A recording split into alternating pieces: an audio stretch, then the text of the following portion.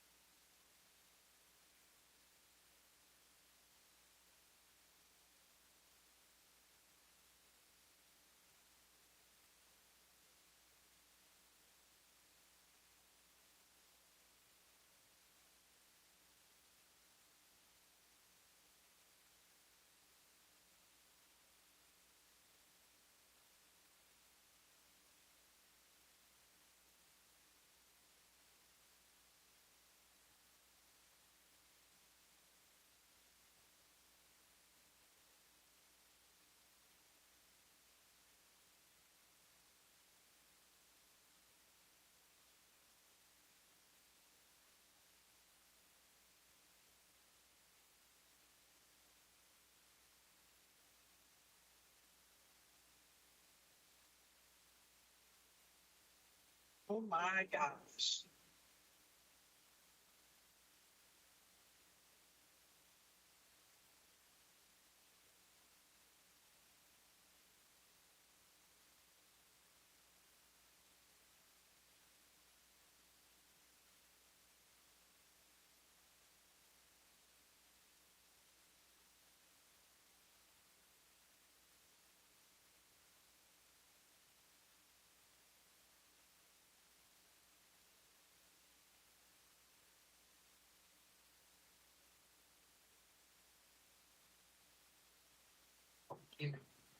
Why in the fuck is a public hearing at the end of the meeting?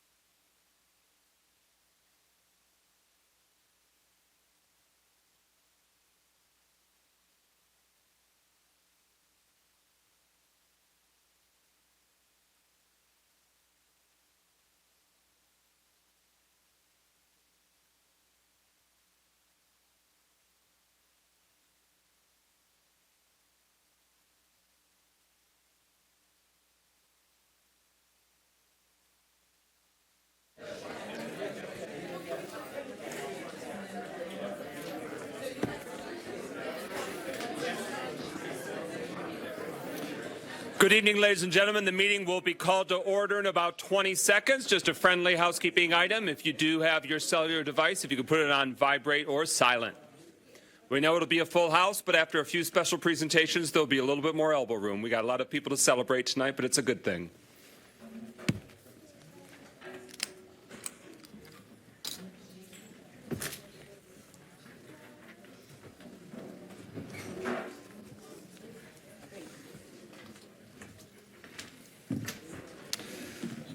Good evening. Welcome to this meeting of your Pontiac City Council for Tuesday, April 29th, 2025. We actually just had a special meeting, and I now remember we need to close that one out. Is there a motion to come out of closed session? It's been moved by Councilman Rutherford, seconded by Councilman Goodman, that we come out of closed session from the special meeting. Any discussion on that motion? Roll call and adoption. Clerk Doyle. James, Yes. McGinnis, Yes. Parker, Yes. Rutherford, Yes. Goodman. Yes. 5 yeas, no nays. That motion carries. We are out of closed session at 6:05 p.m. Could I please now have a motion to adjourn that special meeting? Support. It's been moved by Councilman Rutherford, seconded by Councilman Goodman, that we adjourn that special meeting. Hearing no discussion, roll call. Clerk Doyle. Goodman, Yes. James, Yes. McGinnis, Yes. Parker, Yes. Rutherford. Yes. 5 yeas, no nays. That motion carries. We stand adjourned from that special meeting at 6:05 p.m. Now we can start the main event. This meeting of the regular City Council meeting is called to order at 6:05 p.m. We give the floor to Councilman William Parker Jr. to introduce this evening's invocation.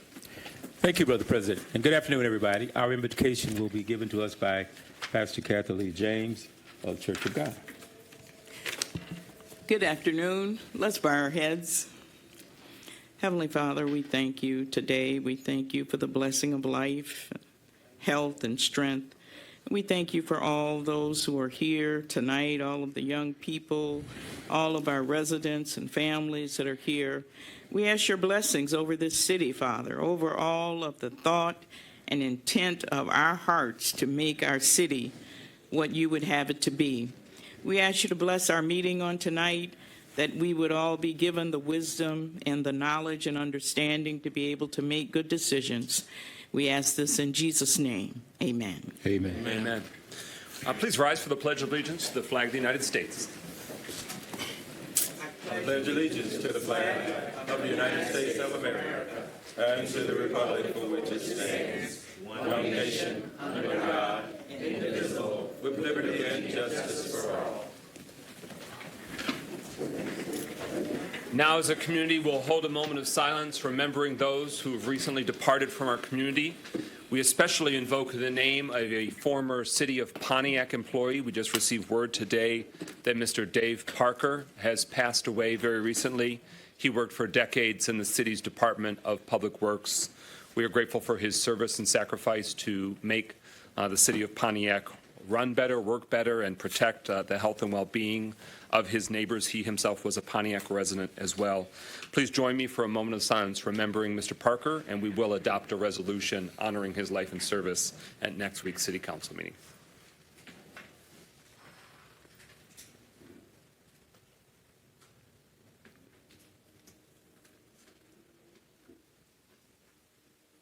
Thank you. Roll call of council members. Clerk Doyle. Carrington, Goodman, Here. James, Here. Jones, Present. McGinnis, Present. Parker, Here. Rutherford. Present.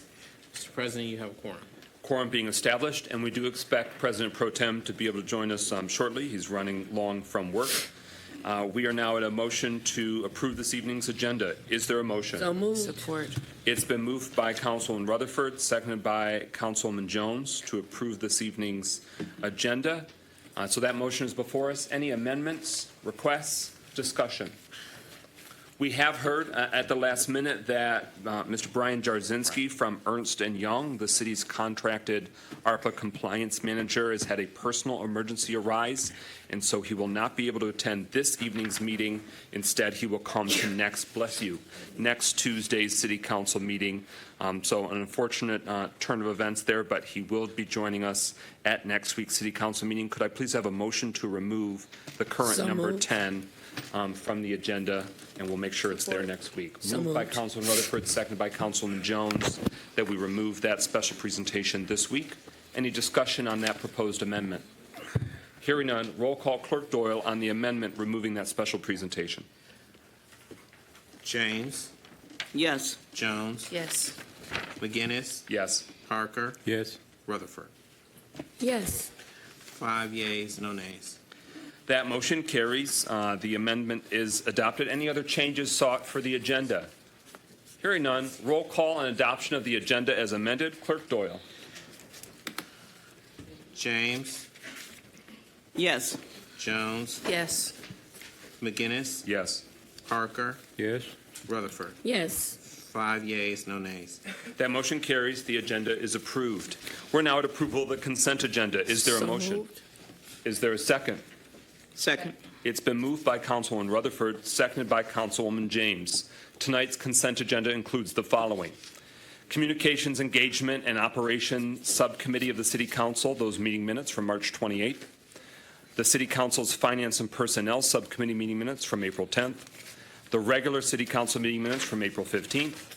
The special City Council meeting on the budget, those minutes from April 22nd. Resolution recognizing May as Asian Pacific Islander Heritage Month in Pontiac. Resolution recognizing May as Military Appreciation Month in the city of Pontiac. Resolution recognizing May as Mental Health Awareness Month in the city of Pontiac. Resolution declaring May 22nd, 2025 as Stop the Bleed Day in the city of Pontiac. The next is a resolution honoring the life and service of Mr. Fred Jackson III. Mr. Jackson worked for 37 years for the city of Pontiac. We held a moment of silence for him 2 weeks ago. He unfortunately has passed away, and this is us honoring him as a former city employee. Resolution approving contract with Hubble Roth & Clark for City Hall HVAC engineering services at $14,900. Resolution congratulating Damon Harney on promotion to the rank of Fire Department Captain.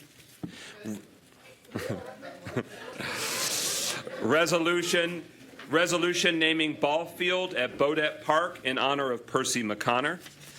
Resolution approving honorary renaming of Jackson Street in recognition of Reverend Dr. John D. Tolbert. Resolution congratulating ATAP, or Arts and Technology Academy of Pontiac's basketball team success. Resolution congratulating Pontiac Notre Dame Prep's competitive cheer team success.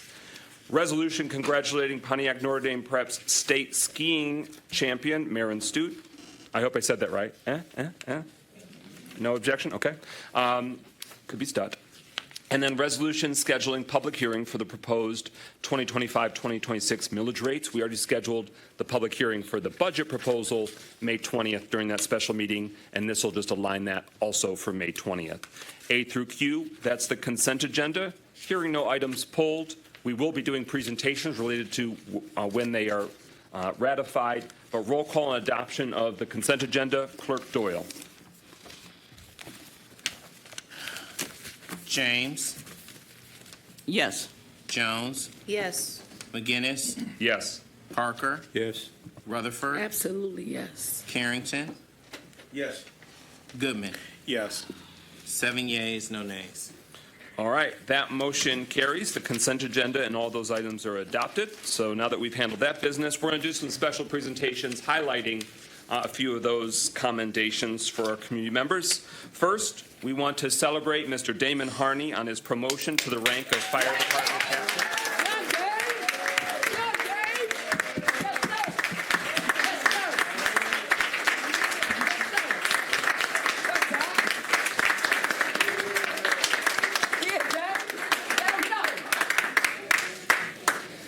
And the resolution that's just been adopted, and you can thank your daughter for making sure that you got your flowers in celebration.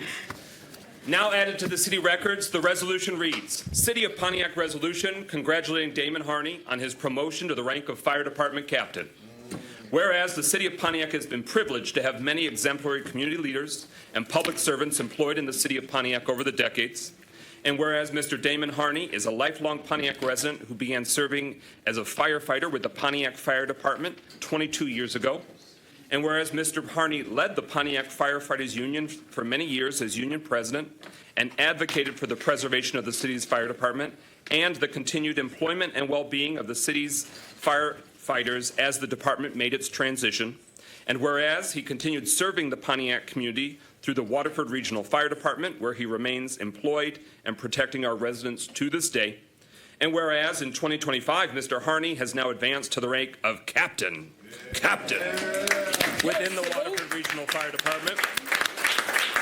Now therefore be it resolved that the members of the Pontiac City Council, the mayor of Pontiac, and members of this great community, all of us, we congratulate Mr. Damon Harney of Pontiac on his promotion to the rank of captain with Waterford Regional Fire Department, and further resolve the City Council thanks Captain Harney, for his decades of continued public service and sacrifice, and for representing our Pontiac community with distinction and valor. Congratulations, and thank you on behalf of all the residents of Pontiac. We're going to give you the floor if you want to give any brief words or long words, your life, and then we'll do a group photo presenting the resolution to you.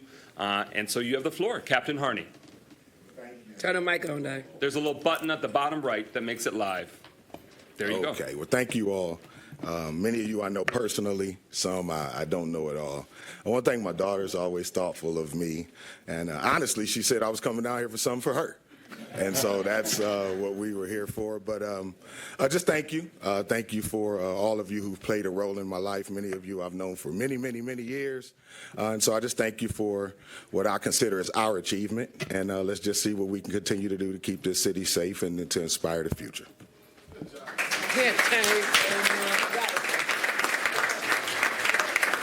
Very good. We're going to go down the line. Mayor and council, if anyone's got any reflections or remarks before we do the presentation and photo. Mayor Greimel.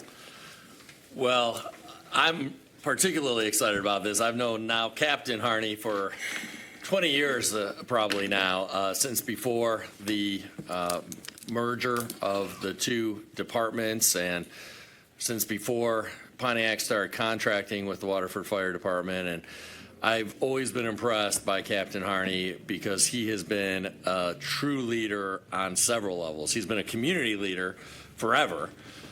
He's been a leader in the department, and now that's starting to get the recognition it deserves. I say starting because I think he's got places to go up from here yet.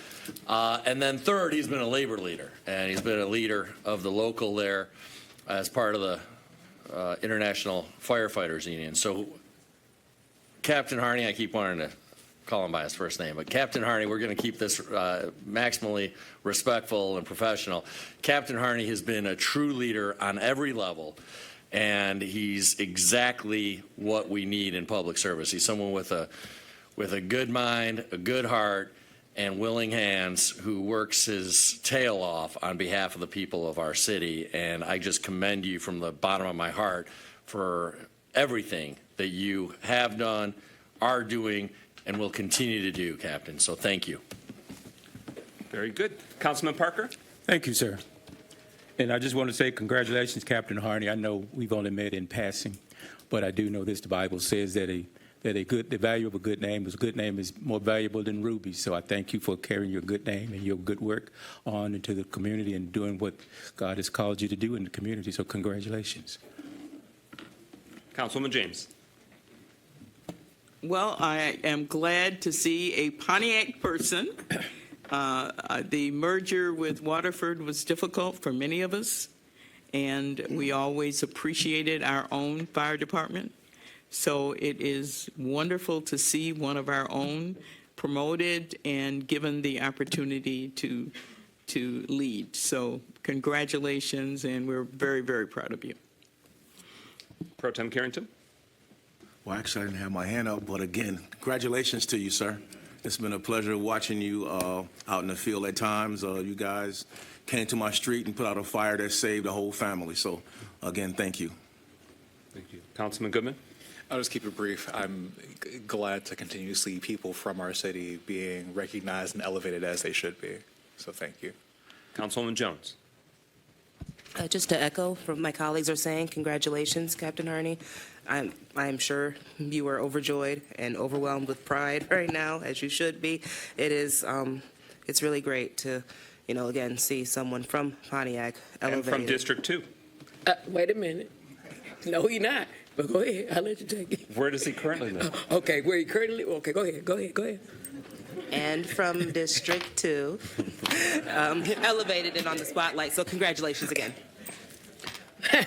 Young Dave, I have known you since I was at Washington Junior High and you was at Pontiac Central. And one thing you've always done is hold down the city of Pontiac. Long before a title, long before a name, you was Young Dame to me.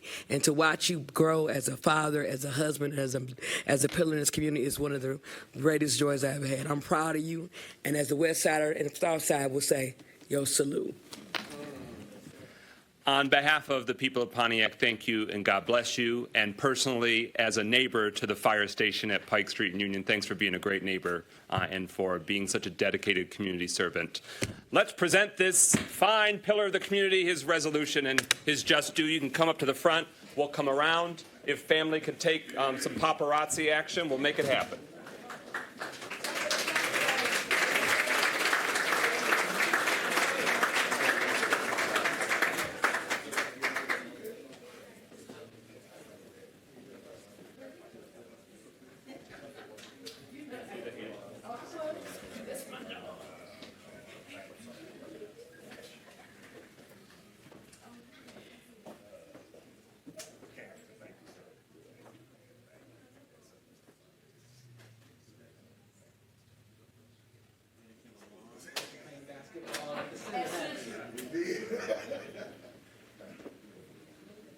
And give us notes if you need the deputy mayor to go behind Councilman James.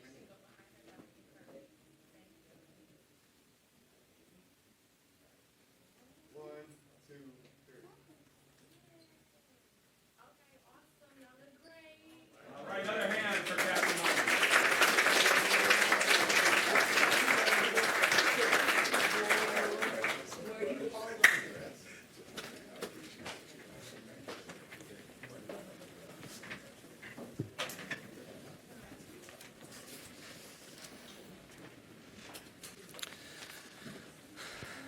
Thank you.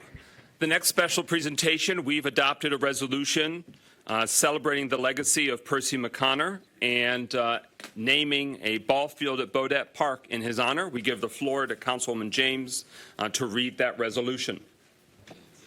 Thank you, President McGinnis. Pontiac City Council resolution naming ball field at Bodette Park in honor of Percy McConnor. Whereas the city of Pontiac, Michigan, on an ongoing basis strives to acknowledge citizens whose life and accomplishments have had a profound impact of elevating and inspiring the community.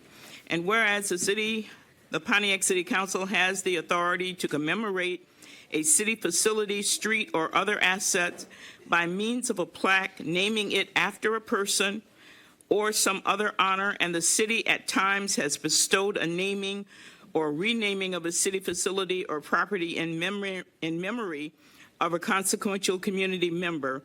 And whereas the late Percy McConnor was a longtime Pontiac resident and community leader in the field of sports and recreation, had a noteworthy softball career in his own right, was twice crowned the Pontiac Golden Gloves champion, pitched the first ever perfect game in the Softball Association's World Tournament, even played on the Joe Louis Punchers softball team, and was inducted in the Metro Detroit Amateur Softball Association Hall of Fame.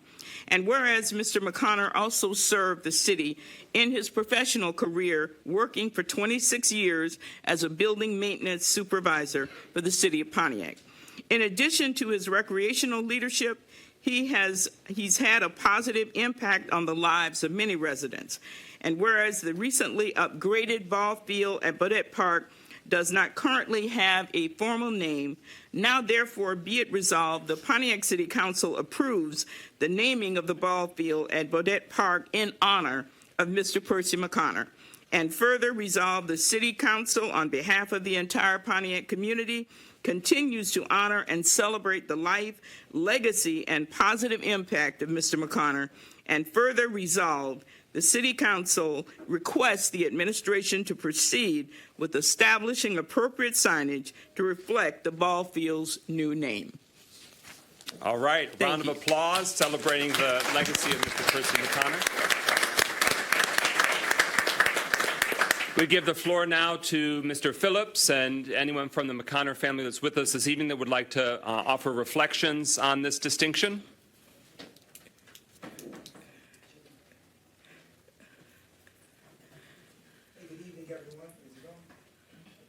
Bottom right of the black base. I've been up to this podium. I should know this by now. I know. Hey, good evening, everyone. This is absolute history taking place today. For the record, to give you all a Pontiac history on what softball looked like in the community of Pontiac, Pontiac was an absolute hub for the state of Michigan for the greatest softball athletes in the state and the region, which I'm talking about Ohio, Michigan. I'm talking about Michigan, Ohio, Illinois, Wisconsin, that will come here to this state to go ahead and go to war on them same fields that we're talking about right now. And one of those fields being the field that we're about to go ahead and name after the honor of this man who he's the point. He's the start point. You talking about Hall of Famers? You've had some of the baddest ball players on the planet come out of the state of Pontiac, come out of the city of Pontiac and the state of Michigan. But it started with this man that we about to go and honor this field after, or name this field after, Percy McConnor. He was the first Hall of Famer to go ahead and come through. But not only from a Hall of Fame standpoint, let me give you an extra historic side to this. He came through the ASA. ASA was historically known for pushing blacks and Latinos out. They would never go ahead and look to go ahead and honor them just because of that man's skin tone. But through all of that, you know you had to have been something beyond special to go ahead and push through back in the 70s to go ahead and be able to reach that designation of Hall of Fame. And that's what Percy McConnor stands for. So for us to be here today, I want to say on behalf of myself, because I'm not going to lie, I pushed hard for this because I thought it was criminal over at Aaron Perry Park when we killed that field, turned it into a soccer field, and took Percy McConnor's name off of it, only for it not to go and have another home. But you just made that happen. Councilwoman Kathy James, thank you so much for pushing hard between you and Council Pro Tem William Carrington. Thank both of you for understanding what the assignment looks like. And that's the reason why today we're about to go ahead and celebrate one dynamic family. This family goes synonymous with the word of winning and mentorship and reaching back and giving back to a community. That's why this works. We're talking about a man who was riding shoulder to shoulder with Joe Louis, the Brown Bomber, in case some of y'all don't know. But the reality to it is, thank you so much for making this dream a reality for the McConnor family and for all of us in the city of Pontiac. I appreciate you. Thank you so much for that. Appreciate you, too, over here, all of you on city council, because it didn't happen without all 7 of you voting for it. Thank every last one of you. We appreciate you. Thank you.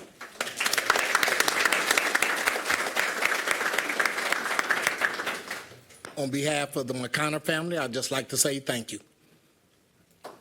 All right. Thank you, Mr. Eric Williams, man of many words. Jamal, you ain't got Anyone else from the family wish to speak? Thank you. All right. Very good. With that, we move now. Oh, I'll give opportunity if there's any mayor, council, any reflections? Any council members wish to speak?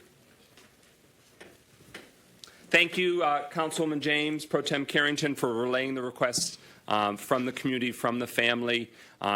This is a beautiful, vibrant, well-used park, and the ball field has had recent upgrades. The City Council has authorized and the administration has implemented, so that ball field is in better shape, but there's a lot more improvements still to come and still needed. So the City Council, us as a community, need to keep pushing for more park and ball field upgrades, and I can tell you that the City Council continues to look at other ways, and all the more reason now that it is celebrating one of the giants of Pontiac's recreation and athletic achievement past. Councilwoman James. I just want to say that we will be working on getting the naming the plaques and the appropriate things out there. So give us a few months to get that done, but that definitely is on the radar, and we will get it done. Thank you. Hearing no further discussion? Okay. Another hand for the celebrating the legacy and life of Percy McConnor, new namesake. Next, we want to quickly highlight, I don't believe I see Ms. Denise Harris in the room right now. Oh, there she is. There's a hand. If you want to take the podium, we have adopted a resolution now celebrating and recognizing Stop the Bleed Day and Stop the Bleed Month activities. And she can elaborate a little bit further and invite the community to different training and enrichment opportunities. Hello, everyone. Okay.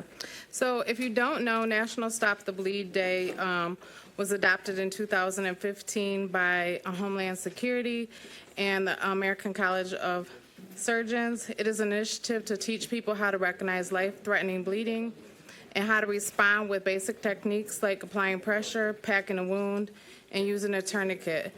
Uncontrolled bleeding is one of the leading causes of preventable deaths after an injury. A person can die from a blood loss in less than 5 minutes if immediate action is not taken. So Healing Heart Safety Services finds this very important. Also with heart initiatives, with the violence that happens, with just everyday injuries that can occur. So we will be hosting multiple Stop the Bleed days in the month of May. We have one on the 7th. We've partnered with Anita Barksdale from Trinity Health, so we'll be doing one at Oakland Village. We'll be doing one at Ascension, well, it's Henry Ford Now Hospital. We'll be doing one with Central Multicultural. We don't have a date for that yet, but then we have extra ones that the city or anybody can come out and go to. Will be May 7th, May 15th, and then there'll be 3 of them on May 22nd, which is actual Stop the Bleed Day, at 9 a.m., 11 a.m., and at 6 p.m., and those will be at 91 North Saginaw. It only takes about 20 minutes. You'll get a 2-year certificate, and it is free. So if you want any more information on that, you can call me. The number is 248-778-7161, or you can find us on Facebook at Healing Heart Safety Services. Thank you for the Ms. Harris, before you sit down, do you have any questions from council or the administration? Could you please, you got a flyer or anything that you would like for us to circulate? I sent that to Mike. Okay. You Okay. got that? The president has it. Okay. Yeah, but maybe he can post, you guys can post it maybe on the Pontiac website page so that they'll remember the dates, but. Okay. Yep. All right. Thank you. You're welcome. Thank you. Next, we invite the City of Pontiac's very talented, capable, devoted, loving, hardworking Youth Recreation Manager, Tanisha Stevens, to share with the community the latest youth recreation course offerings and sign-up opportunities. Good evening, everyone. I am super excited to talk about our spring programs, and what a great night to talk about our spring programs with so many youth in the room tonight. So let's clap up our youth tonight for that. We have a few weeks left in our Spring 2 programs. We have 3D Creative Design, which is held at Ruth Peterson Center. We have our basketball training. Basketball training is for youth as well as high school students, and that's held at UWM.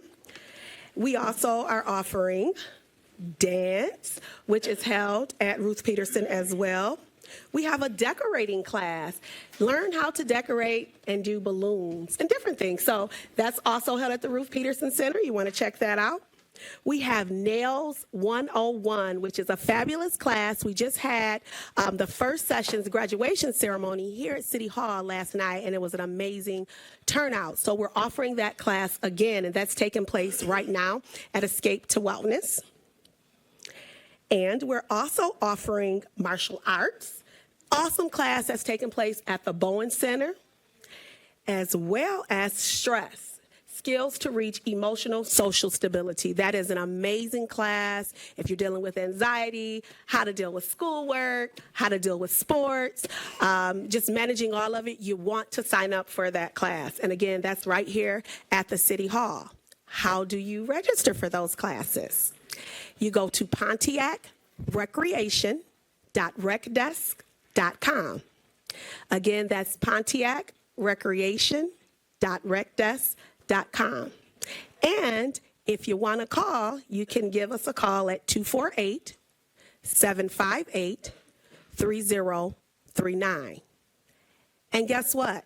These classes are free to residents of the city of Pontiac. So please, please register. If you're wondering when our next session of classes will begin, the registration for summer will start June 1st. And you can check that out on that website. Thank you. Thank you. Questions or feedback from mayor or council for the special presentation? Just want to acknowledge and thank the way in which enrichment goes beyond just what maybe our traditional vision and version of that should be. And I think that's what the residents who keep pushing us in that direction, they're glad to see it. So I want to thank you for meeting that opportunity and meeting the community where they want to be.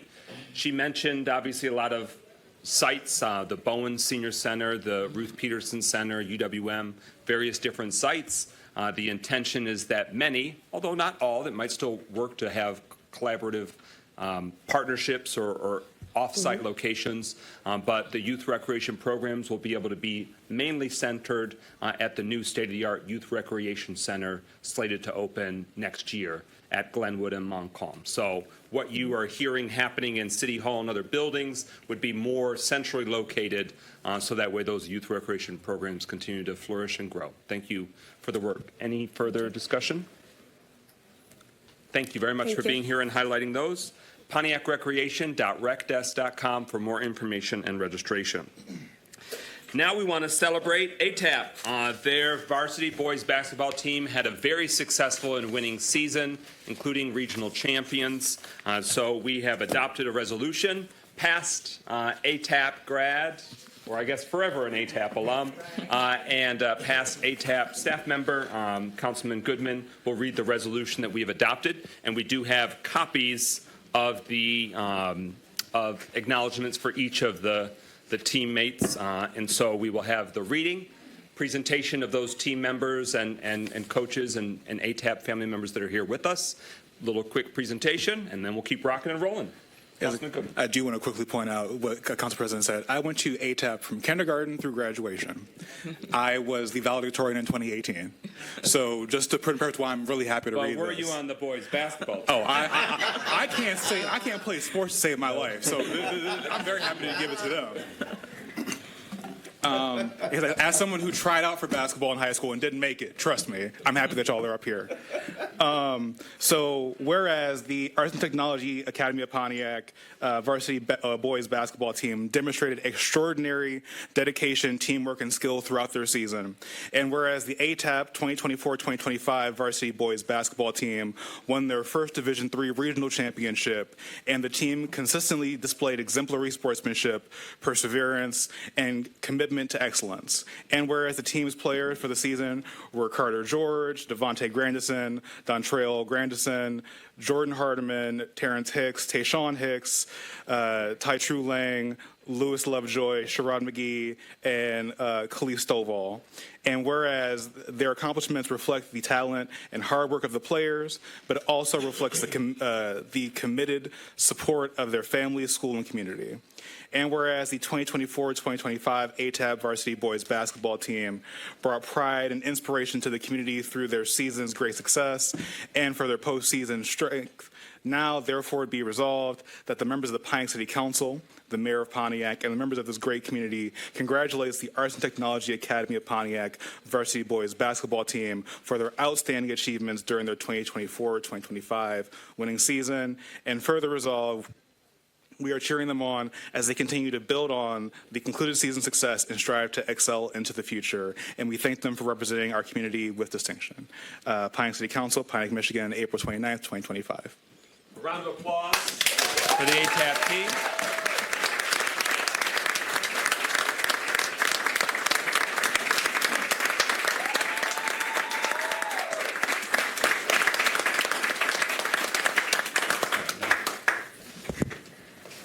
On behalf of Pontiac ATAP, I want to tell the city council thank you all for this truly and grateful blessing to our team. We really do appreciate y'all. We appreciate everyone that came out and support us.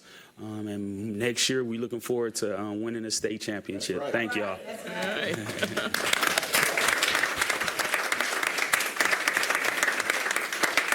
Would you like to acknowledge any team members if they are here? We have Luke, ATAP, please stand up. And of course, our superintendent, Ms. Williams, is here.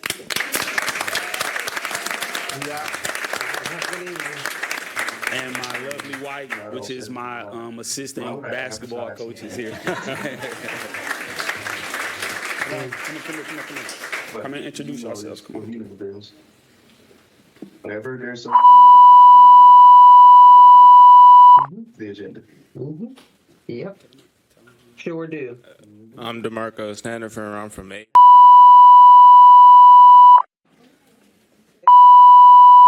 My name is Ty Trulang, and I'm a sophomore. My name is Sherrod McGee, and I'm a sophomore. Hello, my name is Louis Lojo, and I'm a freshman. And that is our ATAP basketball team. Thank y'all. All right. Congratulations. All right, and what we'll do is we'll just do a quick feedback, then we'll do the group photo. Mayor and council, anyone who wish to have the floor? Councilman Goodman. I'm just happy to have my alma mater in this building, not for the first time, but it's really nice to have you in here for a championship. As someone who cannot play sports to save my life, because we didn't have a football team until after I graduated, so I couldn't join that when we had it. But I'm just really happy to see ATAC success in this building. Besides me being in here, it's nice to see y'all being in here, truly like showing it up. I mean, I got a call from Miss Covington, being like, so can we get on the agenda for a thing? Like, she called me and hounded me down, like, so, and I was like, it's already on the agenda, don't worry about it. But like that, again, that just shows like how much support that y'all have all across the board. So I'm just really happy to see y'all here, and congrats for putting in the hard work and getting to where y'all did. Thank you. And I just want to emphasize that it was obviously amazing to have the news coverage of Pontiac. You were representing Pontiac. Pontiac was advancing with the ATAP team, and it was just of great benefit to the community, and you represented the community well. So bless you for that. Thank you. We are Mayor Gremmel.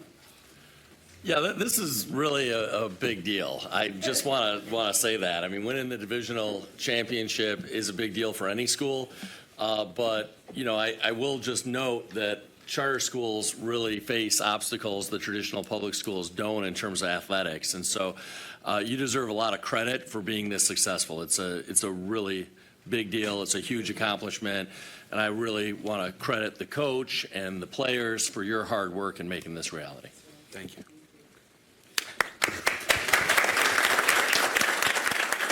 We'll give Pro Tem Carrington the final word before the photo op. Yes, I am so happy. I traveled to see the football team in the playoffs, so I was great to see the basketball team do the same thing. Not just a district championship, but their first regional championship. Yes. And next year, definitely we look forward to supporting you guys as you make your run for the state championship. Thank you. I think that you have a winning, whatever's going on over there is working, right? And we've been waiting on a champion in this city for so many years.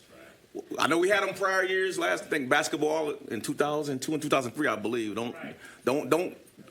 I just want to make sure I got the years right. I don't want nobody mad at me. Too late. But that's just straight, right? No, but everyone's mad, so too late. You already did something. But we definitely looking forward to supporting you guys as you make your run next year, and your repeat effort to win that regional championship, as well as bringing that trophy home to the city of Pontiac. We proud of you guys and continue to rise. Thank you, man. All right, let's do a group photo. Councilman Goodman will present the resolution, and then afterward we'll hand you so you can take to the team members that aren't here as well, but so you can display those proudly. And then when we do the photo, we'll say, "Go Lions," because that's your mascot, right? Thank you, yes. Lions.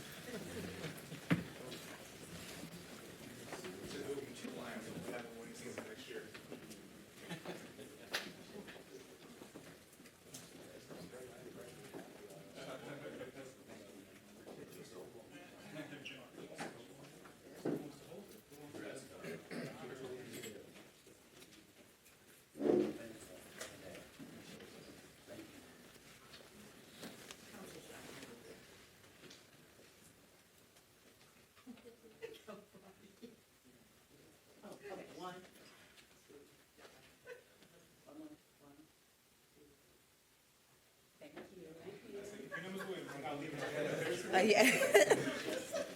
Another hand for the ATAP varsity boys.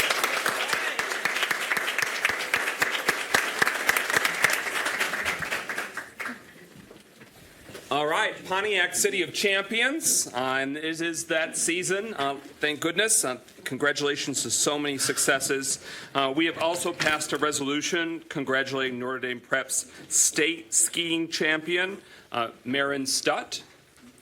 Is Marin with us this evening? Hooray! All right.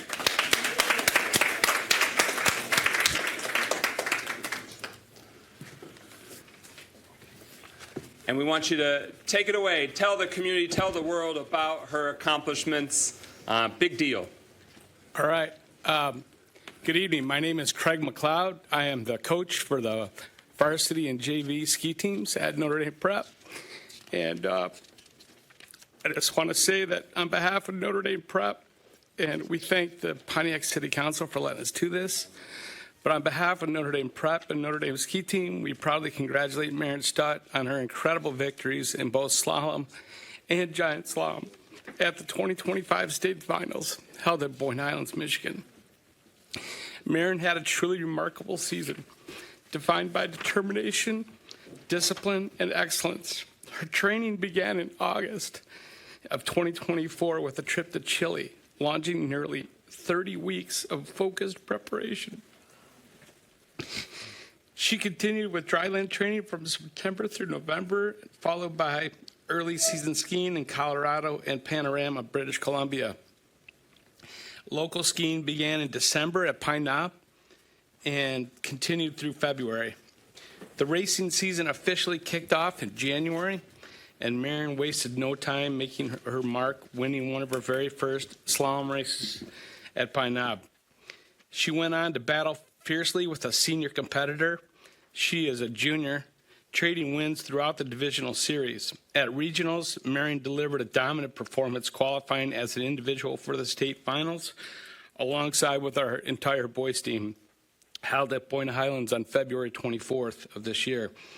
At states, Marin put together an unforgettable performance, securing first place in both slalom and giant slalom events, an impressive and rare double victory.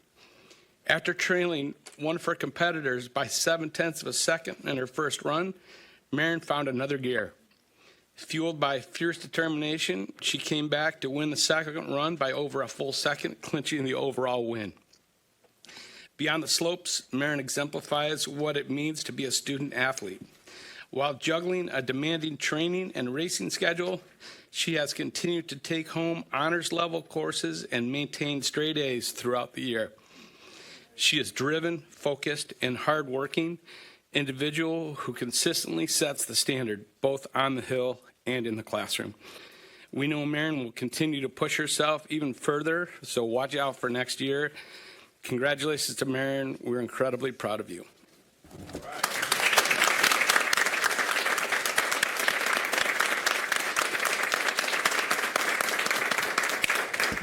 All right, Marin, you have the microphone if there's anything you'd like to reflect on.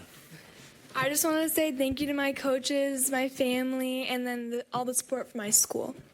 Very good. Any feedback from mayor or council? Mayor Greimel. You know, we heard this firsthand, but I think for any of those who really follow high school athletics, especially nowadays, it takes an incredible amount of hard work and dedication to compete at the highest level. And that's, you know, certainly true for ATAP, it's true for high school skiers, it's true for cheer teams, it's true across the board. I don't think our youth athletics have ever been more competitive than they are today. And the amount of time that our young people pour in to these endeavors is really astronomical. And so it speaks really highly of all of our young people who compete at all in sports, but especially those who compete at the highest level, because it's not just about talent, it's about hard work, it's about grit, it's about character, it's about their personal integrity, and they deserve a ton of credit because this is really about building the entire character of young people.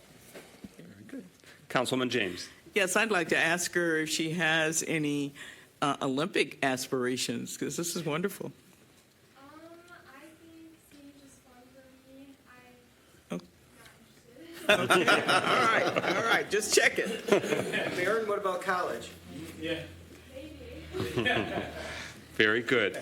All right, well, with that, let's do a presentation of the accolades from the city of Pontiac up front here with mayor and council.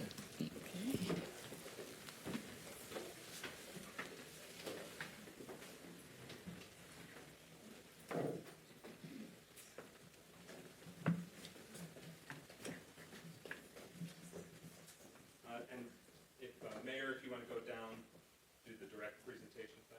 Oh, you mean it out of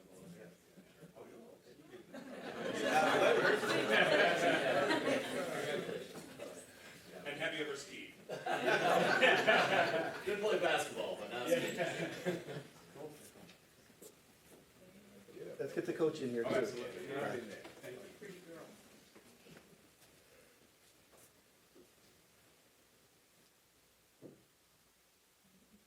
right, another hand for the state team.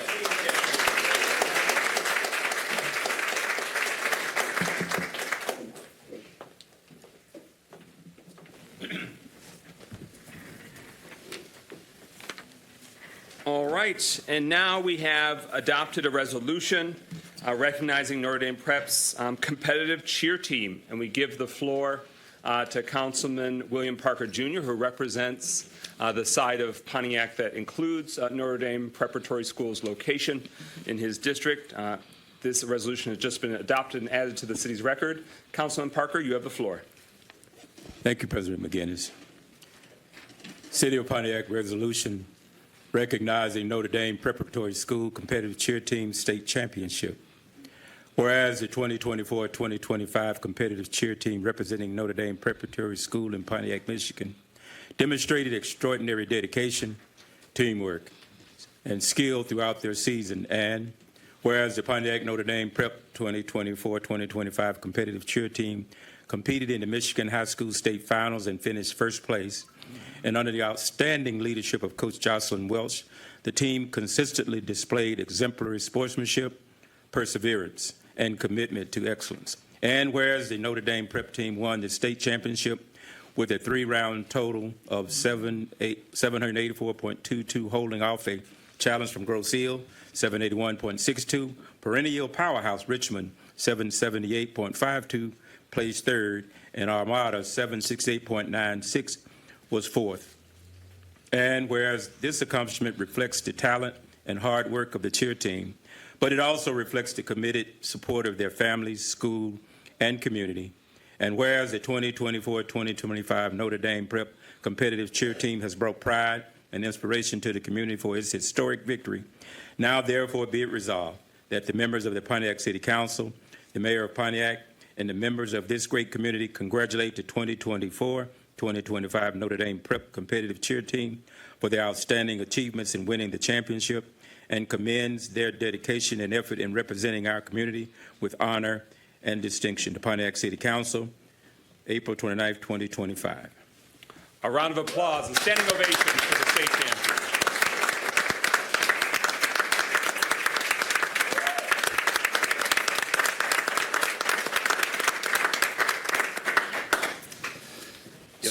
Thank you, Council. Thank you, Mayor. My name is Andy Guest. I'm the head of school at Notre Dame Preparatory School.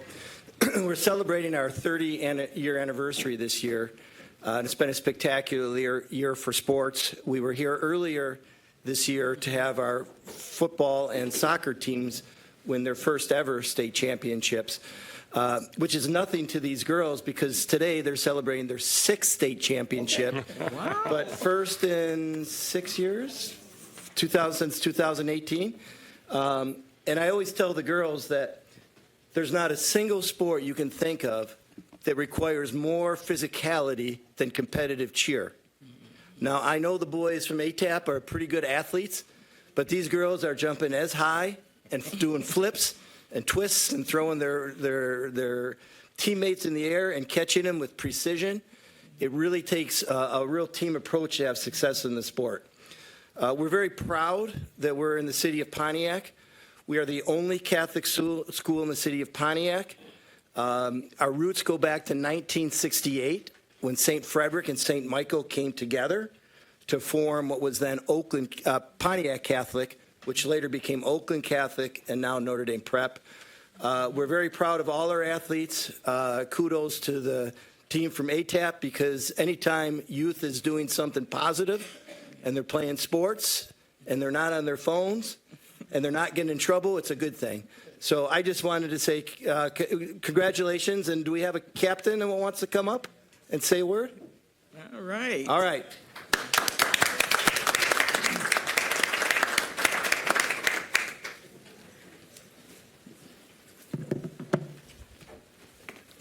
Hi, I'm Coach Liv, and this is Coach Kelly, and we just wanted to say thank you for recognizing this team. They worked very hard going to states for the 16th straight time. They broke many Division III state records this season. They went undefeated all season. They won district and regional titles, and they won states for the first time since 2018. So we appreciate the recognition, and great job to the girls. We have some of the team with us today so they can introduce themselves. Hi, I'm Gianna Bahri. I'm a junior. Okay. I'm Nicole Betancourt, and I'm a junior. I'm Jillian Garden. I'm a junior. I'm Adriana Suave, and I'm a junior. I'm Zara Tiberia. I'm a sophomore. I'm Eva Thomas, and I'm a sophomore. I'm Ellie Linebaugh, and I'm a freshman.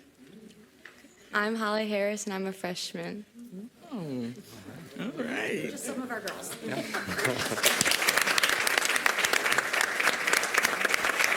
We'll do quick reflections, and then we could do a group photo. Mayor, council, anyone wish to have the floor? Well, I've said it all already. So. Yeah.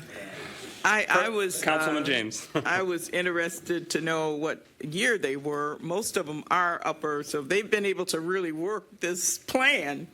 Most of them are upperclassmen, and you've got a few freshmen in the group. So awesome accomplishment, and I agree with the coach that I know it is hard work. I've raised cheer leaders, and I know it's a lot of work on the parents and the students. So congratulations on your win. Thank you. Thank you. Pro Tem. Wow, a state champion. I know when I was in high school, that was always my dream to become a state champion. I became runner-up a couple of times. But guys, you're going to remember this the rest of your lives, that you are a state champion in your sport. So I congratulate you. I know you put the work in. I can see the team unity by how y'all come up here and talk to each other and gel. Again, bring it home back-to-back next year for this city and your high school. Yes.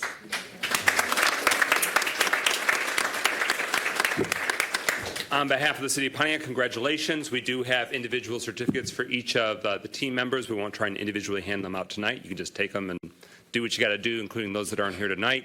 We're going to make an attempt, maybe here since you vacated your seats, a little here-ish, see what happens with a group photo. We'll try our best. Sound good? Let's do it.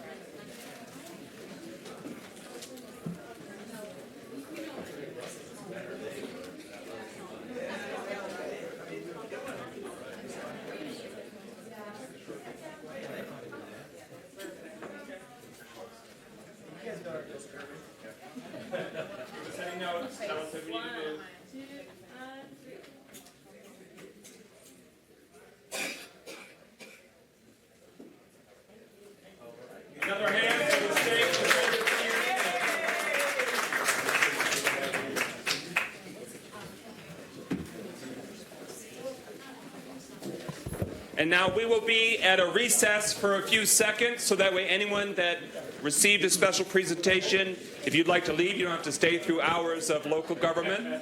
But thank you very much for being here tonight. Thank you to the community members that requested these acknowledgments and celebrations. That's an opportunity. If you know of a community member doing something amazing, let us know and we'll try and celebrate them. We are at recess for the next 45 seconds. 45 seconds.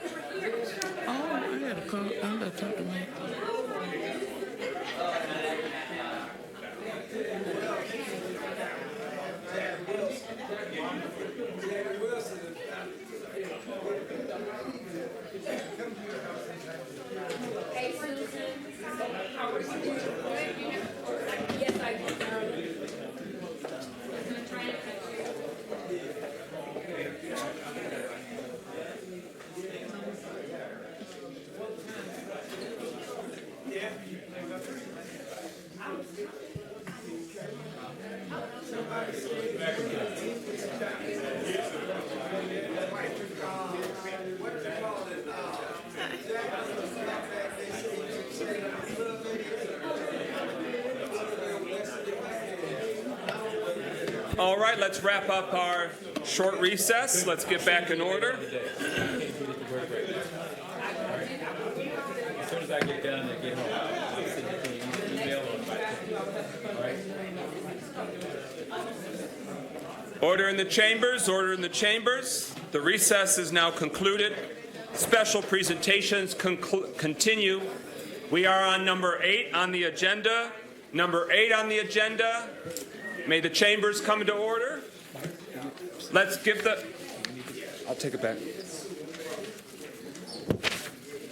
We now give the floor, ladies and gentlemen, order in the chambers. We give the floor to the Honorable State Senator Jeremy Moss, representing the city of Pontiac and parts of southeastern Michigan, Oakland County, for a legislative update. Give a warm Pontiac welcome to State Senator Moss. Thank you. What a night in Pontiac with the captain and the student athletes. State Senator is not as exciting. But nonetheless, we're going to give you an update about what's going on in Lansing and how it impacts us here in the city of Pontiac. It's a pleasure to continue to serve this city in the State Senate, where I serve District 7, which is right up and down Telegraph. And I'm also President Pro Tem of the Michigan Senate. Last term, as I gave legislative updates around the community, we were very, very busy. We passed a lot of bills that impacted a lot of people in our community. First and foremost, we returned $1 billion in tax dollars to taxpayers in terms of repealing the pension tax, in terms of boosting the earned income tax credit, the working families tax credit. We promoted gun safety laws for the first time in a generation to curb gun violence in and around our communities. We put into our budget free meals for all public school students, which was really incredibly important. We need to make sure that in order to have full minds, students have full bellies as well. And we also promoted voting rights. I chair the Senate Elections Committee, where we rolled up our sleeves and did the hard work to implement the ballot proposal dealing with 9 days of early voting. It took place here at the Pontiac Library. It was an incredible amount of activity, and we promoted access to voting. So it's not just in that minor window on a Tuesday in November, but we've increased the opportunity for in-person voting. So it was a very busy session last session. We also did a lot for Pontiac, and I have to also commend my partner, State Representative Brenda Carter. Jonathan Wertheimer from her office is here tonight. It's never not worth repeating how much investment we were able to deliver from the state to the city of Pontiac. First and foremost, I'm sure everybody knows about a lot of the attention of the tearing down of the Phoenix Center and bringing county employees downtown and opening up Saginaw. That was a $50 million grant that we delivered from the state, and it was the largest district project in the state budget, was for downtown Pontiac. And in addition, we absolved the city of carrying $5 million of debt related to the Phoenix Center that the residents were saddled with. We absolved the school district's debt of $18 million that the residents were carrying, and we have delivered, and I know the plans are moving for another $10 million of investment to repair the MLK Bridge in our community. So I say this a lot because it's true, and I don't say it to the other communities, but Pontiac was the biggest winner in our state budget, and was very proud to work with State Rep Carter to help deliver that. I will say this year's been a little bit slower, so that was all last session. This is not a campaign or a political comment, but the dynamics of the legislature are now different. I serve as a Democrat in the majority in the Senate. Now the House of Representatives has a Republican majority. Just makes it for a slow start, a little bit more tense, a little bit more deliberative, which may not be a bad thing. But nonetheless, we've been able to pass some really important bills, even just in the last month, that will help people here in Pontiac and around our district. A few weeks ago, we passed what's being called a momnibus package. It's an omnibus package of bills dealing with mothers and specifically maternal and infant health. Sadly, the reality is that there is a racial disparity in infant mortality rates. Maternal health and infant mortality rates disproportionately affect mothers of color, black women. And so we are trying to reduce those gaps and reduce those health disparities. So I'll read just a description of several bills that passed, many on a bipartisan basis, out of the Senate and now sit in the House, and we're trying to get our House colleagues to act on it. We passed Senate Bill 29, which creates a commission to investigate racial disparities in maternal health. It will review data and understanding where and how racial disparities appear in maternal and infant care, and it's the first step to eliminating these disparities.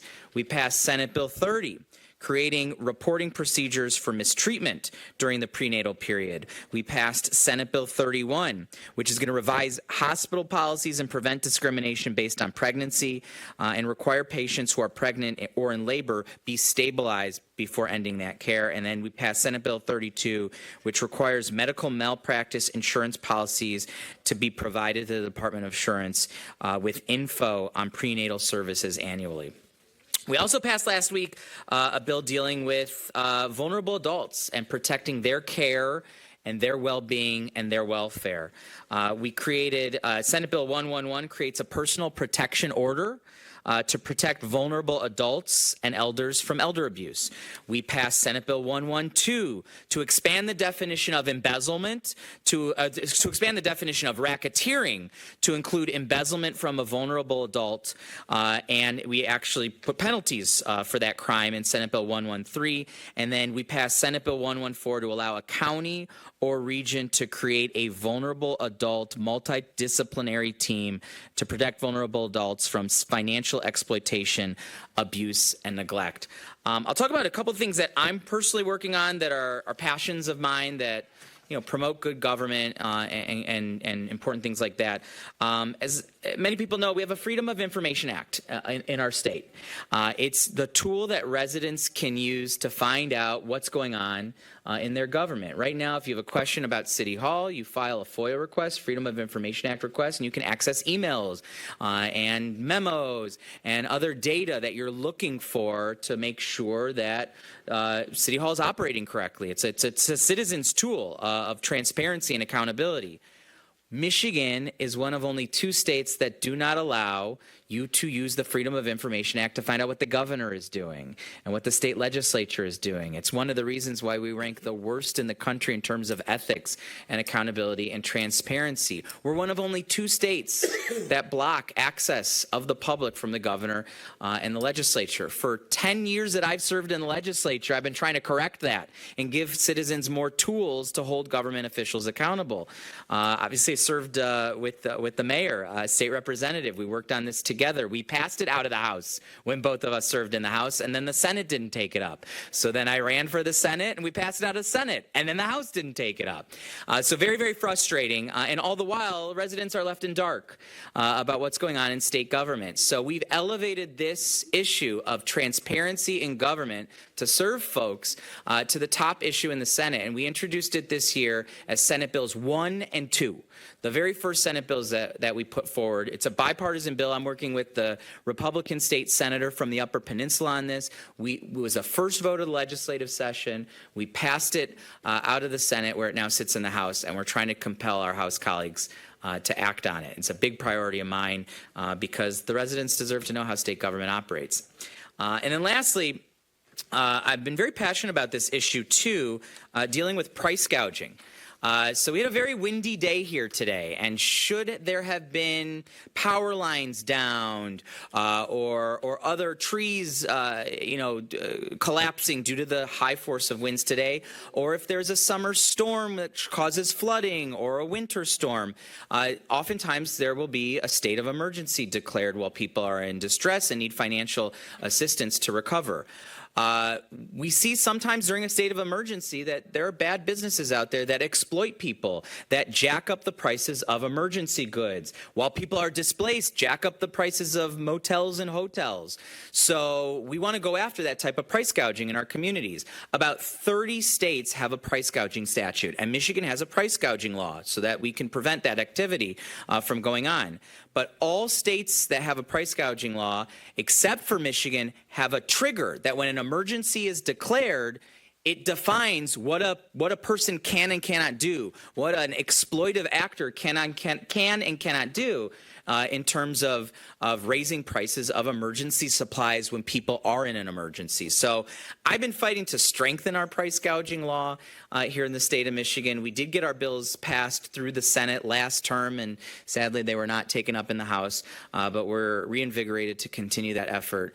Price gouging can affect any of us during an emergency. So we saw the hurricanes in North Carolina and Florida last year. We saw wildfires in California. All of those states have this law, and their attorneys general were promoting this law and had a phone line out there that if you see price gouging during an emergency, call. We want to go after these folks. Michigan doesn't have this law, and so we're out of step with the other states that have this piece of consumer protection. And as we're seeing high prices, impact us every single day, certainly during an emergency, we don't want to see people take advantage of people while they're, dealing with the most human misery that they could possibly deal with during a state of emergency. So I'm reinvigorated to reintroduce those bills as well. So we're busy, we're excited, we got a lot going on in Lansing, and I just wanted to give a legislative update to council about what we're up to in Lansing. Thank you. Senator Moss, are you up for some questions and feedback? Absolutely. Okay. Mayor and council, anyone wish to have the floor? Councilman Rutherford.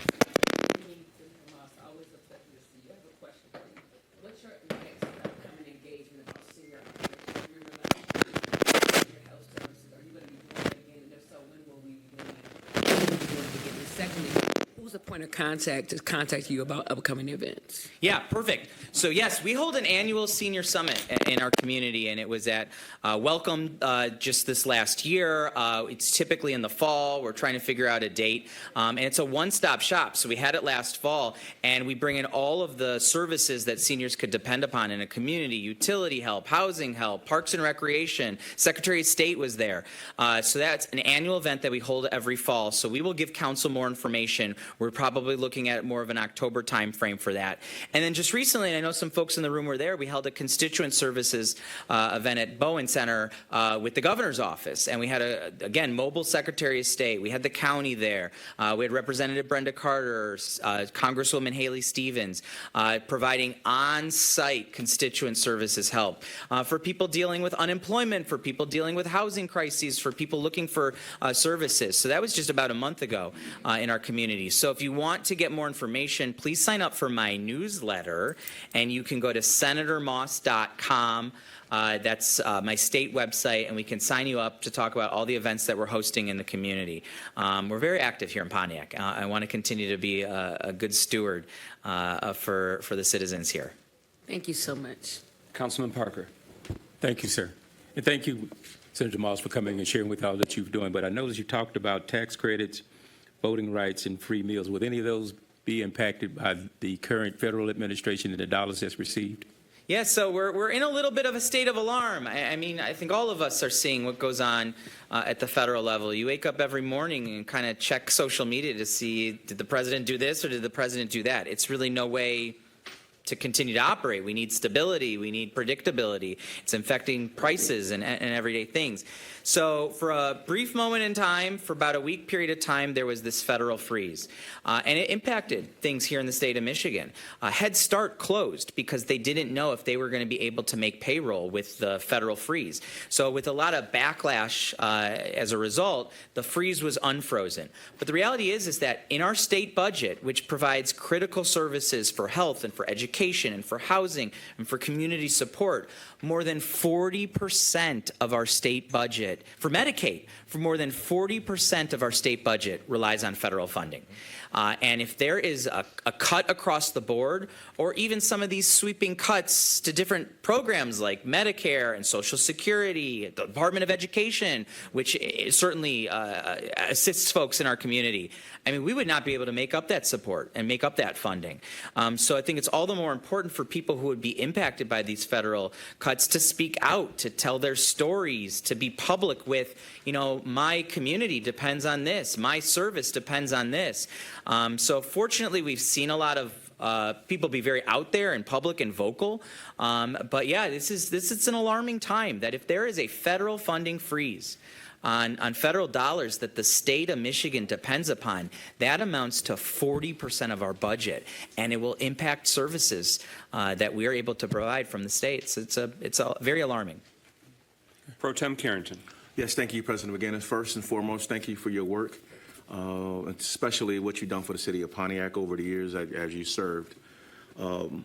Second point is concerning the exploitation of our seniors. I think that's a very important bill that you're taking up. I constantly talk to seniors, and a lot of times they don't have anybody there speaking on their behalf, and they are getting taken advantage of by those that come in and do work for them, as well as those that supposed to be providing the type of service for them. So it's very important that we continue to try to look for ways to reduce that harm to our seniors as they grow older. Also concerning, you mentioned federal funding. If that funding is not returned, is the state of Michigan in any predicament or a good position to refund those programs or a loss to those communities that are losing this money? Yeah, everything is unpredictable. I mean, you see it as much as anybody in this room and as I see it. So, you know, some of these actions from the federal government, we're trying to push back against. We're trying to demonstrate the needs in our communities for funding these federal programs. These are programs, you know, of course, Medicaid is a critical lifeline to folks. These are programs dealing with education, health, community support services, and these are things that people depend upon. So, you know, government efficiency is one thing, but cuts across the board impact lives and livelihoods. So we're trying to do as much as we can to demonstrate to our federal partners, our members of Congress, to really fight and advocate on our behalf. And really, I know that there's a growing amount of opposition to these cuts, and we're encouraging that because you know, it's gonna impact day-to-day life if some of these big services you know, are stripped away, and we just as a state would not be able to make up the difference.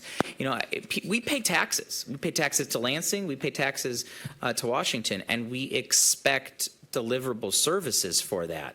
And to strip away of those critical lifelines is going to wreak havoc upon our communities. So this is a chance and opportunity for me as a public official, for you as public officials, and for our residents to really be outward about what might be lost. Again, just to drive the point home, during the 1 week of the federal freeze, which got unfrozen, Head Start closed.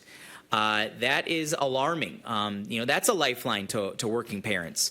And so we're on guard and really trying to demonstrate how critical services would be impacted by some of the actions that are going on. All right, thank you. Councilwoman Rutherford. Mr. Senator Moss, I have a question. Currently, there's a freeze for Mischief. Are you aware of that? I'm not sure. It changes on a day-to-day basis that you can't keep up. But tell me what you know. What I'm referring to is there's a current freeze in the state of Michigan on giving out emergency housing vouchers. Do you see any timeline of that actually changing? We're not talking on the federal level. We're talking on the state level. Yeah, let me follow up on that, and I'll get you an answer. Thank you so much. Yeah. Any final questions or feedback? I do want to highlight legislation that I believe is pending in terms of a state public safety trust fund. Yeah. Pontiac is potentially poised to receive $1 million in funding to help defray some of our public safety burden and costs. What's the legislative forecast on that front? Yeah, so this was something that was, again, due to the uncertainty in the House of Representatives last term, and then they were not able to complete their legislative session. We were talking about revenue sharing. We were talking about public safety. So I think there's a lot of opportunity to really bring more funds to our communities. I can talk a little bit about revenue sharing. Revenue sharing has increased in our state budget. I know this is specifically about public safety, but revenue sharing, which are the tax dollars that you and I pay to Lansing, and there's an expectation and a formula to bring it back home to provide for essential services back home, including public safety and other day-to-day needs. We've seen an increase to revenue sharing, an 11.5% increase in city, villages, and townships receiving revenue sharing. So we're having a discussion on how to bring more money back home to our communities. So the Public Safety Trust Fund, dealing specifically with the public safety piece, not just across the board revenue sharing, we're having a discussion about its viability. I know that the House has led on that. It's going to come over to the Senate. I also introduced another concept of revenue sharing, just a general, predictable formula that cities can depend on to kind of like talk about it at the basic level. You pass a budget on July 1st, and you're depending upon money from the state to help shore up some of those essential services. And it's unpredictable.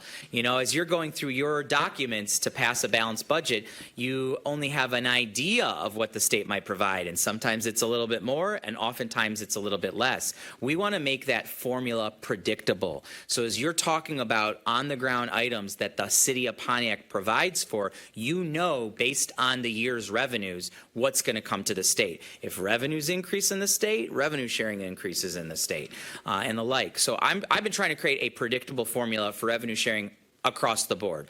The Public Safety Trust Fund is one of those options on the table to look at. So it's in process, and certainly can give an update to council once we get to the end of this process. Okay. With that, let's give a hand for our state senator, Jeremy Moss. I don't get to take a picture with council in the front of the room. Are you a state skiing champion? No, I'm not. Sadly, I'm definitely not going to the Olympics. So, all right, thanks. Thank you, sir. All right, number 9 on the agenda, RX Kids Initiative for Pontiac Mothers. We want to give the floor to the director of Oakland Livingston Human Service Agency, ULSA, for information about RX Kids. Okay, thank you. I am happy. Susan Harding, I am the CEO at the Oakland Livingston Human Service Agency. We are one of the partners. There are many of us who are bringing RX Kids to Pontiac. The city council, you are also one of those partners. We were here just a few short weeks ago to ask for your support, your financial support, in dedicating some of the city's opioid funds to this initiative. And now we are back tonight to happily report we are launching this coming Thursday, May 1st. Very exciting, yes. And so we're here to ask all of you, the community, to help us make sure that every eligible person who is in the city on May 1st actually gets out, applies for the program. And so I'm here to go through some of the details about that program.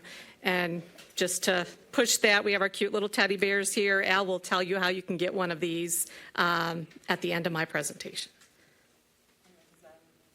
Okay, I'm going to skip through some of this. So, like I said, there's many partners in this project. OLSA is what's called the outreach or local champion. So we are doing a lot to connect with partners, to connect with those individuals in the city who are working with or serving through the medical community, pregnant moms, and infants. Give Directly is actually the entity who's going to be handling all of the enrollment and all of the cash transfer, the prescriptions getting to the moms and babies.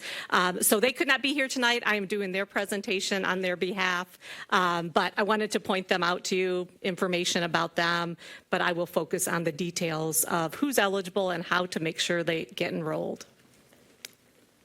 Let me fast forward. Okay, so as a reminder, the RX Kids initiative did launch in Flint. It was the brainchild of Dr. Mona Hanna and Dr. Luke Schaefer, based on cash prescription programs across the world and the benefits that they have shown to the development of very young children. So the first program in Flint launched in January of 2024. And through a series of interactions, both at the state and federal level, Dr. Mona sought to expand the program to other communities in Michigan. So Kalamazoo has launched before us. They have just over 100, I think it is. Maybe it's 300. I'm getting them confused. Families enrolled, and it also launched in the UP, and they have just over 100 people enrolled. I would love to see Pontiac beat that number within the first week that we are launching. So as a reminder, what the family will receive is a mother who is applying during the prenatal phase. If she is 16 weeks of pregnancy or more on May 1st, she is immediately eligible for the $1,500 prenatal payment. That you must apply during pregnancy after 6 weeks to be eligible for that prenatal payment. If you apply for your child after the child is born, you're only eligible for the 6 monthly payments of $500 per infant during the baby's first year of life. So if you have twins, it's $500 per child that was born after May 1st. And again, 6 months program. You may have heard there's been some mixed media out. The Flint program is actually a year program. I believe the Kalamazoo program is also a year-long program. We did not raise enough funds for a year-long program, so this first program is launching as a 6-month program. We are continuing to fundraise and hope to expand the second year at least to a full year program. So recipients can apply to RX Kids once they're eligible pregnancy infant, which means recipients can participate multiple times. So if there's someone who is pregnant now, enrolls in the program, has their child, and then becomes pregnant again for next year's program, they are also eligible again to apply. To apply, recipients will need to complete an online application that usually takes around 30 minutes to complete and can be done from a smartphone or computer. There is no place that you need to go to enroll. You do not have to come to OLSA or any other entity. It can all be done from your phone. And we have some information that we'll pass out after my presentation. Know for the most up-to-date information about where to go to apply, rxkids.org is going to be your best resource. That application, again, will go live on Thursday, May 1st. Recipients are paid through either direct deposit to a bank account in the recipient's name. It has to be in the mother's name, or through a prepaid debit card that is distributed by Give Directly. Give Directly will actually come into the community. They will come to OLSA if a person needs that prepaid debit card. They'll have set days that they come and distribute those at OLSA. The prenatal and first postnatal payments are issued as soon as the application is approved. So what that means is, depending on the postnatal payment is not made until the baby's actually born. The prenatal payment happens as soon as you finish all the eligibility documentation and get that uploaded. And then additional payments are issued on or around the first of every month. The good thing is through, again, Dr. Mona and Dr. Luke's work on the advocacy side related to policies, recipients are not required to pay taxes on the RX Kids money that they receive. In addition, it does not impact any benefits that they received, with the exception of SSI. They have not been successful in getting a waiver for SSI benefits. So it will be important for a possible participant to identify, to give directly whether or not they receive SSI. There are all kinds of red flags in the application process that prompt people, and Give Directly is trained to do some benefits counseling with the family around the wisdom of applying for this and how it might affect their SSI benefits. But all other benefits, cash assistance, SNAP, those types of benefits, there is no impact. Nothing will be cut for the family if they receive the RX Kids cash prescription. The only requirement, so we talked last time about this is intentionally really low burden to the family. There are no programs they have to participate in. There are no services they have to take advantage of. We certainly hope that they will. And actually the research shows that as a result of the trust in the program, participants do engage more with other services that we know are beneficial to them. The only requirement is this mandatory survey, and that is because the purpose of RX Kids is not just to help the families right now, it is to generate research that demonstrates the power of this program so we can create a world where every child in the country receives this after birth. And that's it. Again, no trainings, they will receive all the information other than the survey that is really quick for them to do on their phone. That is the only thing they have to do to receive this benefit. So eligibility requirements, most important thing is you have to be a resident of the city of Pontiac. We have worked with the city to identify any nuances to city residency. So the Give Directly people know what that is. They know who to contact at the city if there are any questions, but that's the number one thing. You have to be a resident of the city of Pontiac. You also have to be 18 years of age, or you can be 16 years of age, and you must, if you're 16, you have to have parental or guardian consent. So 16 or 17, you have to have parental consent to be part of the program. Under 16, unfortunately, not eligible at this time. And then in terms of pregnancy, infant guardianship, 16 weeks of pregnancy. So on May 1st, if you are 16 weeks pregnant, or if you have your baby on May 1st and any time after that, you are eligible to enroll for the program. Give Directly information. You can always reach out to myself at susanh@olhsa.org. My colleague Al Patrick, we are in the community answering questions, trying to make sure whoever needs help getting this out to their constituents, eligible families, have the information that you need. I'm just going to quickly walk through some of the documents that they need, because that's going to be the critical part for go time on May 1st to make sure that people have the documents they need. Our local hospitals and medical providers have been very helpful, have uploaded documents to demonstrate pregnancy, birth of a child, that sort of thing, to try and expedite this for families. But they will need to provide information about that demonstrates proof of pregnancy or proof that the child was born. And so identity information, it will be important. They'll take a picture of their photo ID.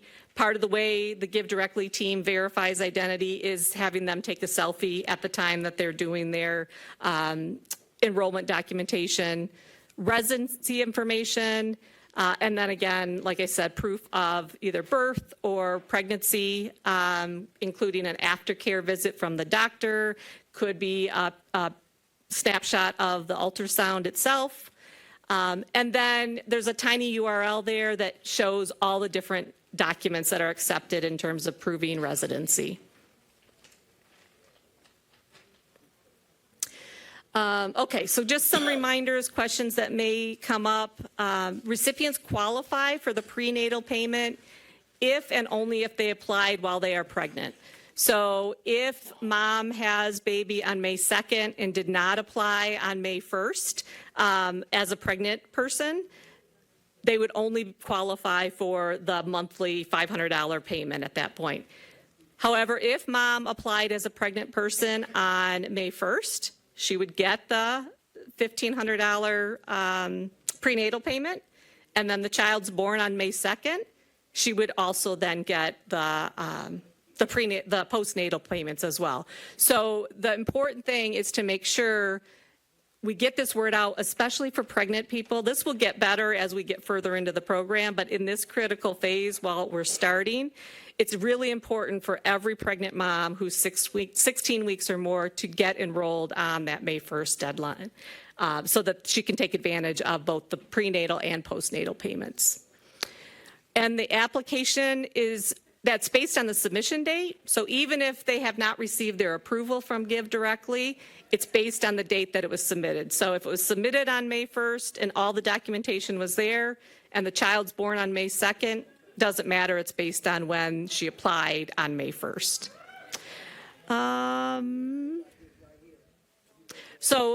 As far as the postnatal payments, those go until the baby turns 6 months, regardless of the quantity of payments they received. However, they cannot issue back payments. So also at birth, it is important to make sure families get enrolled right away if they were not enrolled in that prenatal phase. So as soon as that baby's born, we want to advertise to the community, get your baby enrolled in the program, because if you wait until your child's 1 month old, you can't get that first payment. They start with the second payment, basically. So as soon as they're born, get them enrolled so they can take advantage of the full benefit of the program. Just further explanation there. So just right away is the key. And then any questions? Question time. Councilman Parker. Thank you, Brother President. A couple of questions. One, you spoke to that people had to, they could either apply on their phone or their computer. Is there a process in place for those who may not have access to a computer or a phone? Sure. The Give Directly team can come to our offices and we can do it along with the family. Okay. And when you first presented a few weeks back, I believe, you mentioned there was no income requirement. That's correct. Based on the fact that you are somewhat not funded as much as you thought you would get to, is there going to be a revisiting of that income requirement for those who may make a certain income are no longer eligible? Yeah. For this program, these 2 years, there is not. The program is specifically set up to not have an income eligibility requirement because that helps with the universality of it, helps with the research and making sure there's full uptake of the program. So instead, what we're testing is a 6-month program and the difference that makes as opposed to the full year program. Okay. Thank you. Yeah. Pro Tem Carrington. Yes, thank you, President McGinnis. First, I definitely read a lot about this program from what happened in Flint, so I'm definitely happy that this program is here in the city of Pontiac. One question is that how are you guys getting this information out to the community? Because it's imperative from what you said tonight that these mothers need to apply on May the 1st. Mm-hmm. So are you touching bases with other community organizations that actually work with a lot of young mothers? We are. In fact, the key is the medical community. So last week we had a meeting with community partners, which included the medical community. So we taught them the very same principles here. We have Honor Community Health, for example, sees a significant number of the births in Pontiac. Their staff are set up and ready. They plan to go through this with every patient they see who it qualifies and is eligible to apply. Same thing with the Trinity Health team. My understanding is they see about 40% of the births in Pontiac.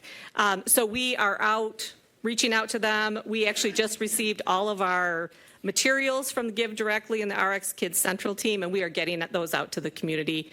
Would be happy to share, would love to share with council members so you can get them out in your districts as well. Councilman Rutherford. Okay. Hi, Susan. How are you? Good. How are you? Dr. Harden, a couple of questions. I work at a FQHC. they have not been given this information. Along with, we have a lot of people that go to the clinic, the Bernstein Clinic, that need to be contacted. Thirdly, if you would be so kind to give me the digital version of this so that we can do an e-blast tonight. And the reason why is there's a large population of Hispanics and also Hmong community that have no idea that this is going to happen. And we only have 48 hours, am I correct? That is correct. Okay, Yes. and so that's why I'm asking these questions. Lastly, have we dealt with e-community services, and have we dealt with, we have the teen pregnancies at the high school. Is anyone reaching out to them? I'm just giving you some ideas of what we could do to maximize the exposure of this. We have, not trying to be negative, but we have a lot of teen mothers that have no idea. Their mama and them may not understand it. Is anyone going out to the school for the outreach portion of this so that this goes well on May the 1st? That's my question. I'm going to let Al talk in a minute about the school team because I think he has some information to report there. Al's been everywhere. Bernstein has been part of like the training. Isha and I have had a one-on-one meeting about this. She is coming to our event next Friday that Al's going to tell you about. The other FQHC. So it's 3 FQHCs that's located in this community. So it's the wellness plan. Okay. That's on what we're inside of the lighthouse. You also have, you said Trinity. Did you reach out to Mercy Group at the corner on Woodward Avenue? They're still operating it. Okay, I'm writing that one down. And then lastly, a lot of the churches, it could be sent to them today and tomorrow. I do know Trinity would be one you would want in Macedonia, just to name a few. Okay. So that they have the information ready on hand, and so. And then there was something else you said that I was going to respond to. Yes, ma'am. And I do apologize, I won't be able to make it due to Mariah's graduation. I'm I'm sad so too. excited about But you need this. to be there with your baby. Yeah, that's what happens. She is my baby. That's right. But We'll go to the next question, and if the answer that she prompted you on comes to you, you can elevate it. Councilwoman Jones? So I've been, hello. So I've been very excited about this coming to Pontiac, and we are now approaching the time. I have 2 questions. Well, one is a statement. While you were looking for others to help spread the word, I have elevated this to those at my church. And Ms. Stevens is here. She works with mothers, women, and some of them do have children, and some very well may be expecting, and she's sitting right in front of you right now. So if you have not talked to her, then I would recommend that. But my question is, with the application period opening in 2 days, and I know this might change, but just as of right now, what are you expecting the anticipated approval time for each application? We have been told by Give Directly, of course, if it's influx on day 1, which I hope it is, it may take a little longer, but generally speaking, it's a week for approval. Oh, okay. Thank you. That's all. Final discussion before we hand it over to Mr. Patrick to share about the baby parade? The other question, I'm sorry. The other question I asked about the limit, I didn't ask it, so me. Okay. How many families are slated to get this first 2 rounds of this money? I'm glad you asked that because that's been a big concern of people. We have planned and fundraised for approximately 800 births. That is what historically what we're seeing is born in Pontiac. Yes, ma'am. But every child who's born will receive the benefit. Yes, ma'am. Yeah. Thank you. Thank you. So people don't have to worry. I know that's been a big, is it going to run out? It is not. So even if you're not on day 1, if you're eligible, you will get the service. I might have another baby. And any other ideas, please reach out to myself, Al, for community outreach, and I'll let Al share. Thank you, Dr. Harding. And hello, everyone. Good evening. Pontiac Kids RX program to officially kick it off on Friday, May 9th, 3 to 6 p.m. We're going to have a baby parade at Wisner Stadium. And so the public is welcome. In fact, consider this your invitation. We want you there. We also want you to share this information on your Facebook pages.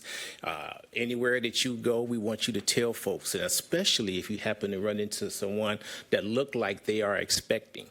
But at the parade itself, we are going to have free food. We're going to have a DJ. We're going to have Oakland County Sheriff's Department. We will have giveaways, vendors, cheerleaders. Our local dignitaries will be there. It is a family event. It's going to be a festive event, and we want you all to be there to participate to help celebrate these mothers-to-be and new moms. So please share this information with those that you come in contact with, recently had a child, or maybe actually pregnant. It's a great program. We want to make sure that this program help with our transition to lower the infant mortality rate here. And one thing that Susan Councilwoman Rutherford indicated or asked is, I recently met with the superintendent of Pontiac Schools, or the interim superintendent of Pontiac Schools. So we have the schools on board to make sure that they are there. We also are continuously working with pastors and all of the folks that we are coming in contact with. So we're looking to have a large core of folks out. We're looking to make this a very special event, a great event, and we're just looking to celebrate these new moms and moms-to-be. And so whatever you can do to share information, I do have some here, but if you need information to get out to a group, all you have to do is reach out to us. You can reach me, Al Patrick, at 248-209-2660. That's 248-209-2660, and another number is 248-209-2600. So with that being said, are there any questions that Dr. Harding or myself can answer? Final questions. Deputy Mayor. Don't forget to tell us about the teddy bear. Oh, I'm sorry. And yes, and so on May 9th at the parade, we will be giving away gifts. We will be giving out these teddy bears, and we also have some onesies that we're going to be giving away. And also, we are going to be giving out some gift cards. People will have an opportunity to win free gift cards. I don't know the value right at this moment, but trust me when I tell you that it'll be worth you coming out. And so please share this information with family, friends, and those that you come in contact with. Thank you so much. Councilman Parker has a question. Thank you, President McGinnis. Just one. Are you also sharing this information? Or you talked about the schools. Are you sharing it with the charter schools as well? Yes, we are. Yes, we are. I just met today with Ms. Brown with PAE, and I have other schools on my agenda to meet with this week. So trust me when I tell you that we are humping to make sure that this information get out. And if there is someone that you know that you would like for us to reach out to, please let us know. We'll make sure that myself or one of my other colleagues get out to them immediately, because again, we want to make sure that this community help get the word out for this particular program. We want to make sure that we help those who are pregnant and those who are new moms, and we can't do it unless folks know about the information so that they can reach out and get the help that's here for them. Thank you. Hearing no final discussion, that concludes this and all the special presentations. Thank you for being here tonight. Please, community members, help spread the word. We are now at public comment. Councilwoman Jones, you have the floor to recognize this evening's requests. Thank you, President McGinnis. First, we have Ms. Delia Sharp, followed up by Lori Weeks. She's here.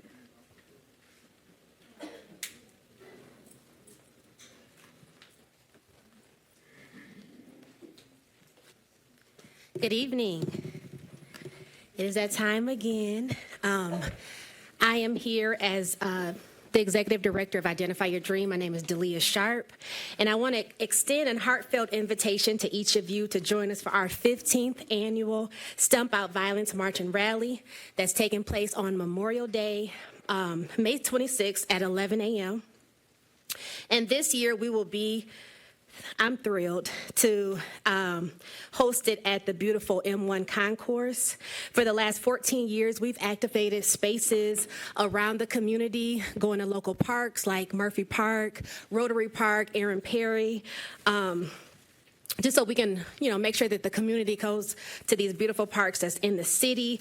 But this year is pretty special. We're stepping on the new grounds at M1 Concourse, which is located on the iconic Woodward Avenue, and it's one of the nation's premier automotive destinations. And for many of our residents here in Pontiac, this will probably be their first time experiencing the campus. And so I'm pretty excited about that. We'll have inspiring speakers, live entertainment, delicious food, and wellness offerings like massage therapy, and it's all free to the public. This year, our theme is Healing Going Viral.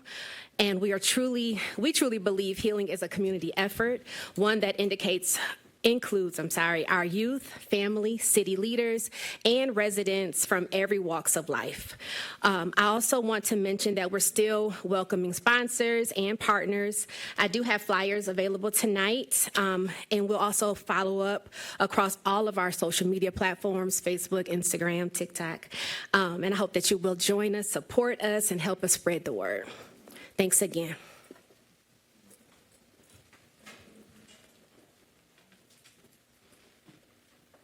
Thank you.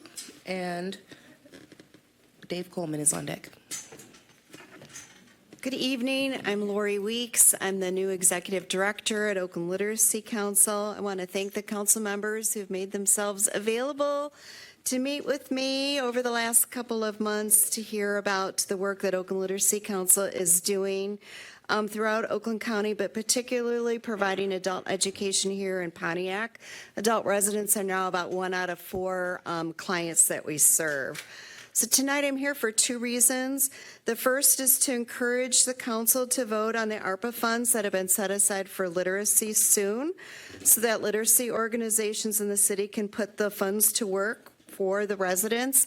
The uncertainty at the federal level around funding that Senator Moss mentioned is certainly real and is of concern to Oakland Literacy Council. The second is to just share my opinion that as I was looking at the draft master plan for the city, I encourage you to make adult literacy a part of your thinking about workforce development. The plan rightfully recognizes that the future of any city is dependent in part on the availability of good jobs and the ability of residents to seize those job opportunities. And the plan notes that residents here have barriers to seizing those opportunities, such as affordable childcare and housing. But it's also true that thousands of residents are sidelined from being able to take advantage of these opportunities because they struggle with foundational skills like reading, math, or computer literacy. And I would love to see the plan call for ensuring access to educational opportunities for adults, particularly those who do not have high school diplomas or those who are not proficient in the English language. Once they have those credentials and those skills, then they really can move off the sidelines into all the wonderful opportunities that the county does have to develop skills and obtain apprenticeships and get additional post-secondary training and education. Currently, Oakland Literacy Council is helping 50 adults get their high school equivalency, and most of those live here in Pontiac. Many have not had a positive experience in education in the past, and I think our uniquely flexible approach is just what they need. We provide tutoring when and where students need it. One of our Pontiac learners has been able to meet remotely with her math tutor, even though she's been homeless in and out of different temporary hotels over the last few months. Our tutoring is also on a one-on-one basis, so learners never have to feel ashamed about asking a teacher to slow down or repeat an explanation. That does conclude your 3 minutes. Okay, thank you. But there's always next week. Thank you. Dave Coleman, followed by Carlton Jones.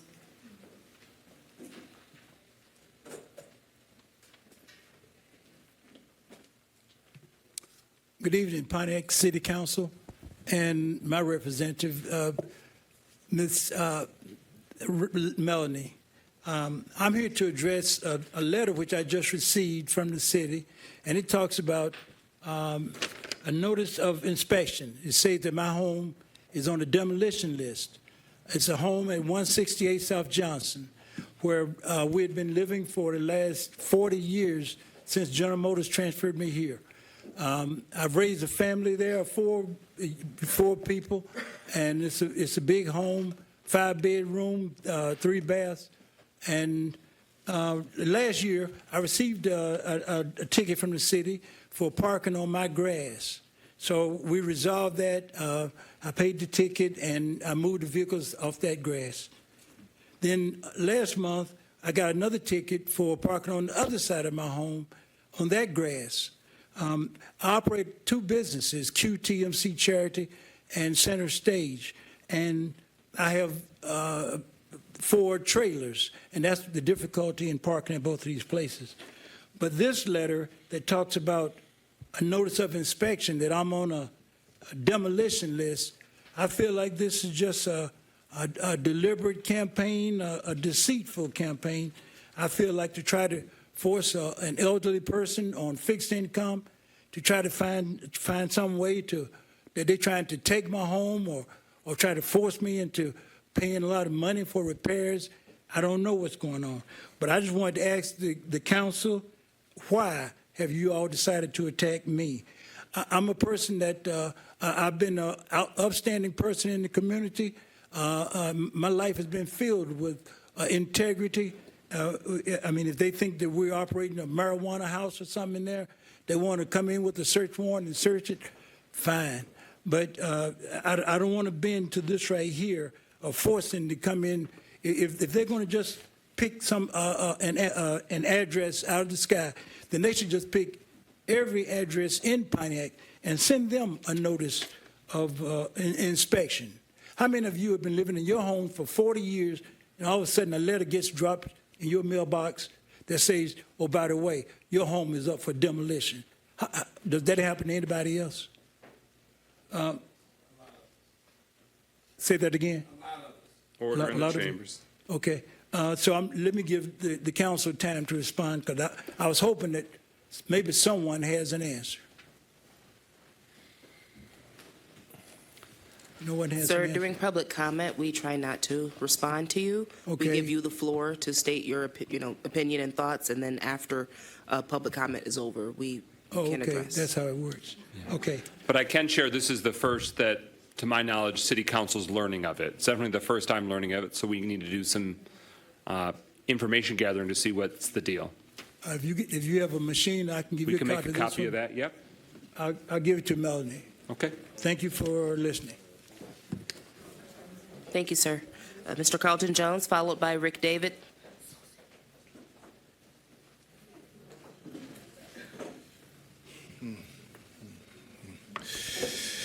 You know, as we try to adapt to some of these new changes that's going on in our city, new charter and how we're doing business, I see that on our agenda we got 17 items in consent agenda. We got 10 special presentations, and we got 16 other items on the agenda, and we get the citizens 3 minutes to speak to it. And the citizens are the ones who elect you all, from the mayor to the council people.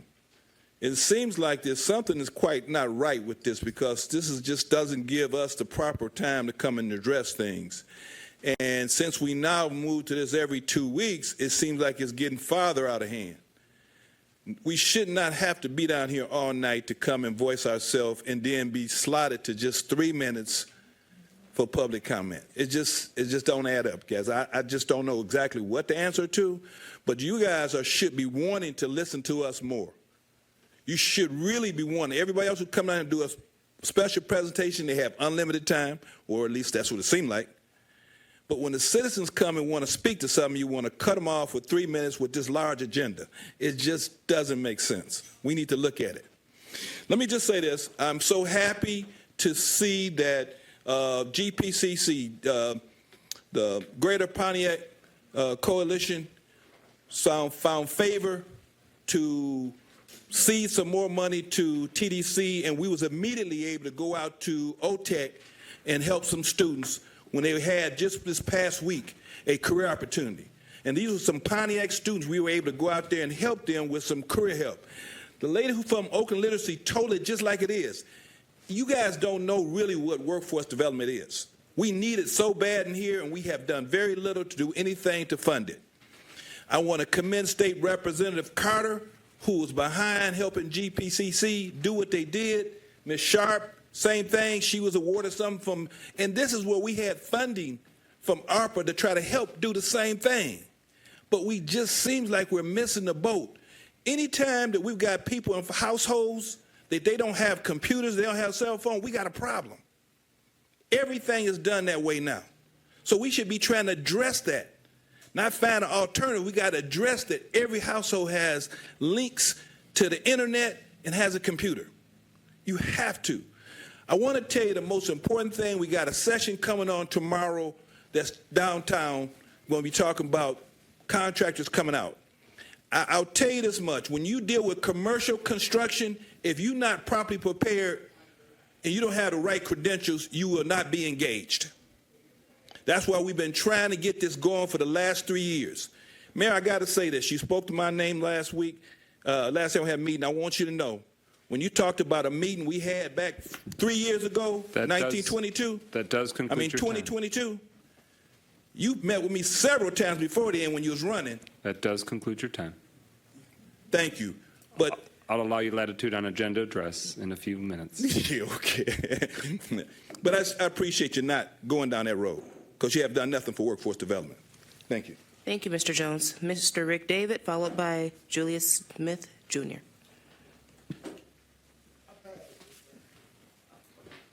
Yes, well, thank you so much. I'm terribly disappointed that I came here tonight and Ernst & Young is not here for a presentation. You all know that I'm with the Pontiac Transportation Museum. On December 2nd, you council people voted to give us and others in the arts and culture area some money. I've talked to the mayor, I've talked to everybody, getting nowhere, and now it's been 4 or 5 months since December 2nd. This is the worst experience. You know, I've said to myself, do I want to live in Pontiac much longer? And as right now, it could go either way. And you know, I've believed in Pontiac so much that it's beyond belief. Now, on a positive side, on the Transportation Museum, we're going to have our Phase 2 opening on May 17th, 1 year after we had Phase 1 open. We invite you all to come. We've been giving Pontiac people 50% off without getting any money that was promised on the $250,000 all this time. It's just unbelievable to me. I just can't do it. Two other things that are just bothering me so much. It's all at the national level. Project 2025 by the Heritage Foundation. It's a conservative foundation. On Head Start, they're looking to say goodbye to Head Start. We're taking our Rotary Club for a visit to Head Start on May 15th. That's one thing that's bothered me. And then the Hispanic and how we can help the Hispanic population here in the city. They're able to work remotely now to communicate to Hispanic agencies, but it has to be so difficult. We want to visit with the schools and all the different kinds of things. So I don't know what more to say other than I'm expecting to see some money here before or not. Mayor, if you can't do this, I suggest that you resign earlier. I suggest, and you know that I supported you. This is unbelievable. Amen. Thank you, Mr. David.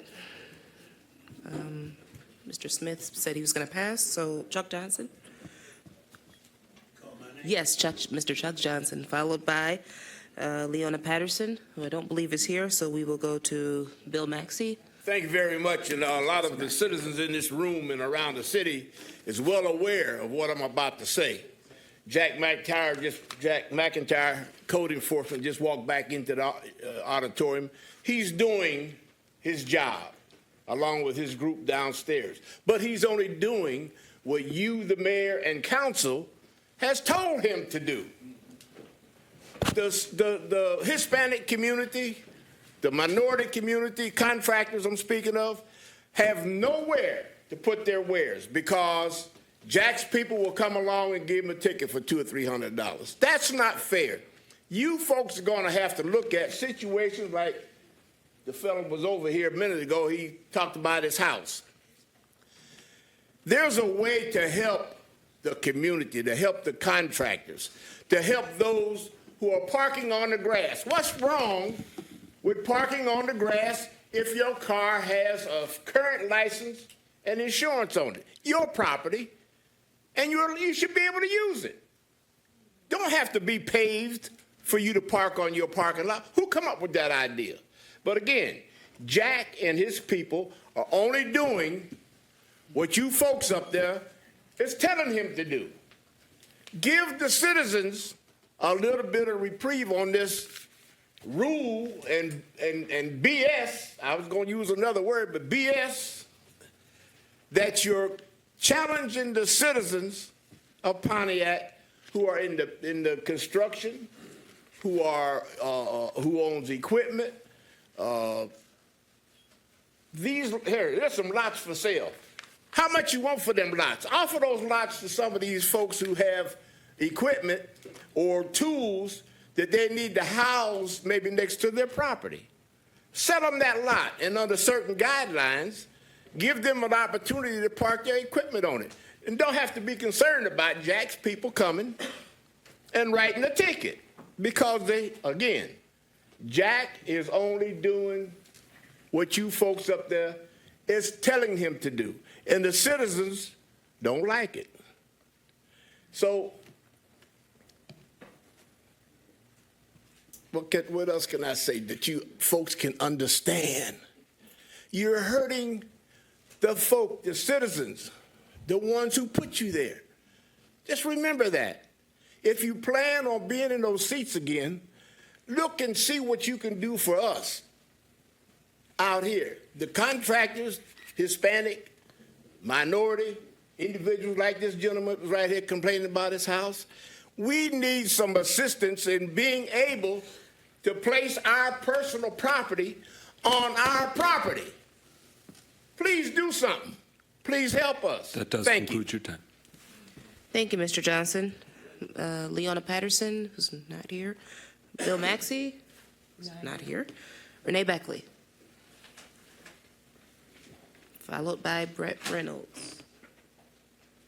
Or Joseph Sinclair. Or Delana Stevens. On October the 4th through the 5th, 2021, Mike McGinnis received a total of $6,000 from the Sotloff family from N1 Concourse. This is found in the Oakland County Finance Campaign Reports. My father was 4 when the first time I came here, found out one of the girls is married, so she and her husband gave $1,000 each to Michael. Now, I thought this was kind of strange because Michael was running as a write-in candidate against Perry Earl in District 7. And when Concourse is in District 1, why would you give somebody that's not in your district that much money for a write-in candidacy?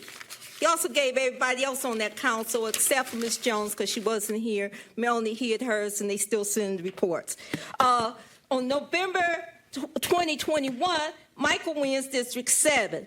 January 2022, the council is sworn in, and with Brett Nicholson, they vote Michael in as the president.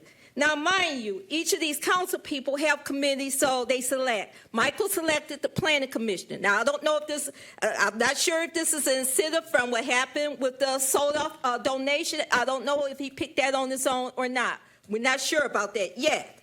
So now Mike has 2 votes, council person and a planning commissioner.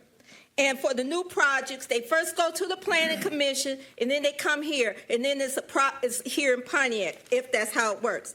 Let's move on. April the 3rd, 2024, there was a planning commission meeting about some go-karts, the N1 Concourse 1, and a new event center.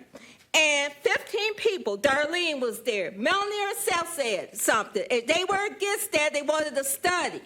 So, and they went back and forth. Chris was there, and Davida Duvall, who sits on there, said, well, let's wait for the study from code enforcement. So they wanted to vote, so they had to vote for the study. Do you want the study to be to come in before we do anything?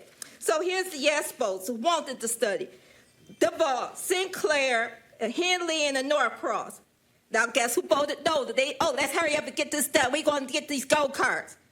Moda Parlo, Mike McGinnis, and Shepard. So there's the one that tells you right there. He doesn't care if you hear the noise. He doesn't care if you sleep at night, have a baby crying, you sick, you throwing, you hearing noise all times of day and night, 7 o'clock in the morning, can't have a conversation. He don't care if you can hear the radio. He don't care. I'll tell you again, as I always say, Mike's not right.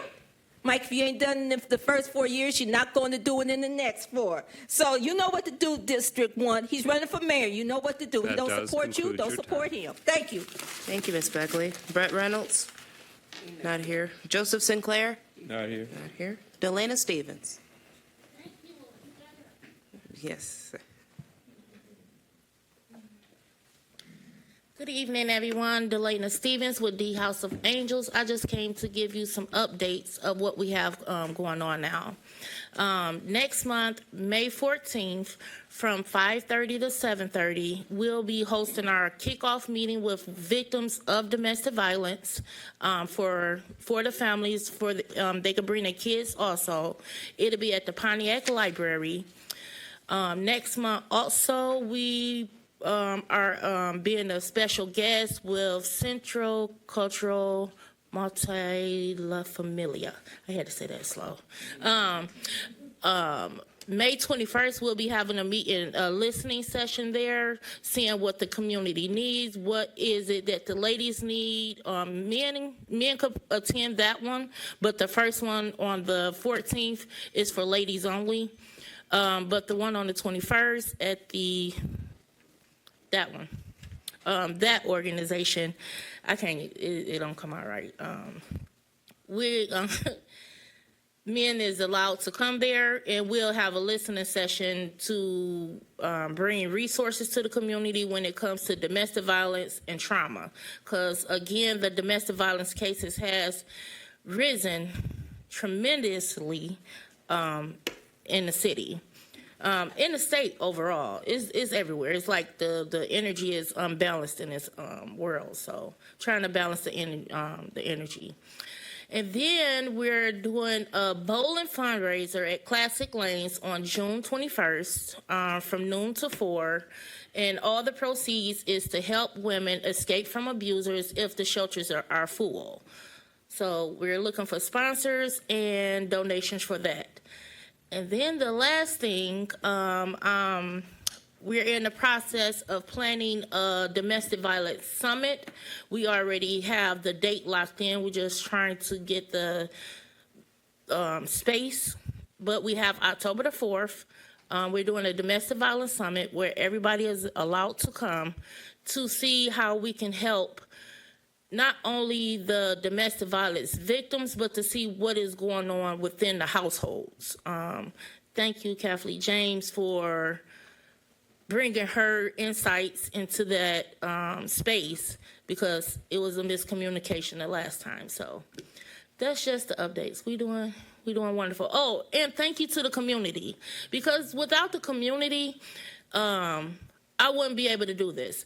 They helped me so much. They gave me, because with the meetings, they gave me soaps, lotions, deodorants, toothpaste, everything to go in these bags to help these women, because a lot of them are still in the shelter. So thank you. That's it. Thank you, Ms. Stevens. Pastor Kathy Dosero, followed by Dr. Deirdre Waterman.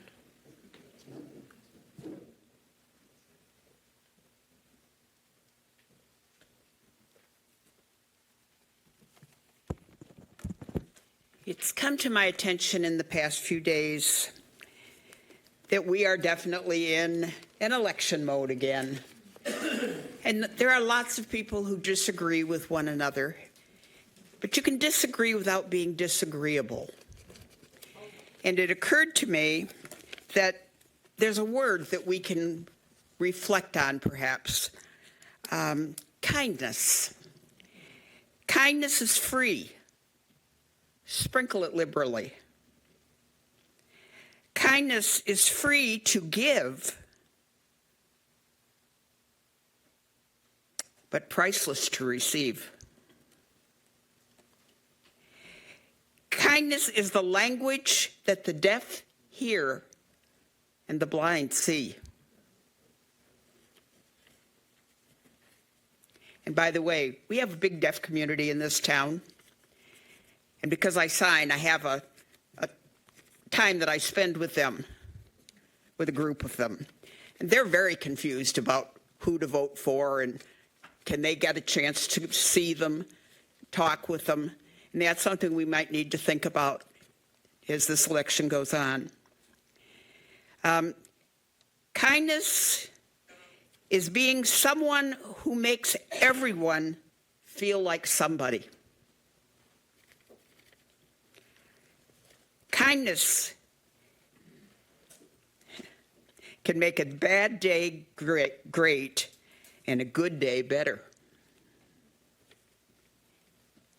It takes courage to be kind. For some people, it takes everything they have to be kind. You can disagree and still be kind.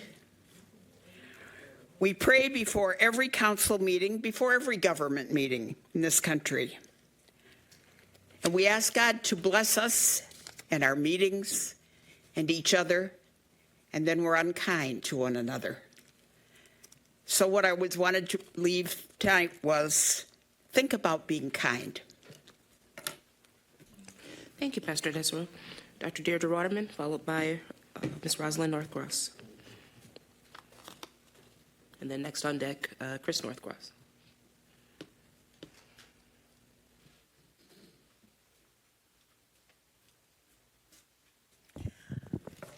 I wanted to reflect this evening on public comment on the many awards and tributes we had to the young people from this community, from schools in this community. It's so great to celebrate our own children who have a chance to succeed, and it was great to recognize that. But the events of this evening have caused me to want to change my remarks and comment on some of the other things I have heard. I'm going to start by saying one of the things I was really happy with, and that you inherited, Council and Mayor, was the $37.8 million that I fought for from ARPA money. And I thought so much of that money could go to help to rebuild our community post-COVID-19. And that I was disappointed when so few of our homeowners got the $25,000. I mean, you got some, but there's so many more who could have gotten that money, as well as so many of our small businesses. And this small business program, that is so confused. I don't know why we can't get that straight, why administration can't get that straight so we can get that. And in fact, Rick David said he still hasn't gotten the money from placemaking that was voted on how many months ago, Council? So something's not right. When Ernst & Young comes to report on the ARPA budgeting funding, make sure they bring the fourth quarter report that they never came and gave us about the final disposition of the spending of the money, the allocation of the money. They never came and did that. And so maybe they can give it this time. It seems like they missed 3 different meetings, so it seems like every time they come to make a meeting, something happens, and we don't get that. So when they come next time, I would like to make sure you get that so we all can see it. But one of the reasons we're finding out that not all these people are getting these funds that we had wanted to get, that I had wanted to get. And I keep coming to council and saying, like, increase that allocation from the ARPA funds. That's what we brought it for. That's what we fought it for. And so people, when Dave Coleman here and says he's been in his home for 40 years and it's on the condemnation list, please, that's not what this was about. And that is totally ridiculous. Totally ridiculous. So something's wrong, council. Now, I see what some of the others have said about the mayor's checked out. Okay, he's gone. He's on to his next venture, whatever that is. So the council has taken over pretty much. You've had several community conversations about what happens next because you realize that it's up to you. So this is your opportunity, Council, to show up and see if you can't get this horse back on the right track here. Particularly the things that you're talking about, the ARPA funding, as well as how we're going to pay for the Youth Rec Center. One of the things that we found out when we finally get the budget for ARPA is realizing that you're taking $16.8 million out of the ARPA fund for the youth center. So that's why so many people didn't get the benefit of the ARPA funds. Dr. That's Water, my that statement. concludes your comments. Thank you. Rosalind Northcross, followed by Chris Northcross, or vice versa.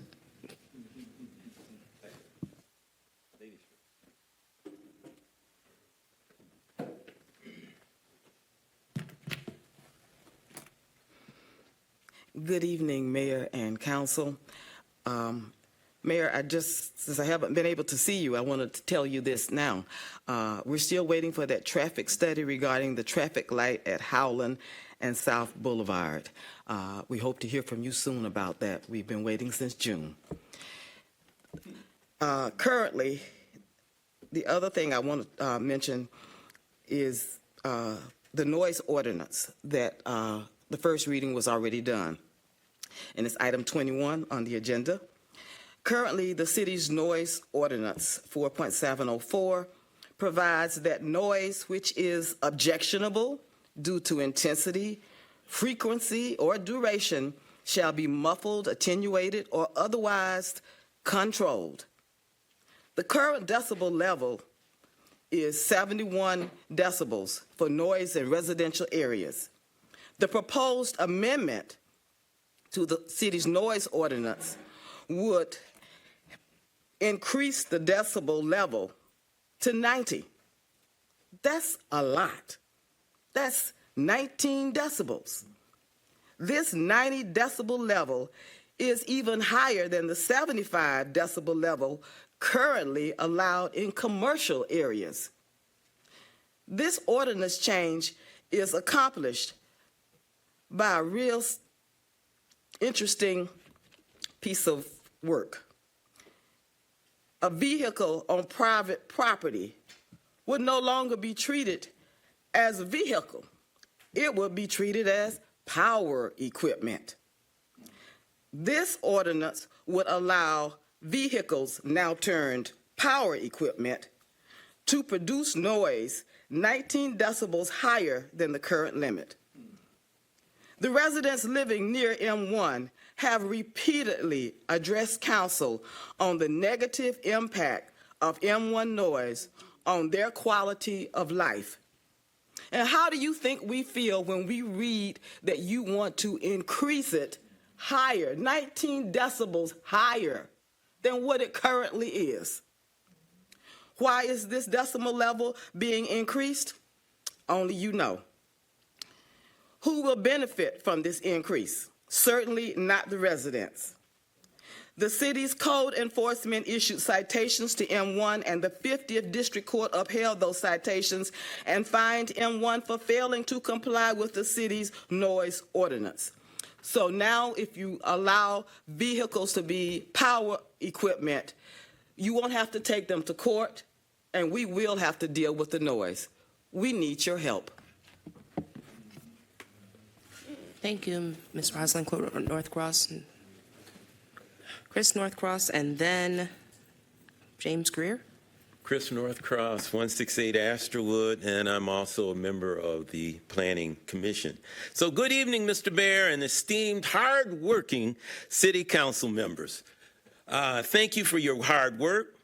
Just want to point out to you, the residents surrounding the M1 concourse have repeatedly asked for help from the city government in controlling the noise coming from M1. This noise is negatively affecting their health and their ability to fully use their property. Now, Mayor and City Council, to your credit, you empowered the city code enforcement officers to be able to measure the sound around M1, because before that, we did not have sound meters. And when they went out and measured that sound, lo and behold, they found that M1 was in violation. And M1 has repeatedly continued to be in violation regarding this noise. And attempts to sit down and talk with M1, ask for M1 to make modifications have gone unheeded. Now, we're faced with an ordinance that really changes everything. It changes the whole regulatory landscape that was in place when M1 brought those plans to the City Planning Commission. I think it was 2015. They brought that design in and they said, hey, to me, in response to my question about what happens when you got a V12 running full cat about 8,000 RPM, what kind of noise level are you going to have? Oh, I was told we're going to lower the track and we'll do whatever it takes to make sure that M1 meets it. Now, I got to admit, M1, in terms of being an aesthetic improvement, has really helped that area. But that's been at the expense of the residents' well-being, health, and welfare. And, you know, we've had 2 ordinances that were in effect. She spoke to them. One is a zoning ordinance, and there's a specific section of 4.704, noise and vibration. There's a second, which is a municipal ordinance, 58-205, maximum permissible sound levels. Both of those are way below 90 decibels. So we have residents who are sitting here pleading, crying, asking for there to be some type of relief. And what do? We change the ordinance so that it's legitimate now to have that type of sound level. Stop and think on this ordinance reading. Stop and thinking on this ordinance reading. And also realize that M1 has refused to do the type of design development that they could do to help understand how to mitigate this type of sound level. So, thank you. Thank you. James Greer, who's not here, so Darlene Clark.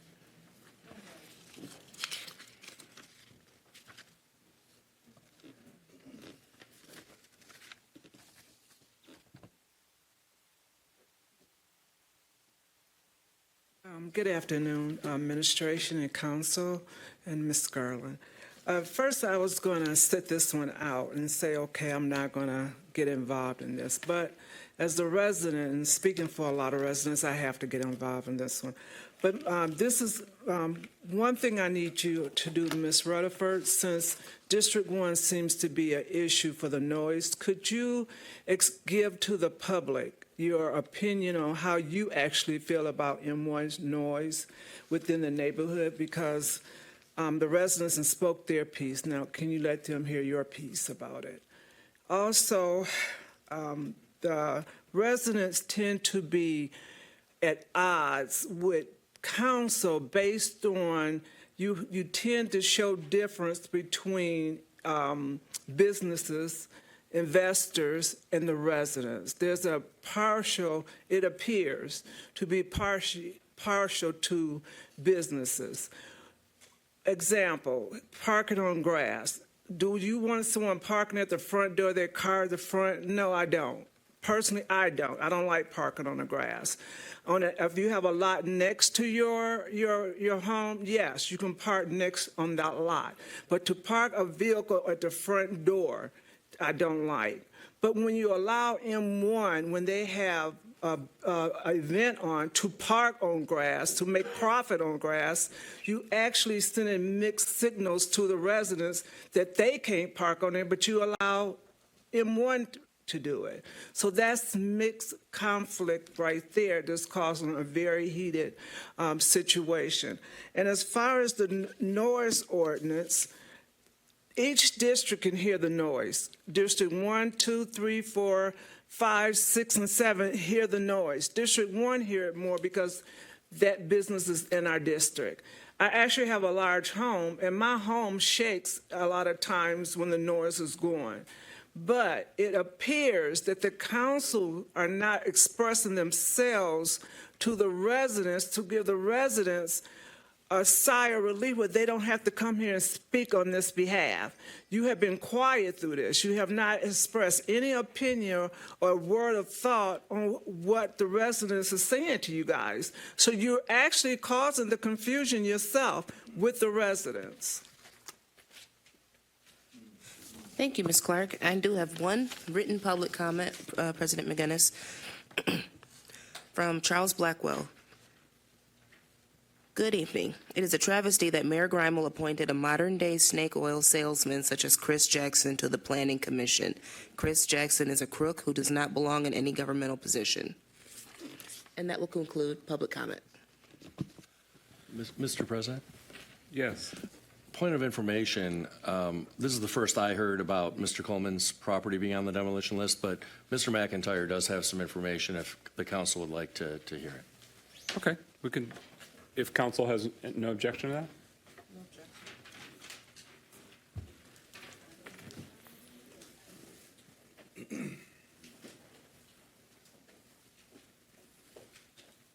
I mean, as I'm thinking further about it, is it the greatest idea to have someone's individual code enforcement issue litigated in the middle of a meeting? No. No, it's not. I mean, I respect that you want to clear the air, but No. No. Well, I would ask only that Mr. McIntyre speak in broad generalities about letters sent out Point of to information. folks who have properties on that old demolition list. So, Point of- because he's not the only person who has sent a letter. Point of information. all right, hold on, everybody. 'Cause- Hold on. So it's already been invoked specifically about one specific person's address. So, and what it's going to launch into is then council members going back and forth with, like, doing a deep dive Absolutely. on one parcel's situation. I respect that there's a whole professional team in multiple departments that can shed light on it, but just on the fly, I'm gonna object, because I think it might become a Pandora's box. It will. So, but we can have a work group of city council, or we can do a Yeah. deeper dive into it and respect that. I'm sure there's a lot more information that we'll need to delve into. So, sorry to make you walk. But okay. I should walk. no, it's not. Thank you. Thank you. We're at recognition of elected officials. Are there any current elected officials wishing to give an update on their position? Hearing none, we're at agenda address, opportunity for residents to speak to items on the agenda. Councilman Jones. Yes, there are requests for agenda address. Carlton Jones, followed by Dr. Deirdre Waterman.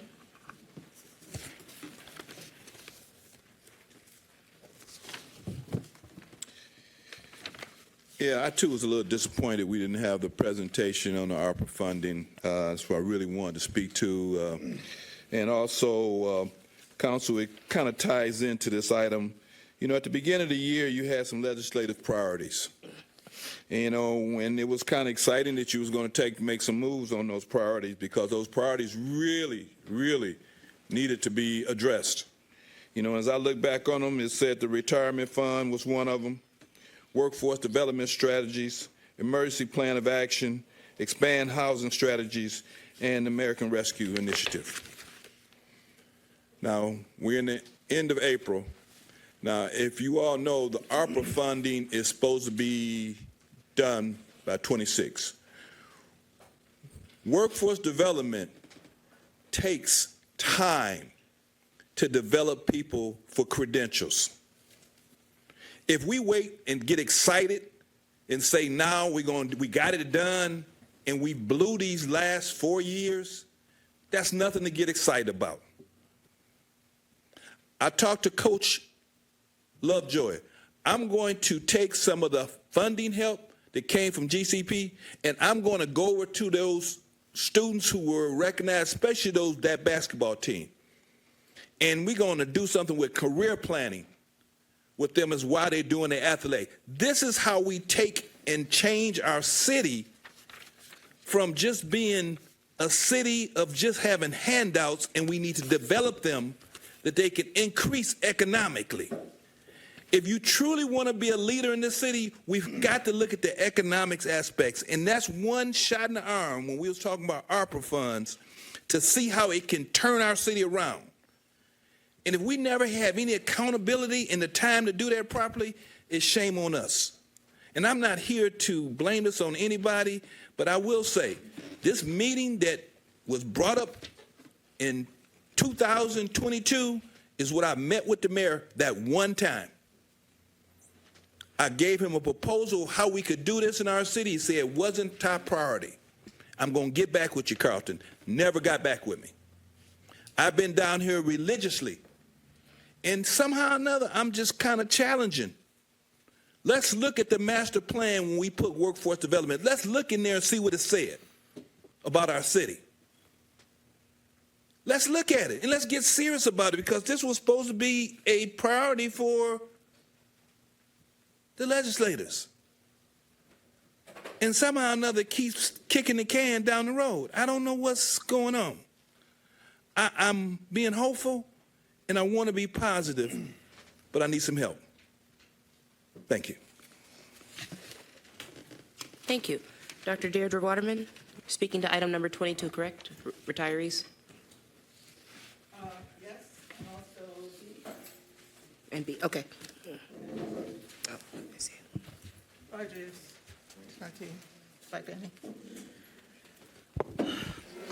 Carrying on the theme, and there's a number of issues that are pending, Council, and I see that you've kind of taken over the slack here.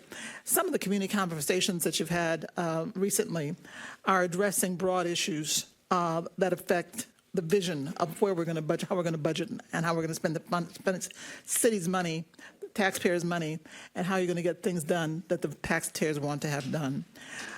You had one on the housing, I think the first one was, and it was President McGinnis who presented on that. Mayor wasn't there.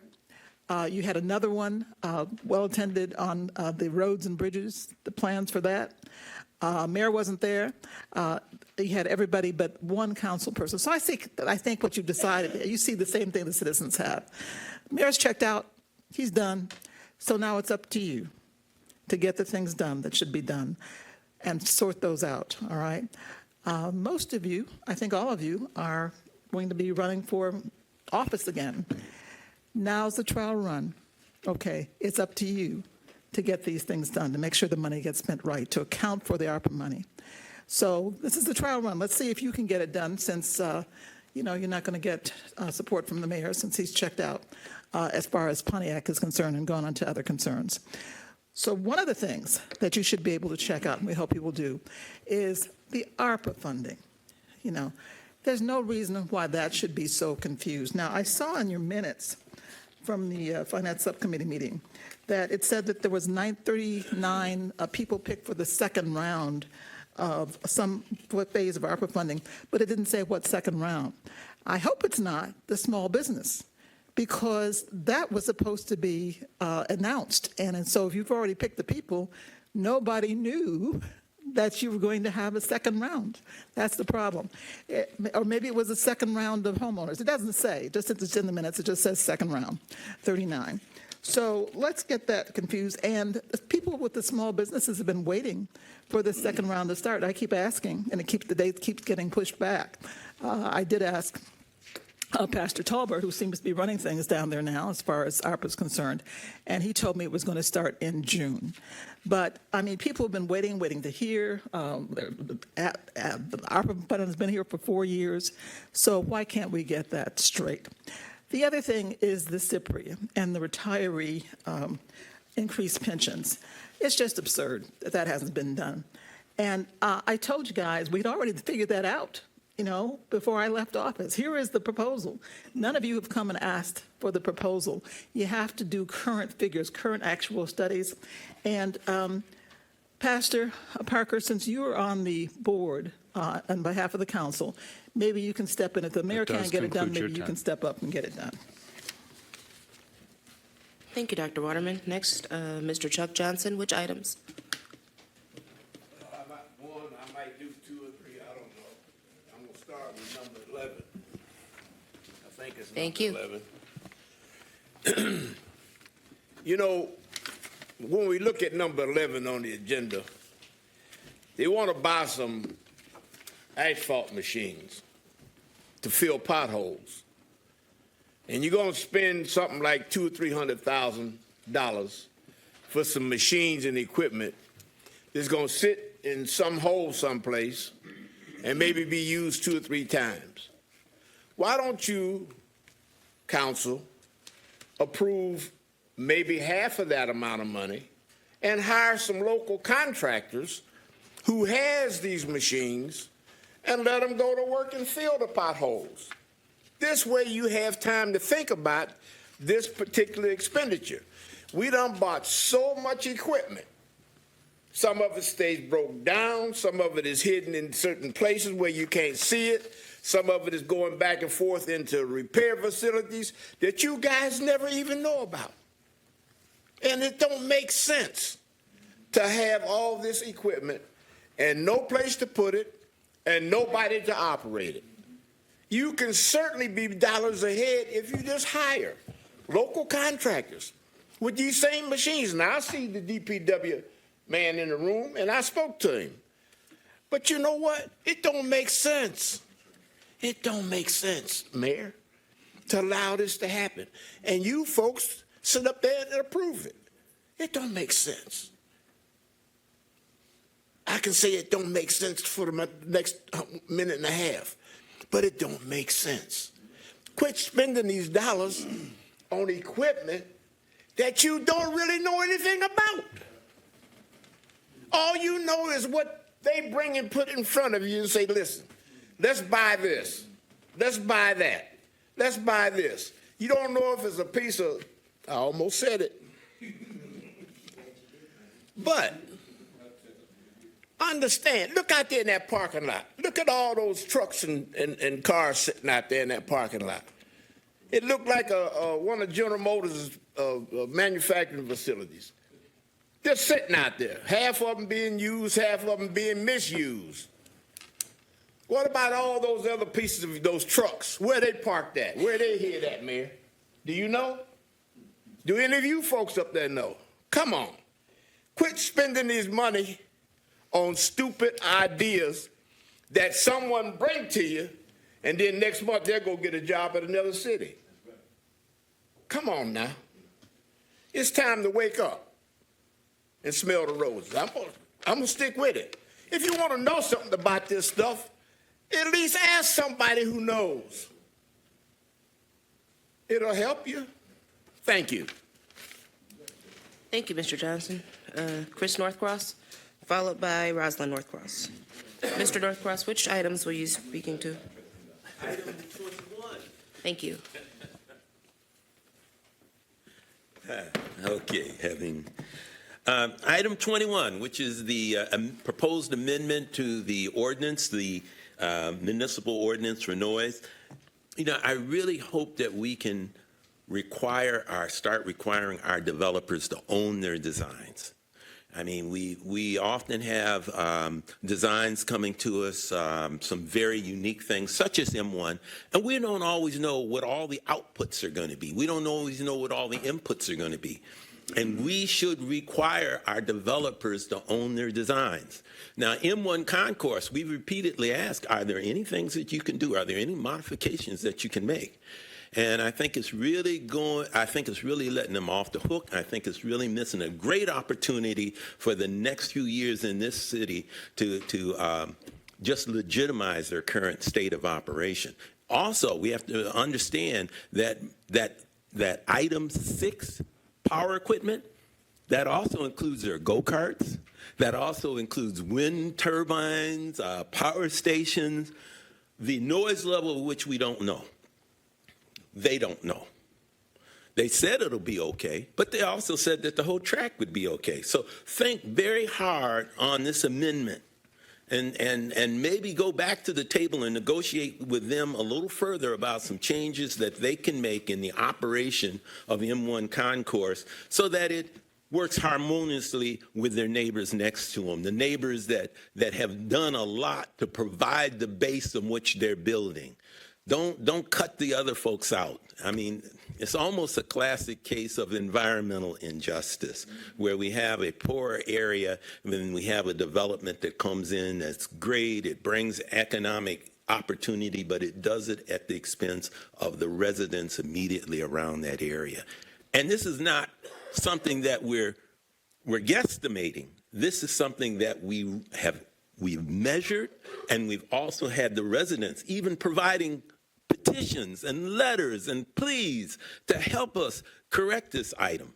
So think very, very hard about M1, and I know there's some costs that are coming in terms of litigation. They're fighting us tooth and nail, and that should tell us something too about just how sensitive they really are to the city of Pontiac. Thank you. Thank you, Mr. Northcross. Mrs. Northcross, which items will you be speaking to? 21. And next on deck would be Darlene Clark. 22. Okay. I'm speaking on item 21. As the chairperson for the Neighborhood Association for District 1, and this is my second term, so I'm in my third year. This item of noise has been at the forefront of I don't know how many meetings. And each time we come to, whether it's the Planning Commission or it's City Council, or we have a conversation with the mayor or have a conversation with Mr. Kelly, the attorney, it's always $1 late and $1 short for the residents. We've already this has already been codified, and our attorneys are saying we don't have any choice but to do it this way or to do it that way. Well, now I looked at the ordinance that is before council, and it's written by the same attorney that came to our neighborhood association saying that the city wanted to have a conversation, a negotiation with M1 to see if we could find some common ground about the noise. We were asked to submit what our concerns were, and we did in writing. We never heard a response from what we submitted. What we did hear was agenda item 21. It feels like we have been discounted. At the very least, if you ask us for our opinion, we give it to you in writing, we would expect someone to come to respond to that. That's number one. That just seems like a good way to do business. In the second place, the noise ordinance that's already in place is there to protect the well-being and health of the residents. And you've already had M1 in court because they wouldn't be a good neighbor and abide by the ordinance. And now you're going to give them a legitimate way to avoid having to lower the noise rates. We just don't understand. And we hope that you will look out for our welfare, because that's why we elected you, mayor, council members, to look out for our welfare. Thank you. Thank you, Mrs. Northcross. Darlene Clark.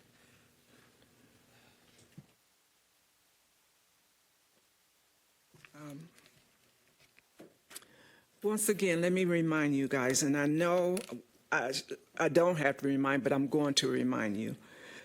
Yes, you already know you work for the people. Yes, you know there's another election coming up. And yes, we all know that the mayor is leaving. But the responsibility that the council has fallen on deaf ear. And I say that because somewhere along the line, the council apparently must didn't think about the power that they had with the GERDs. Somewhere along the line, either you gave your trust to the mayor to do the right thing, or you relied on not thinking for yourself for the best interest of the retirees. however it went and however it go tonight, I don't know what the mayor is going to present on how the GERS is going to go. I don't know. I do know the rumors, but I'm one who not to repeat rumors. I like to repeat facts. But I say this for a reason. For 4 years, or for 3 years and 4 months, you guys had the power. You had the power to push the issue. You had the power to not prolong this issue. The last administration, Mayor Waterman, she prolonged this issue and handed it over to the present mayor. She was just as wrong as he is today. He came in making a promise to the retirees that they would get their money and anything that they deserve to retire on and to have a comfortable living. The courts that ruled in the favor says there's more than enough money in order for the retirees to have. But somewhere along the line, it was dismissed without prejudice, in which documents was given to you guys not once but twice by me to inform you of the opinion of the court. That fell on deaf ear. Maybe because I gave it to you, felt that was an insult for me. How dare me to get involved in this? Or maybe you just didn't want to hear what I had to say. But whatever the reason was, for the last 3 years and 4 months, you guys had the power. You had the power to communicate more with the mayor, to tell him what you insist on, to let the people know you are cheating the people. You are destroying the people who work so hard for that money. But yet today, I don't know which way it's going to go. I don't get a good feeling. But today, if good news is not put out there, the mayor is not going to be at fault for this. The council is going to be at fault for this. And why? Because you had the power all along. Thank you, Ms. Clark, and that will conclude Agenda Address. President McGinnis. Thank you. We are at number 11 on the agenda. It's the resolution approving purchase of 2 new Falcon 4-ton asphalt transporters and hot box trailers for increased in-house pothole patching capacity. And it's from the State of Michigan My Deal contract with Alta Equipment, a company. Is there a motion? So moved. Support. It's been moved by Councilman Goodman, seconded by Councilwoman Jones. The price of this is $79,800 approximately. We give the floor to Mayor Administration for more information. Yeah, thank you. Well, you already emphasized what I was going to emphasize. The member of the public said that these would cost $300,000 or $400,000 when in fact they cost less than $80,000. And so when the member of the public says we could hire contractors for half of the several $100,000, that would be much more than the cost of these 2 devices at $80,000 or a little under $80,000. And with that, I want to bring up our DPW Director, Larry Searles, to get into all of the details. Hello, Council. I just wanted to let you guys know, a couple meetings ago I was here. You had asked me about contractual services. We actually did have a contract. We did have a contract with a local vendor. We evaluated that contract as it stood with the materials and the labor. We were on the hook for about $301,200 a year, plus my staff's time managing them. It was a contract that gave them the per day cost for patching, so I couldn't just say go out and patch because I didn't know what we would get. We tried to negotiate with that vendor. There was nothing that really made sense for us other than to buy 2 patchers that we're going to own for a serviceable life of eight years. We could own them longer depending on our own maintenance of the equipment. And they're really going to help us get ahead and stay ahead next year in pothole patching. Thank you. Discussion and questions. Pro Tem Carrington. Yes, thank you, President McGinnis. First and foremost, thank you for taking this job here at the City of Pontiac. But I also want to I understand the community's concern. We had 2 TBW directors stand before us. We take your guys' word on this thing because you are the professionals in making sure this department runs effectively and efficiently, and then the citizens can see the result of your work. So I definitely understand the outrage of the community when it comes to us constantly buying things, especially when the last trucks We had some issue with buying trucks, right? And then we found out that the sweepers are not really working properly. So from your professionalism and your background, tell me more about why you feel we need these machines at this moment. Well, I could tell you in my career that I spent a long time in a city a little bit bigger than this. We had 4 patchers and we had 3 Durapatchers. So we had the ability to spray patch. The Durapatch is what kept us ahead on potholes. We found in that city through life experience that the Durapatcher was a heavy maintenance item, and we actually did the ROI on it. We were losing money trying to keep our own machines going. We sold them. We hired a contractor to come in and do spray patching and road treatments, crack sealing, overbanding, joint sealing, pavement preservation projects. So what I'd like to do is do a little bit of pivot in our upcoming budgets to try and get into those maintenance programs that will help us just keep safe roads with pothole patching, not trying to make repairs. There's better methods that last longer. In another city that was much, much smaller, about the size of one district, they had 2 patchers. That's what we had, 2 patchers. It's not enough. Not for our road network. It's just not enough.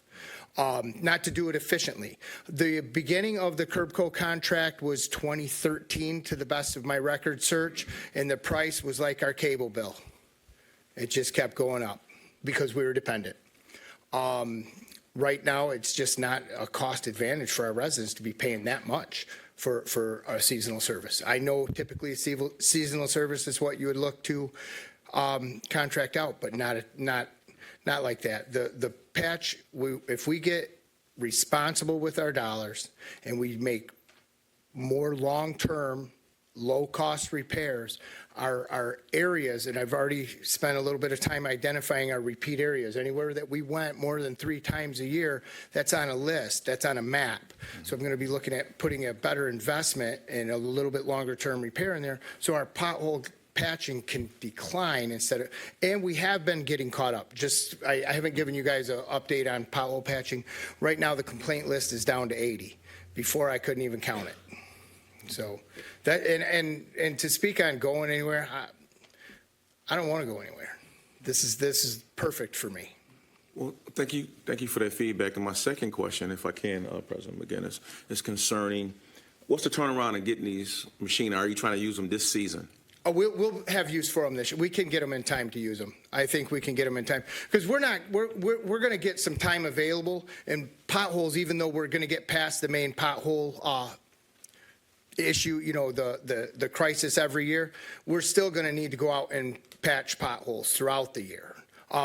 Those resources, the manpower resources, are going to be in street sweepers, but we will get minimal use out of them this year, but we'll be full force next year for pothole season.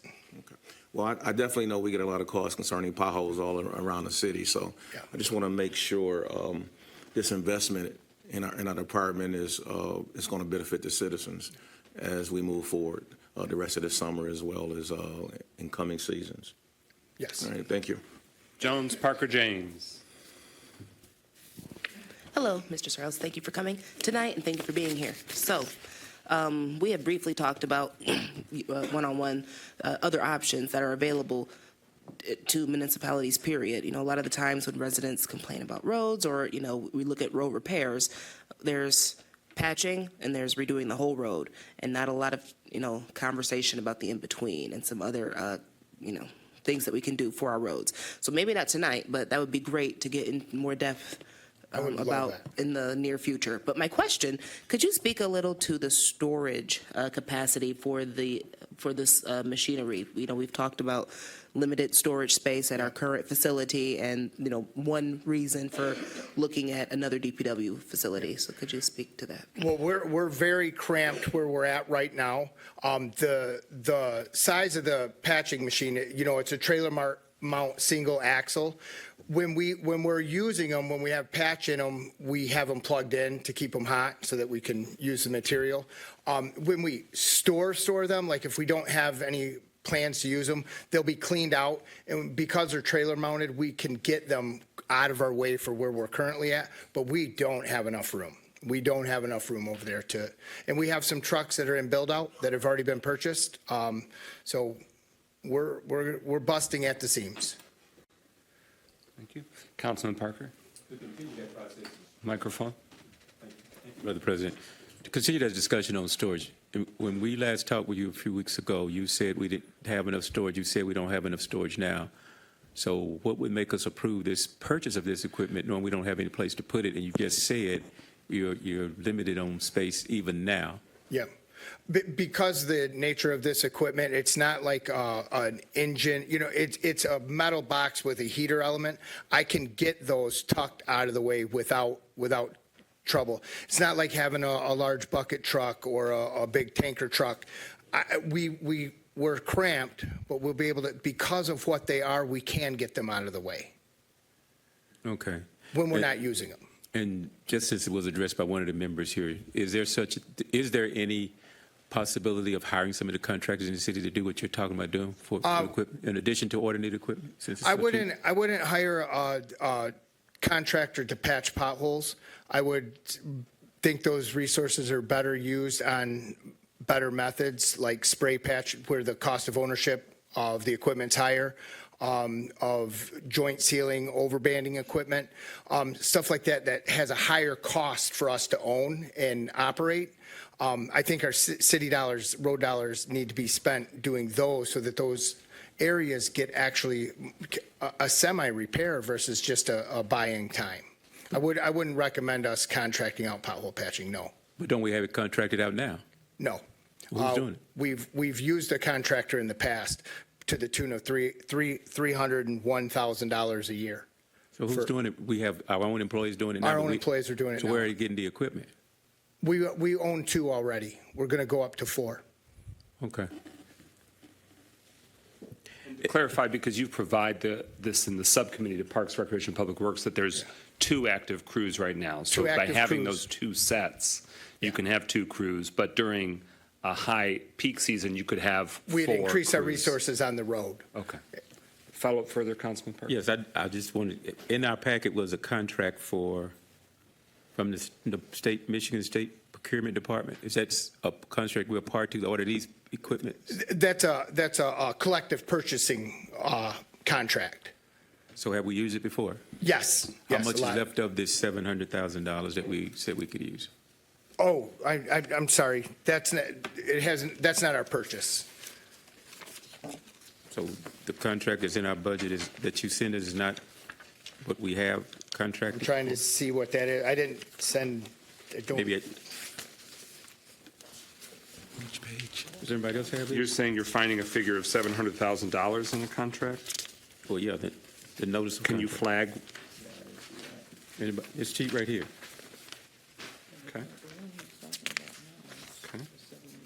I know what he's talking about, but I'm asking about this. I'm looking at that. Okay, so estimated contract value at time of execution. Can you help us understand, administration, Deputy Mayor, what's that's referencing? So we are using the state of Michigan My Deal to purchase this, and the contract that you're looking at is actually the contract that our cost is based off of. So you can see that this $700,000 purchase is not our $700,000 purchase. It's the purchase that set the price that we are now being allowed to use to purchase our vehicles at. So this $700,000 doesn't have anything to do with us. I'm sorry. That's a document from the My Deal contract. The unit price is set at a $700,000 expectation of selling $700,000 worth of that equipment. Through the state, through to the every state, city through the state. participating. Yes. Okay. I'm sorry. I didn't bring that page with me. Have we used any of this before? That's just a document related to the patchers on that contract, and the city of Pontiac has bought things off of the My Deal purchasing cooperative before. But it doesn't have anything to do with this particular? No. Okay. No. Thank you. But if I brought you another item, it would have the dollar amount to that value for that type of equipment, so that you kind of know the economies of scale that you're getting into. Okay.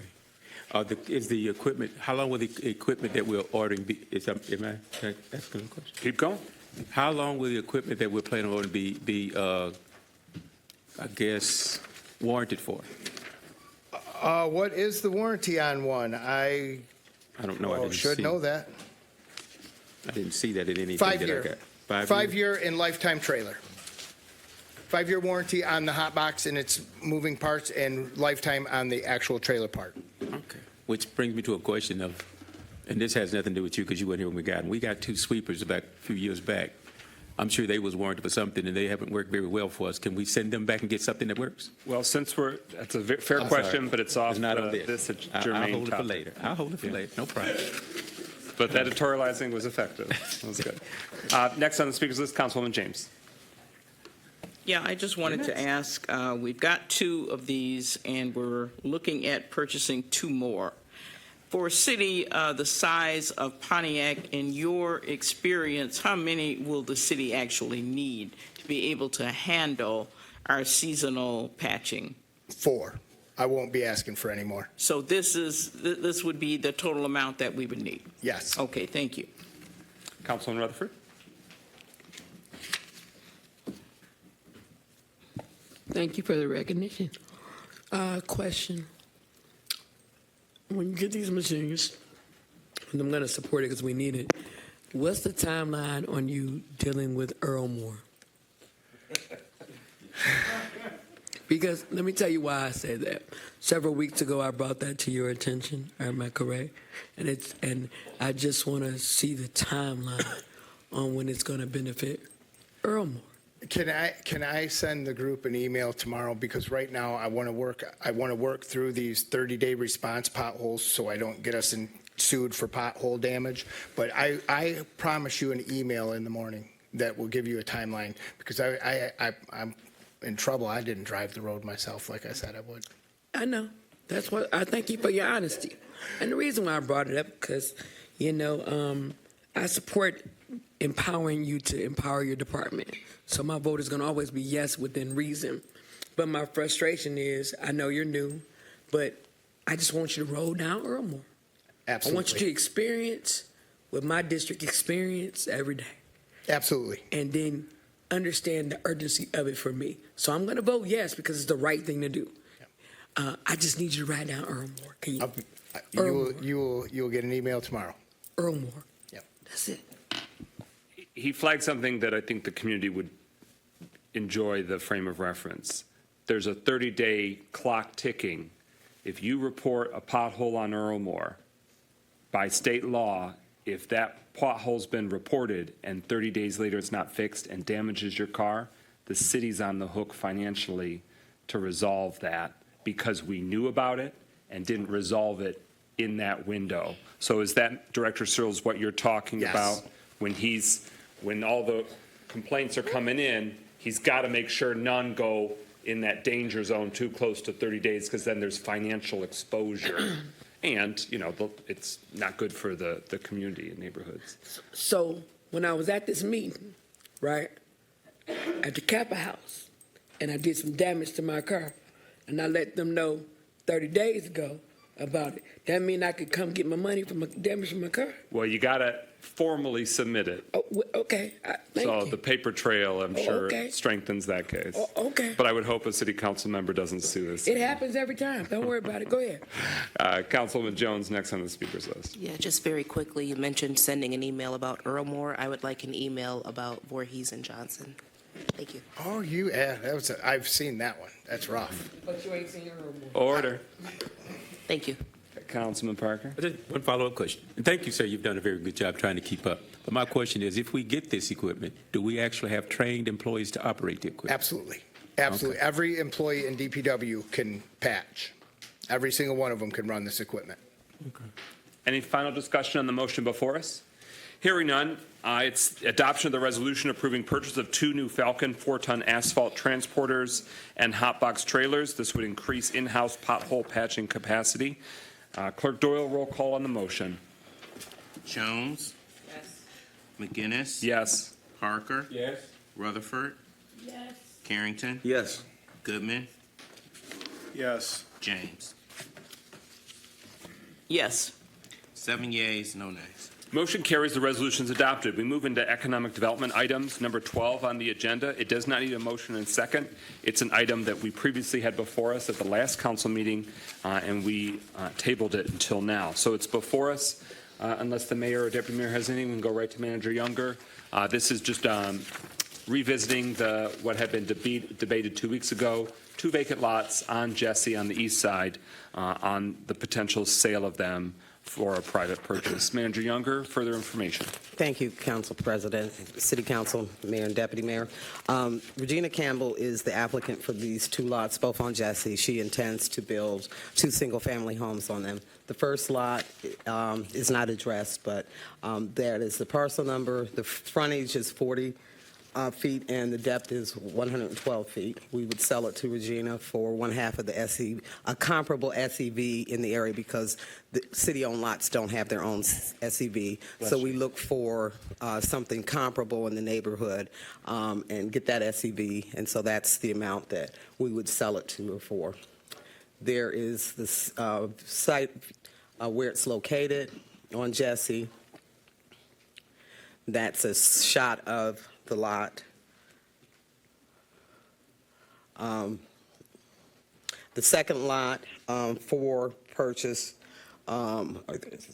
this is another shot, I apologize, of the same lot. The second lot on Jesse, again, parcel number only. The frontage is 40 feet. Depth is 110. We would sell it again to Regina for 1/2 of the SEV, which is $2,185. There it is from the aerial view. There it is from a photographic view. That's it. All right. So 2 weeks ago, we just wanted to make sure that there was clarity for the community and council for which parcels were in question. That's been provided. Any final discussion? Councilman Rutherford. Microphone. Are you sure? Oh, it's flickering. Hello? It's on. Okay. I just want to say it's always exciting that we get more affordable, attainable housing. I believe that's on North Jesse. What district would that be in? The current 7. 7. Okay. The new map, what would it be in? 6. Oh, okay. They can have that. But I just want to say it's always exciting to get new housing. Every day I meet somebody that says they want to buy a house in Pontiac, and sometimes our housing market is not readily available. So let's make this happen. Ms. Campbell has been a builder here for years, and I highly support this. That's all I got. Thought I was in one, but that's okay. Maybe next time. Any final discussion? Hearing no further discussion of council members. No, what? My dad raised his hand in the audience. I was letting him know this isn't time for public. I can't. That's against the rules. Clerk Doyle, roll call on adoption of the resolution approving those sales. McGinnis, Yes. Parker, Yes. Rutherford, Yes. Carrington, Yes. Goodman, Yes. James, Yes. Jones. Yes. 7 yeas, no nays. That motion carries. The resolution's adopted. We're at number 13, resolution to request approval to execute lease with Enterprise Fleet Management for 1 departmental vehicle. This is for operational purposes of the home repair program inspection. Can I have a motion for it? So moved. It's been moved by Councilman Rutherford, seconded by Councilwoman Jones. Anything, Mayor and Deputy Mayor, before we turn it over? Okay, Manager Younger. Thank you. Again, this is to support, we have a building inspector who makes numerous trips to the houses to inspect the program and to inspect the work of the contractors. The person has been using their own vehicle, adding mileage and charging the city for mileage. It makes sense for us to have a vehicle for the home repair program. Also, some of our applicants, a few of them have difficulty getting into filling their paperwork. This would allow us to also be able to go to their homes and get their paperwork if, in fact, they have a disability or reason that they're not able to come into the office and supply us with the paperwork. Okay. Pro Tem Carrington. Yes, this question for the administration. Is currently all our vehicles being used every day, constantly? I'm not understanding if we got all these vehicles out here that we actually can't assign one of our vehicles to that department. You're yielding? Yes, I'm yielding to to the administration for this. Deputy Mayor? So, Councilman Carrington, I cannot answer definitively that all vehicles are being used all day, every day, but I can say that the way the vehicles have been assigned, they should be out in the field, right? We have bought vehicles for field staff who should be spending the majority of their day out in the field. So if a person calls in sick, or if a person has a specific day where they're doing office work, then that vehicle would be generally available. But the way we have been assigning vehicles, they should be, for the most part of the day, out in the field. But I can do an audit to answer that question for you. Pro Tem, I can also share that we have tried to share vehicles with other departments, other divisions, code enforcement, and no reflection on them, but it didn't work out. When our inspector needed to be out, they were out. It just didn't work out. We didn't try any other division, but we did try it with code enforcement, and it just did not work out because they were in the field when our inspector needed to be in the field. Many times contractors call and need immediate attention, and so trying to schedule and be responsive to contractors, or the homeowners for that matter, can call for unscheduled visits. And so we need the ability and flexibility to have our staff person be able to be responsive, and trying to work out schedules with people sharing vehicles just did not work. Okay, and my follow-up question concerning, you said that you paying mileage for the staff to use their own cars. So from a monthly standpoint, how much mileage are you actually paying for a city that's less than 5 or 10 square miles? So I guess I'm not seeing the cost here on a great demand. So can you educate the council on? Sure. For an average home that the inspector goes out, there are several inspections that have to occur. When we first take on the project, the inspector goes out to look at it. They have to then write up the specifications. That may take several trips to go out and write up all the repairs that need to be performed. Then as the contract is let, they have to meet with the contractor on site to make sure that the contractor understands the scope of the project and what is required. Several times during the construction period, the inspector goes out. On an average, the inspector visits one house a minimum of 10 times and often more. That's per home. So you're talking about, although Pontiac is small in size, if you visit one home 10 times on average, you do start to rack up the mileage. And that's on average. We have projects where there are other circumstances that require more attention. We had just recently where a retaining wall was caving in. We had to call the contractor out on an emergency. The staff person came in on Saturday, and this happened several times on one house. So even though Pontiac is small, if you look at 10 on average visits per house, it begins to add up in mileage. And again, the flexibility and ability to be able to be responsive and not have to use their own vehicle, I think, is more cost effective for the city. Okay, so just give me a cost. Per mile, how much is the state mileage fee? On average, she's billing, and I'd have to confirm, but on average, she's probably billing a couple of $1,000 a month. She's billing a couple of $1,000s a month for mileage? When you, again, we've got, for instance, right now, we have 30 houses under construction, right at this very time. And if you talk about visiting those houses regularly during the construction period, it begins to add up. Right now, again, we have 30 houses in construction. Another 30 are going out to bid. So that's 60 houses that are in play right now and requires many visits to those homes.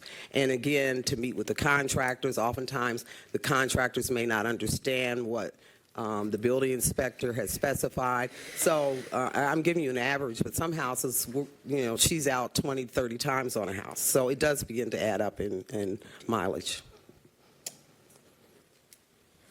No fifth follow-up? Okay. No follow-up. Okay. Yeah. Any further discussion on this motion? Councilwoman Rutherford. I just want to say I see what the inspector does. She's a lot of the time she's on the south side and her driving back and forth. Then she goes from the south side to the north side to the west side to the east side, sometimes 3 or 4 times a day. So I've seen her in the community. So it is a realistic thing to give her a car. And the other reason why it's realistic is because last year we approved to give another department a whole bunch of cars, even though they still haven't got some of them. So if we can give another department some cars, surely we can get this lease done. That's all I really had to say. You're welcome. Thank you. So the City Council has identified this year priority is we've done the obligation of ARPA. Now we need to get the dollars out the door. A big piece of that is home repair program. This is for getting those dollars out the door for the home repair program specifically. And then, of course, on the resident side, we want those homes that need these critical repairs done sooner. Council asked during the budget process, is one inspector enough? So we were concerned about that pinch point there. And if we have another pinch point of logistically, we're slowing down the one inspector, then we shouldn't be surprised when we then get the feedback of the home repairs aren't moving fast enough. We've only done this many dozen homes versus this many hundreds of homes. So please keep flagging for us other efficiencies that we need to make. It might not just be vehicular, but I just wanted to flag that. I can say with certainty, going from various different, from Oneida to Linda Vista to Augusta to Marshbank to Fieldstone, and then maybe another, bounce back in one afternoon would add up a lot, even though we are only 21 square miles. If you're traversing it all the time to go to specific sites, it definitely would be very substantial. Councilman. I just have a question, just to tickle your fancy. Is one inspector enough to do these houses? So far it has been, but what we are going to do is develop an RFP so that we can have another inspector, not that we would hire, but on contract to help if we need that. So far, she's been able to manage that, particularly once we got the program up and running. We built this program from the ground up. They just went to a conference so that cities that have double, triple the staff that we do a comparable amount of home repairs. We're doing it with 2 staff people who are highly efficient and highly effective. Certainly, we could use assistance. We think right now the best way to do would be to contract it. But I can tell you, cities that are larger than us, that have 5, 10 staff people, are doing about the same amount of homes that we're doing per year. And actually, they were shocked that when we told them how many houses we were doing with 2 staff people. And I just want to follow up with that, just saying I know the work you do because I asked a lot of questions. And Sorry. My Angerman, I receive you. See how I did that? That's what we learned. I just want to say you guys are doing an amazing job at getting these home repairs. It's taking longer than what people expected, but greatness takes time. So there you go. Further discussion? We're talking about vehicles, and there's going to be another vehicle discussion, so we'll just clear this question. How many code enforcement inspectors are on the road right now at 9 at night? If it's Thursday, Friday, or Saturday, I would say it's just One. So the bulk of your vehicles would not be used right now. And for Public Works, I would imagine there's no vehicles out on the road right now, meaning all of them are dormant in the parking lot. So if you go out and you see a sea of vehicles tonight, it's because those field vehicles are not currently in the field in the evening. And it would be either here or the Joslin Road Public Works facility, correct? Those would be the bulk of those sites. In the city of Pontiac, staff members are not taking a code enforcement vehicle or a home repair program vehicle home overnight. Correct. Correct, okay. So I just wanted to give that frame of reference. When we look and see those vehicles, it's because it's after hours. Any final discussion on this motion? All right, this is about, does the City Council approve the resolution executing a lease for one departmental vehicle for the home repair program, the ARPA-funded home repair program? Hearing no further discussion, roll call, Clerk Doyle. Parker? Yes. Rutherford? Yes. Carrington? No. Goodman? Yes. James? Yes. Jones. Yes. Yes. That motion carries. The resolution is adopted. We're at number 14 on the agenda, a resolution authorizing the execution of a grant agreement with the state of Michigan, the Eagle Department, for $1 million related to new construction site. What? I had to move it. Oh, okay. Sorry, I didn't know who was speaking. So that's the motion. You're moving it. Who seconds it? Second. It's been moved by Councilman Rutherford, seconded by Councilman Parker. Administration, anything? Yeah, this relates to our ongoing facilitation of development of more housing in the city, including and especially more affordable housing in the city. This relates to the Lighthouse Project at 454 Auburn Road, also known as Auburn Place Apartments. This is a 5-story, 54-unit development that we're very enthusiastic about. And this particular agenda item relates to environmental cleanup of that site to help facilitate this new development. And I'll turn it over to our grants director, Lisa Campbell, to get into the details. Thank you, Mayor. Good evening, Mayor, Deputy Mayor, and Honorable City Council and City of Pontiac. So the mayor summed it up pretty nicely. This grant is specifically for remediating the dirt on the land where this development project is taking place. Any discussion? The next item is about working our budget amendment action. Do you anticipate this award coming this fiscal year? Yes. Okay, well, that's unique, so we'll need to amend the budget accordingly. Any further discussion about receiving this money to utilize site remediation in our city? Councilman Rutherford. Build. That's it. All right, succinct. Hearing no further discussion, roll call, Clerk Doyle on adoption of the resolution. Rutherford. Yes. Harrington. Yes. Goodman. Yes. James. Yes. Jones. Yes. Yes. Yes. 7 yeas, no nays. That motion carries. The resolution is adopted. This should be a swift one if people are feeling swift. Could I have a motion to authorize the posting of budget notice? Moved by Councilman Rutherford, seconded by Councilman Parker. This would be back before us at a future city council meeting to amend the budget to receive that funding, since that is new and unanticipated funds that's coming this fiscal year. Any further discussion? Councilman Rutherford? Timeline when the funding would be here would be voted. So we would be looking to get that funding soon after so that the project can commence. We don't want to hold up the project. Thank you, ma'am. So fiscal year ends June 30th. They're anticipating it would come before June 30. Hearing no further discussion, this will be back before us after the posting. Clerk Doyle, roll call. Harrington. Yes. Goodman. Yes. James. Yes. Jones. Yes. McGinnis. Yes. Parker. Yes. Rutherford. Yes. 7 yeas, no nays. Motion carries. Resolution adopted. We're at number 16. Is there a motion to adopt the So resolution moved. approving the lease rate quote with Enterprise Fleet Management for 2 departmental vehicles with grants and philanthropy for CDBG in-house administration? It was moved by, Me. okay, Councilman Rutherford has moved and Councilwoman Jones has seconded. Mayor Administration, you have the floor. Director Campbell. So we have currently 3 staff working on our HUD grants. So we have our CDBG program manager, our HUD administrator, and our senior program manager who is working on our appropriations, which are HUD funds, and our anticipated home dollars. So one of these vehicles will be for CDBG specifically, and the other vehicle will be for the other HUD grants that we have. So that those staff can go out in the community and do what they need to do whenever they need to go do it and visit their sites and their programs out in the community. And did Oakland County, when they were administering community development block grant funds on behalf of the city, were they using county vehicles? Did their operation use vehicles? That's a great question. I can find out. Yeah. Further discussion on this motion? Councilman Parker, Councilwoman James.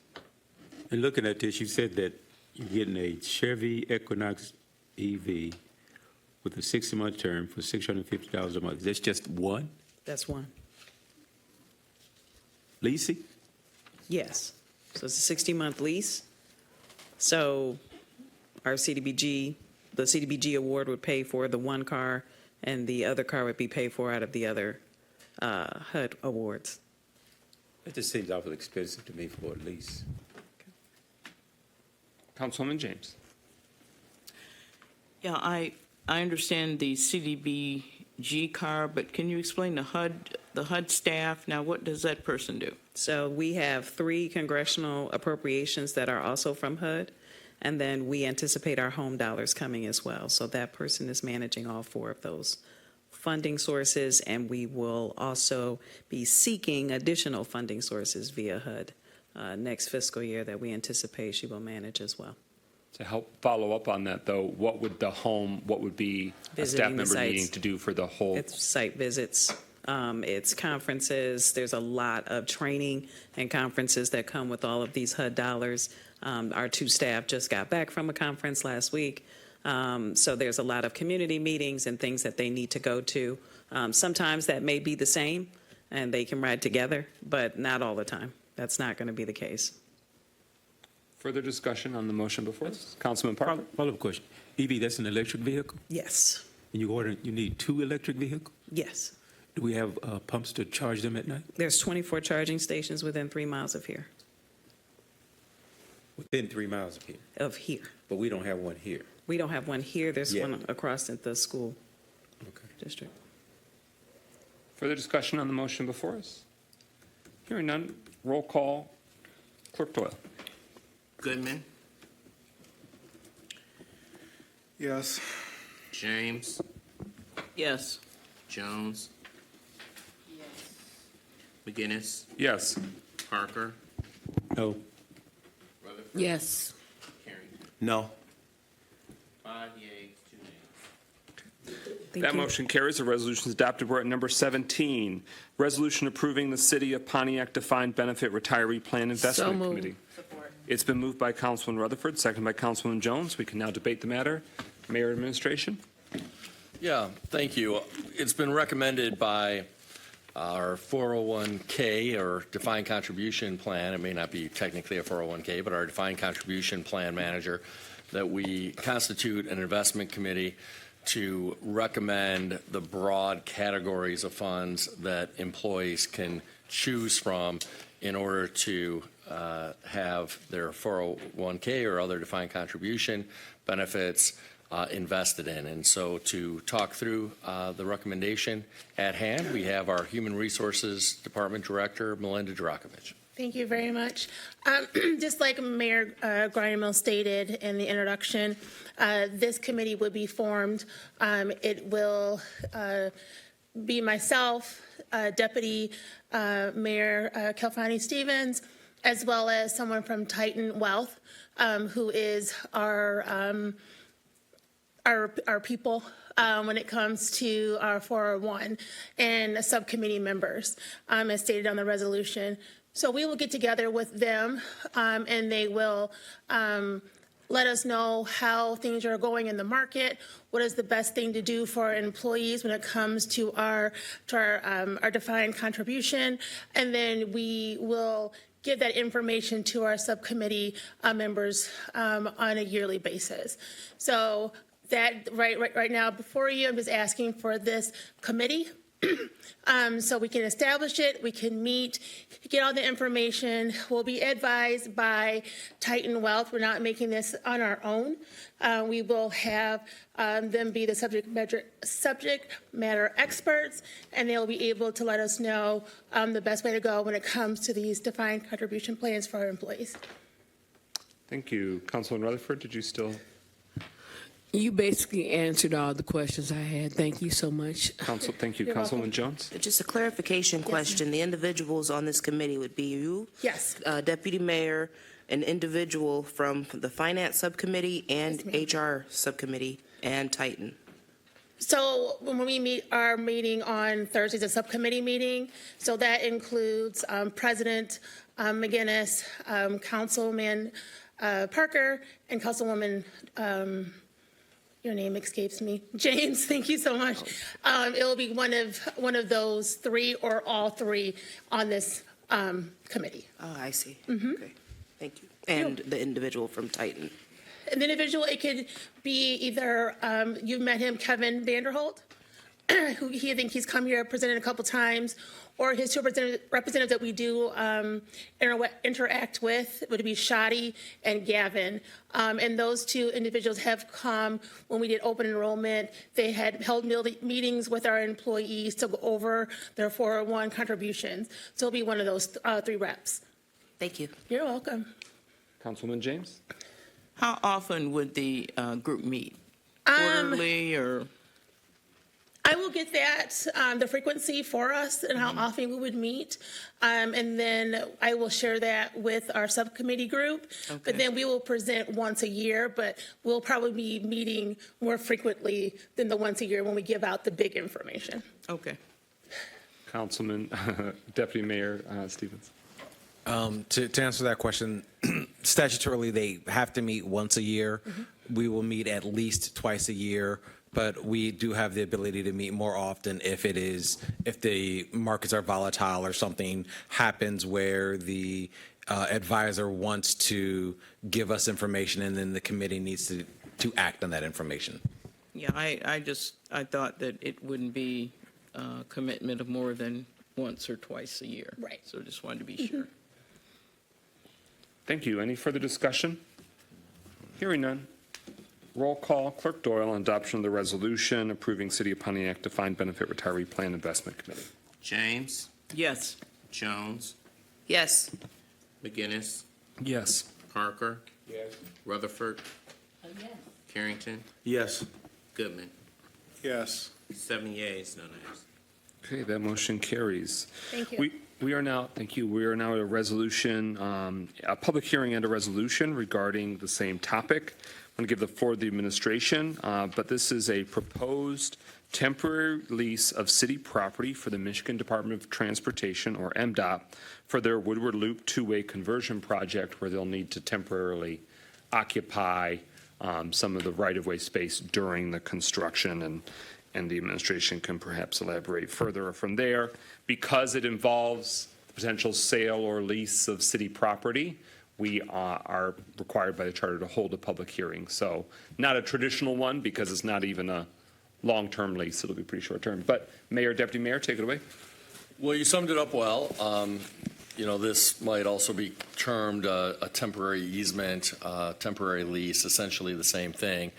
And it's to allow for MDOT and their contractors as they reconfigure the Woodward Loop and do construction on Huron inside the loop as well, to be able to temporarily access city-owned property.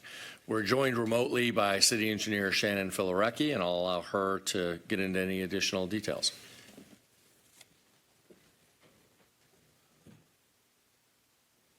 Good evening. I think the mayor has covered that quite clearly. MDOT has requested some easements or the use of some of the city's existing right-of-way during the construction process for the Woodward Loop conversion. It's a temporary use, and then the right-of-way stays with us. They're just basically renting it from us for the duration of construction. Any discussion from council members on the question? Councilman Jones. I could not hear the last couple of sentences that were just said. So if someone who was closer could. City Engineer Filarecki, can you amplify and recap? Just briefly. But I'm sorry, the whole thing or something specific? Just the tail end of what you were just saying. I just couldn't make out what you were saying towards the end. That MDOT requested this easement for renting the right of way. Yeah, so I'm sorry. I'm hearing a lot of other conversation. So the MDOT has some work to do on the Woodward Loop. In order to get that done, they are going to be encroaching on city-owned right-of-way. What they're asking is to pay us to allow us to use, or allow them to use, our existing right-of-way during their construction activities, and then turn it back to us in the exact same condition or better condition when construction is done. So it's basically a rental of our existing right-of-way. They're going to pay us to let them use it during their construction. Thank you. All right, and the resolution speaks to that the compensation total offered in the amount is $8,630. It identifies the impacted parcels. And I'm going to, since the overview has been provided, I'm going to open the public hearing at 9:36 p.m. Any committee member, if you want to speak, please state your name and address, and we'll go from there. It is now open. Anyone wishing to speak? It would have to be on the topic of the Woodward Loop. Yeah, yeah.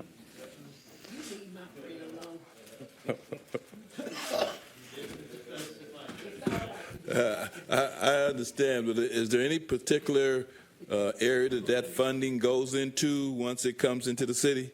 I'd be curious to see where does that funding go once it comes in the city for us, allowing them to use that right away.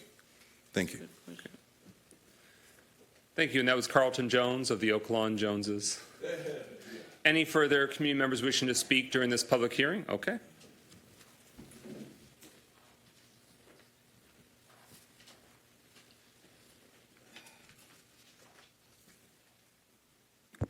Is this going to be in multiple lots, or is it just certain lots, or do we have the specifics of that yet? Thank you. And that was Catherine Desereau of the Colony Lane Desereaus. Any further interest in speaking during the public hearing? Any other requests? Any other requests? Any other requests? Closed at 9:38 p.m. Those are the two questions posed. City Engineer Filarecki, were you able to hear both of those questions? You need me to shout them? Nope, I could hear them very well. So there are currently 7 parcels. The tax IDs are in the packet for City Council's consideration, and the associated rental amounts are with each one of those. So there are 7 parcels of land that the city currently owns and uses as right-of-way that MDOT is looking to utilize. I do not have a map of those, but we can definitely get something to City Council if you're looking for a map of where those are. But the tax IDs are listed in the packet. Would you like me to read them off? That's okay. I could just overview them with the in-room volume. There's Woodward Avenue, and Woodward Avenue, the ones that are existing addresses. But so they are right-of-ways along the existing easement of the Woodward Loop area. City Engineer Filarecki, is there any exception to that? Some sort of off-site parcel where they're going to use as a base of operation? Nope, they are all adjacent to the Woodward Loop. Okay. Mr. McGinnis, there's currently a meeting going on. You could take your conversations outside. And then the question about, is there a dedicated fund place for where those, So these are, this is a major roadway project. I would assume that the funds for the use of the right-of-way would go back into the major road fund, but that is definitely something that we can look into for you. Okay. All right. And The grand total of the lease amount is $8,630. All right. So the public hearing has been conducted. Is there a motion to adopt the resolution authorizing? Support. You moved and supported last week. Oh, you're right. Thank you. No motion is needed because it was on the agenda last time. We moved it and postponed it so that way we could do the public hearing first. Thank you, Clerk Doyle, Eagle Eye Garland. So that's before us. We are discussing that resolution now. Any further discussion? Any further discussion? Hearing none, roll call on adoption of the resolution. Clerk Doyle. Jones, Yes. McGinnis, Yes. Parker, Yes. Rutherford, Yes. Carrington, Yes. Yes. Yes. 7 yeas, no nays. That motion carries. The resolution is adopted. We are at number 20 on the resolution. This is a first reading of a municipal ordinance text amendment to amend Chapter 22, Article 6, Sections 22-806 and 22-821 to amend regulations and requirements for non-compliant rental property escrow. Is there a motion to? So moved. Support. It's been moved by Councilwoman Rutherford, seconded by Councilman Parker. So this will be the first of at least 2 readings. It's now before us. We give the floor to the administration. Mayor? Yeah, I just want to introduce the topic before I turn it over to the real expert, our code enforcement manager, Jack McIntyre. But part of these proposed amendments are designed to fix a problem that has occurred in certain situations where the escrow ordinance is such that, okay, it's nice that people don't have to pay rent for a period of time because the property is out of compliance, but it doesn't necessarily help get the property quickly into compliance. And so, sure, they're living rent-free, but they're also living in substandard housing that's not actually both registered and certified. And with that, I'll turn it over to our code enforcement manager, Mr. McIntyre, to get into additional details. Sure. Thank you, Mayor, Deputy Mayor, Council, and Mr. Clerk. So just a brief history. I came in 2022. We quickly realized that we had an abundant amount of properties that weren't either registered as rental properties, and if they were, many were not certified or hadn't been certified in quite some time. So several folks assembled to have discussions about that. Councilman Goodman was one of those folks, along with the mayor and myself, and we started talking about strategies to make landlords accountable for their rental properties that were not in up to code or in registered or recently certified. So on August 1st of 23, I've mentioned this before, I turned 60, but in addition to that, as a 7-0 vote, this council passed a amendment to our rental ordinance to include this escrow program. Shortly thereafter, we realized that there were some definitions that we needed to clarify in terms of what some people would consider non-traditional rental properties. So we came back before you and brought that forward to make sure that we could include those, in particular co-ops that operate as we define it as a rental property. So then that happened. Over the course of the last year and a half, we've had to develop some policies and procedures in how we enforce the escrow ordinance. And as the mayor mentioned, one of the things that kind of becomes a gap is getting the work done. So we've done a lot of work in the court. I've been to a lot of meetings to talk about how Judge Walker has been very supportive and in some cases giving us orders to actually enter properties and make corrections. But we felt, I started having conversations with Jake, who's in the audience today, our city attorney, who operates as our prosecutor for all of our code enforcement cases every Monday and now second Tuesday, fourth Tuesday, second Thursday, and fourth Thursday as we add more dates to the dockets. And Jake was able to also agree that there were some things that he felt that needed to be tied up, some things tidied up in the ordinance, and so that's what we're bringing before you today. Okay. Thank you, Jack. At this time, if council have any questions concerning this, is the first reading, so it's a good time to ask all your questions that you need. Councilwoman Rutherford, you have the floor. Good evening, Jack. Mr. McIntyre, I have a question. And this is something that people don't bring up, but it's about when we put the money in escrow. Why is it that there's been a disconnect once the repairs are done that the money isn't being given to the landlords? And the reason why I'm asking that, I know the money, they get to keep it after a month, but we are setting people up for failure because what happens when they finally make the repairs? Now, I'm asking this because I have several people who use the escrow program. Some of them have used it for 6 to 8 months. One of them used it 14 months. And when it finally came back into compliance, now they're facing eviction because there's a disconnect telling them, hey, that money still has to stay in there and you still have to keep paying. So my first question is, what are we doing to better educate these people, these individuals, about how this is going to work? Because eventually all that back pay rent has to be paid and there's a disconnect. So that's my first question. So the way the ordinance is structured now, someone puts their money into escrow, and the way the ordinance reads now is after 30 days, if that landlord has not come into compliance with that property, that money is fully refunded to those tenants.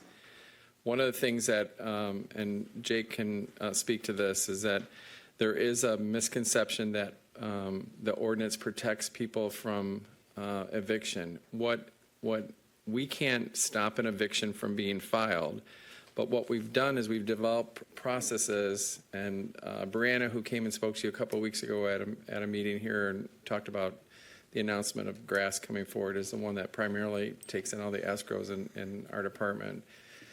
Brianna, if in fact someone does file for an eviction during the process of an escrow, when an escrow is in place, then we appear on those landlord-tenant cases, and we let the judge that's overseeing that landlord-tenant case know that property, that tenant or that resident, in this case, the defendant of that case, is currently has enrolled in an escrow in the city department. And we've had very good success with judges supporting the ordinance that we put in place, supporting the tenant. The money, unless they filed a civil claim at a higher court, my understanding is that the money still would stay with the tenant. The one thing that you kind of mentioned about the education, I think, is really important, and that's one of the things that I think is nice about this amended ordinance, is that we kind of include processes that we had to put in place as we were going along. We actually have them now listed in the ordinance. There's something that the tenant is going to have to fill out, and we do have a process. So they initially meet with Brianna to get the escrow set up, and then before they leave, they follow up with either Clarence, our assistant manager, or myself, and we have a very, in-depth conversation about what the expectations are for them, and then also encourage them to look into the future about where they'd be better served, and that this may be an opportunity for them to put some money aside to eventually land in a place that is more successful for them. To date, we've done just under 300 escrows. I would say that the response is what we had hoped for in terms of landlords coming forward and wanting to make sure that their units are certified so they don't have tenants that put their money in escrow with us. So I think we got a better result than I think we even anticipated.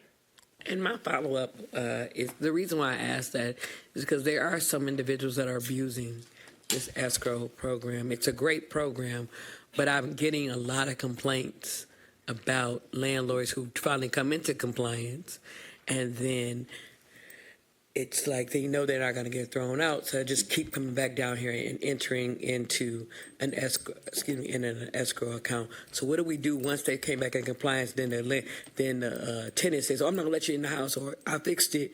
I'm going to go back in escrow." We got to be fair. Like I have to be the devil's advocate, because on both sides of the fence, I hear both sides. But if you got it for 18 months, the longest was 14 that I'm aware of, and then you literally keep coming back down here, or you put it in your bankruptcy for your rent, what are we going to do about that for the landlords? We just got to be fair. That's where I'm at with it. No, I agree with you. I don't want anybody to take advantage of this. This is an opportunity for people to advance forward, and to our eventual goal is to land them in a situation where it's certified. We move those when someone comes in and applies or requests to put their money in escrow. We look immediately in the system to verify whether or not the unit is certified or not registered. My response to a lot of landlords have been, in the old world 25, 30 years ago, when I first started in this business, nobody would ever move anybody into a unit before they got permission from the city, from the building department or the code enforcement department, whoever was certifying those. Somehow over the years we got away from that process, and people are just moving them in and waiting to get caught. That's how I view it. So So we have a program now that is holding landlords accountable. It's working. We're getting landlords that are coming in on a regular basis to make sure their properties are registered, make sure they're getting inspected and certified. If they come into compliance before those 30 days are up, for the days that they weren't in compliance, then that money is refunded to the tenant. For the days that they have corrected, and I just had one today that although it's only 9 days, but 9 days of that 30 days will be reimbursed to the landlord. And so I see it being we're achieving exactly what we kind of set out to do. We're holding landlords accountable and making sure that they're having people in safe housing. To your point, are there people that are taking advantage of it? Yes. So part of the ordinance in here kind of spells out more of a 3-month process. So, and we do immediately write a ticket and start getting the landlord into court quicker. Even in some of those situations, the landlord doesn't follow through and get the unit certified, and in those cases, we've been asking the judge for orders to enter the property and correct those. Okay, thank you. Thank you. Next on the list to speak is Councilman Goodman. Hello, Jack. Hi. I said I'm not going to play devil's advocate. I'm going to play people's advocate. So I think a really important thing that I think might get misconstrued in what was said previously. There is no back rent that is owed from the tenant to the landlord if the landlord's not in compliance. Correct. The way the ordinance is written, the money is refunded to the tenant. Right. Now, if they came into compliance during the month, like you said, the money that is, like the time that they are in compliance, they are eligible to receive that rent. But there's no back rent otherwise. That's correct. Thank you. So that's just a really important part because I don't want it to get misconstrued that if you participate in the escrow program, you magically now owe back 7 months of rent when your landlord wasn't doing their job. If it's not in compliance, they're not eligible for rent. Now, I think a really important thing that you mentioned with like the 30-day thing, I don't know if this gets to the other thing that we were trying to address with this ordinance, or one of the changes that we were trying to address, which is trying to get an abatement order after, an extended period of time. Where are we at with that, or how does that play into this? I know that it's kind of like the same window of about 3 months. I didn't know how we came along with the abatement part of it. You mean abatement is in terms of correcting? Right. Like, so for example, after, let's say 3 months, the landlord still hasn't come into compliance, being able to go in, abate the property, charge it to the tax roll, and solve it that way. Yeah, so typically, someone appears in court, if they default or they're not in compliance and they're defaulted that way, then usually 21 days after that, we can show cause them back into court. So if things run the way they normally do, and we don't have a big backlog of court cases, I mean, within 2 months, we could probably be in front of the judge asking for an order for an abatement. I think, separate of this, I think one of the things that we should probably figure out is like some sort of like standard like window for after a certain point, we just by procedure go to try to get that abatement. Because like as a person who, if the landlord's not going to fix it, I personally have no issue with someone, being able to like not pay the landlord if they're being screwed over. But I think like inherently, to the mayor's point, we should be making sure that not only the people are not being screwed over, but that they're living in safe housing. And if the landlord's not going to do that, like I would say that the city has some responsibility of helping out there. And if we can create some sort of process for that, it would be really helpful in the long run, separate of what we're trying to do here. Yeah.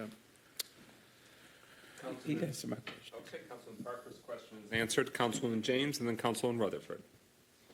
Yes, do you have a copy of this change, the ordinance, in front of you, Jack? Yes.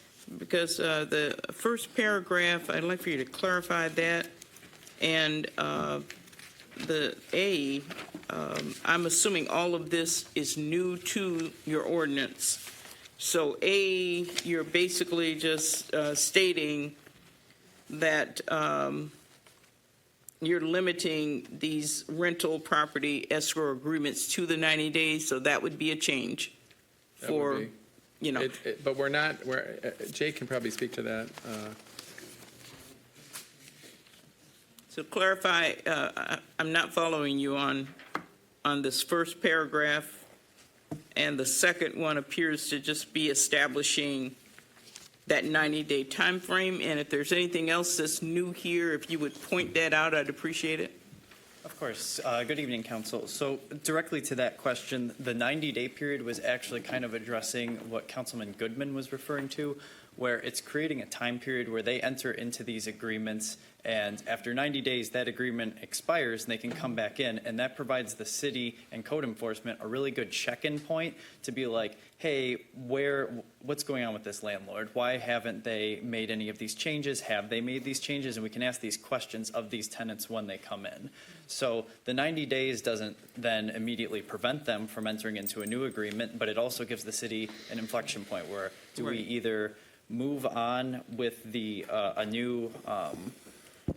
a new escrow agreement with this individual, or do we just go to the heightened penalty section, which is an addition to this found at the end, where unlike the traditional code enforcement penalties where it goes in the graduated system of $100, $300, $500, this one actually allows, under this particular ordinance, immediate $500 penalties, and it specifically puts in there abatement of the unit to make it safe and livable.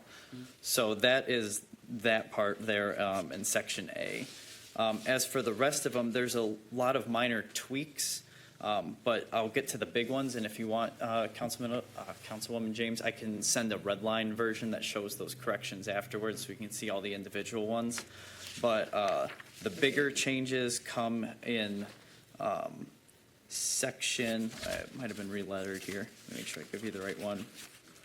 Section F, where we actually establish a lot of the policies or codify a lot of the policies that code enforcement has been using with these agreements that already exist, but now there's a more spelled out requirement, so the tenants are more aware, the landlords are more aware of what the requirements are.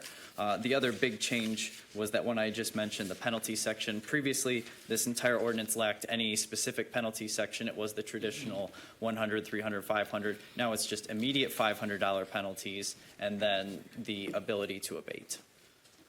Yes, it would be helpful to have a red line version so that we could know what is being added to the ordinance. Of course. And this is a first reading. But since he's at the microphone for the first time, can we congratulate City Attorney Jake Mertes? He got married this weekend and didn't even take any time off. Congratulations, and thank you for your continued hard work for Pontiac. But we'll keep the conversation going. Councilman Rutherford, followed by Councilman Parker. This is a question for Jack. You stated earlier that people have been abusing the escrow account. And the reason why I want to point that out is because there are people that are literally abusing this program. So in the future, what are we going to do to make it more balanced? It can't just be whatever happens, happens to the landlord, or we make them fix up the property, and then there's no accountability on both sides. If accountability never happens, then responsibility will never come. And as a renter for 23 and a half years, I had to have accountability so I can then become responsible. So I'm asking you guys to navigate that differently, because at the end of the day, we can't keep letting people lose money once they've done the work. Yeah. And that's my issue, because currently there are people who literally have stopped paying their rent when the landlord has repaired the property, and that's not fair. So just to be clear, when they come in, before we even start an escrow, we go out and do an inspection of the property just to verify the claims that they have and assess the conditions of the property. As soon as a landlord has come into compliance, and trust me on this, once they find out that their tenant has put the money in escrow, they're very available to schedule inspections and to get things done. We built in the original ordinance, and we've continued it in this amended ordinance, that if a tenant in any way does not cooperate with the repairs, then we immediately suspend the escrow, and they are not allowed to continue in the escrow. And then as soon as the repairs are made, and as soon as they get certified, within minutes, we did it today, we had a landlord come in, he showed that he had got a final on his inspection. We immediately set communication to the Treasury Department to let them know that the escrow was suspended. in a lot of the situations where those people had extended escrows, one in particular, he was the only person in that whole apartment complex or living space that had done it. And I had many meetings with the owner. The owner had a list of things that had to be done, not just for the person that had their property or their rent in escrow, but for all the people, all the residents living in that building. There was a lot of what I would consider serious violations going on at the property.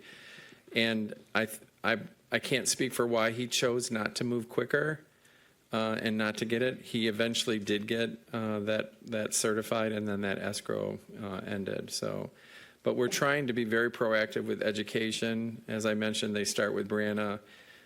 She explains it before we go, before they leave. They have a conversation either with Clarence or myself, and we let them know we're watching this very closely. We make every effort to get a hold of the owner right away and try to move that process as quickly as possible. And my follow-up is, do you guys give anybody the booklet that they give out, Renters' Rights 101? Are you familiar with that booklet? Yes. So I think we should, to the administration, we need to order more copies of that so that renters know their rights as well, so it plays both sides of the coin. Yeah. That's all. Thank you so much. You're welcome. Thank you. Councilman Parker? Thank you, sir. Mr. McIntyre, thank you for all the hard work that you're doing. My question is, because we do have a lot of co-ops within the city, does it also apply to co-ops? Yes, sir. And can you further explain that? Because one of the problems I know we've had with co-ops is that they say it doesn't apply. And the fact that a lot of the residents, it seems to take a long time for the management team to fix issues, and they expect that while there's a running clock. And so it may take me 3 months, but I'm expecting 3 months back of monies when I do get it fixed. So have we, I think I've heard you've rectified that issue, but just for clarity.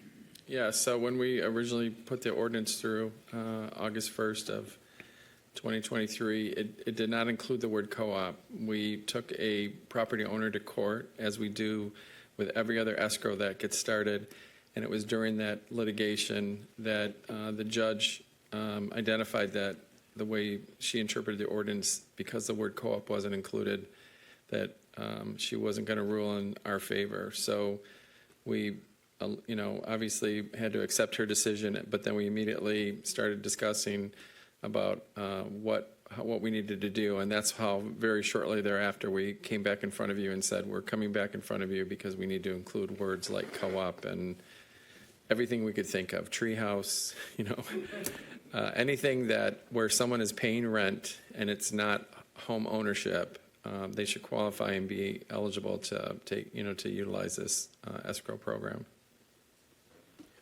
Follow-up question, though. If it takes the landlord, I think this does address it, if it takes the landlords an inordinate amount of time, and I think you did say that the resident does not owe any back charges until it's fixed. The way the ordinance is written, the money is refunded to the tenant until the landlord makes the corrections and gets the property certified, and then at that point, based on where they are in the middle of the period, whatever period of time it wasn't certified would be reimbursed to the tenant. The other portion, once it's certified, would then go to the landlord. Is there, last follow-up question. One last follow-up. Is there any way then that, because I know people like to manipulate stuff, is there any way then that you can manipulate the back charge and make it be something to do with HUD recertification?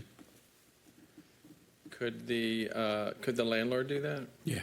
Well, part of the ordinance includes a kind of a retaliation portion of the ordinance that if we can show that there's retaliation, then we can support them in that process. But as I mentioned, to date, we've had a very positive response from all the judges, and I think a big part of that is because we appear. So when folks are, when there is an eviction filed, which we can't stop them from filing an eviction, then we appear on those dates, and I think because we're appearing there and we're giving all the information and being asked a lot of questions about the current status, I think we're getting a positive result from all the judges.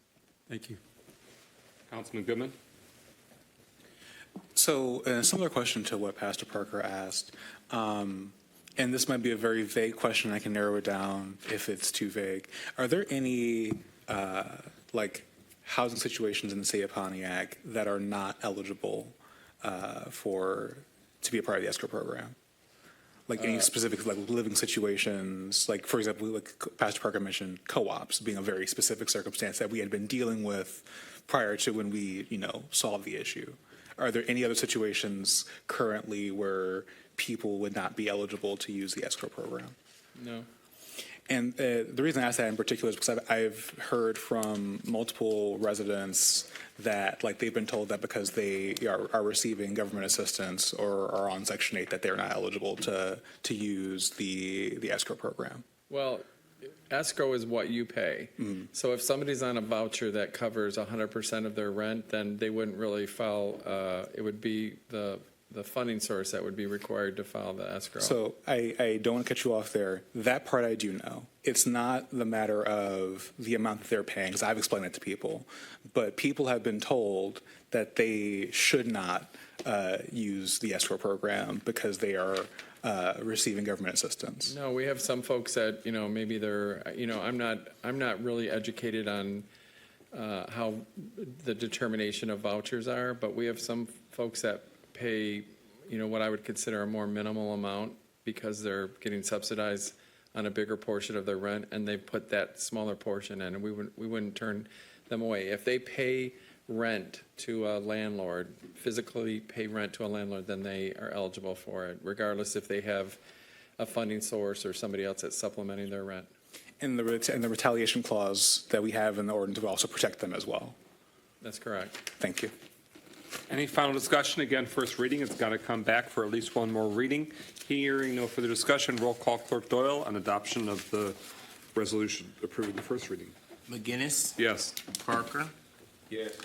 Rutherford? Yes. Carrington? Yes. Goodman? Yes. James? Yes. Jones? Yes. Excuse me, 7 yeas, no nays. That motion carries. The resolution is adopted. It'll be back before us for a second reading. We're at number 21, adoption of an ordinance to amend the non-vehicular noise ordinance 4, section 58-201. This is a second reading. It's been moved by Councilman Jones. Is there a second? It's been moved by Councilman Jones, seconded by Councilman Parker. We give the floor to the mayor, and this is the second reading, so it was before us 2 weeks ago. Mayor Administration, you have the floor.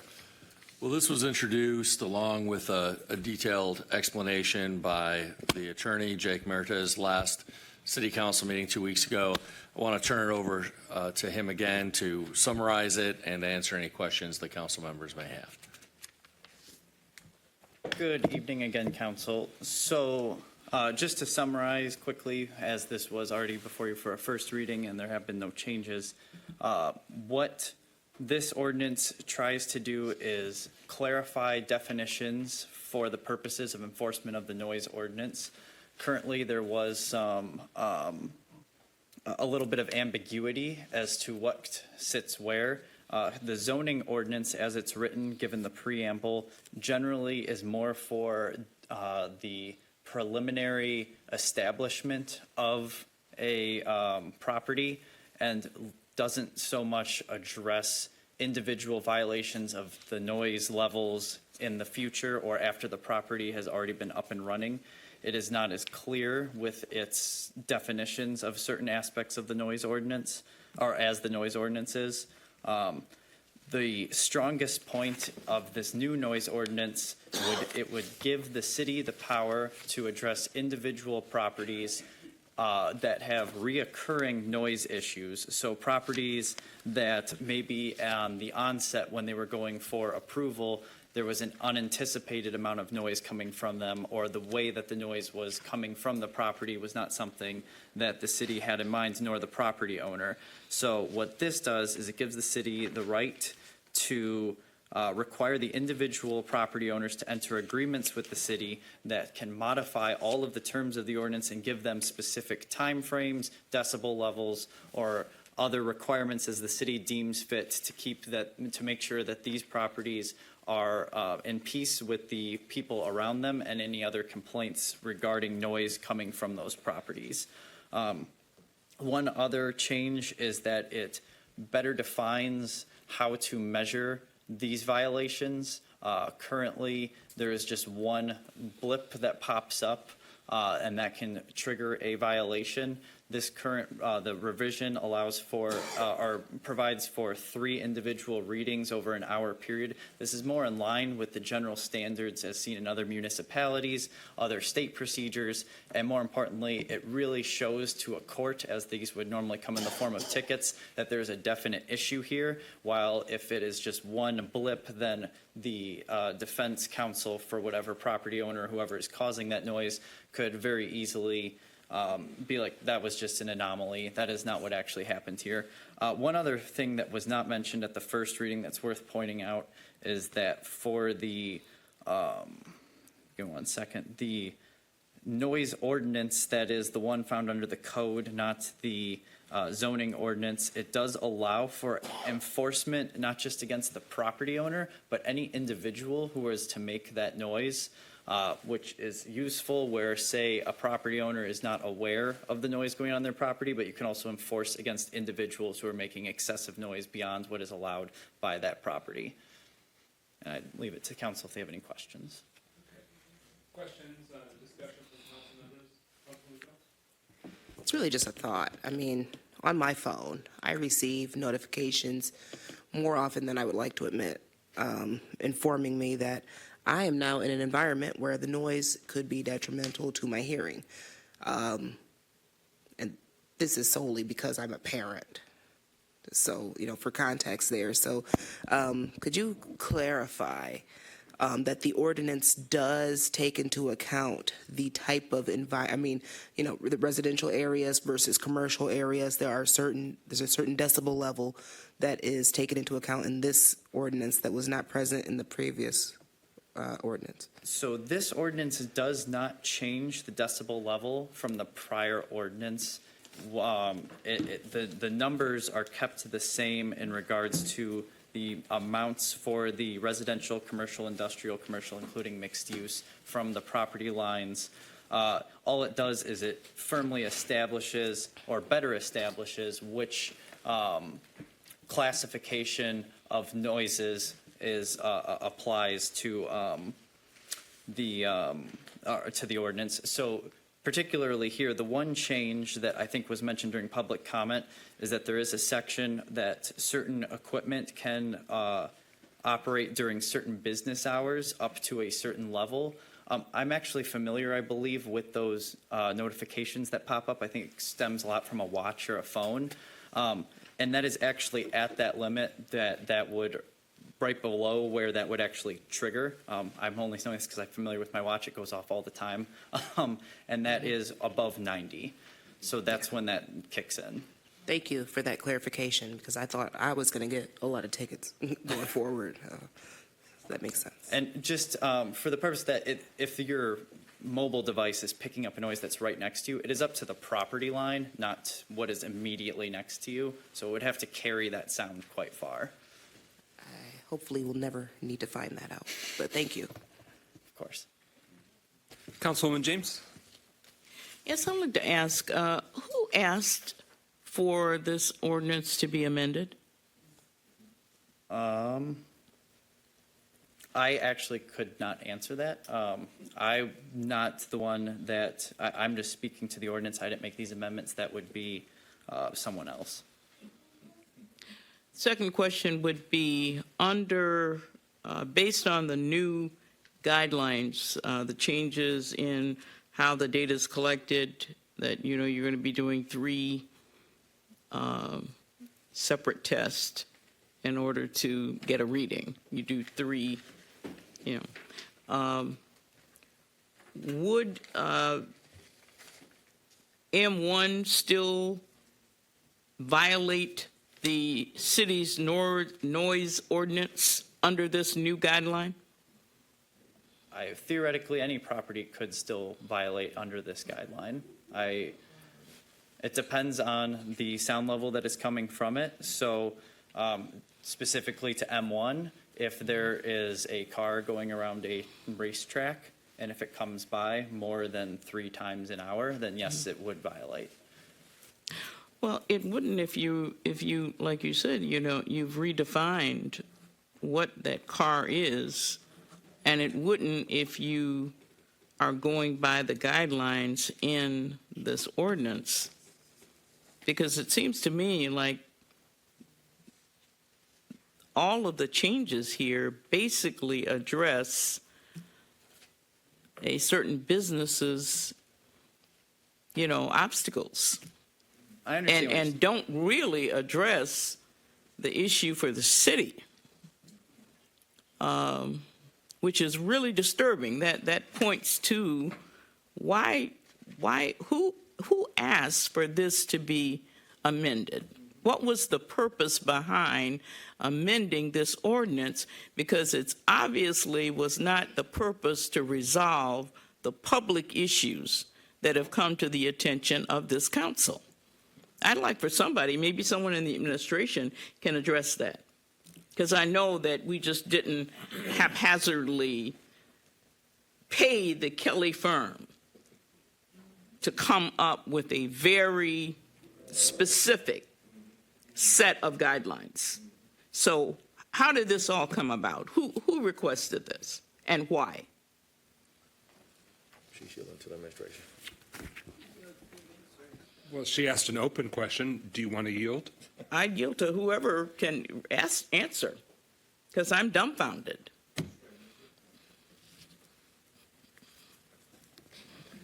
Neither administration members raising their hand. Okay, what was shared last week was about increasing the city's ability to enforce more strongly.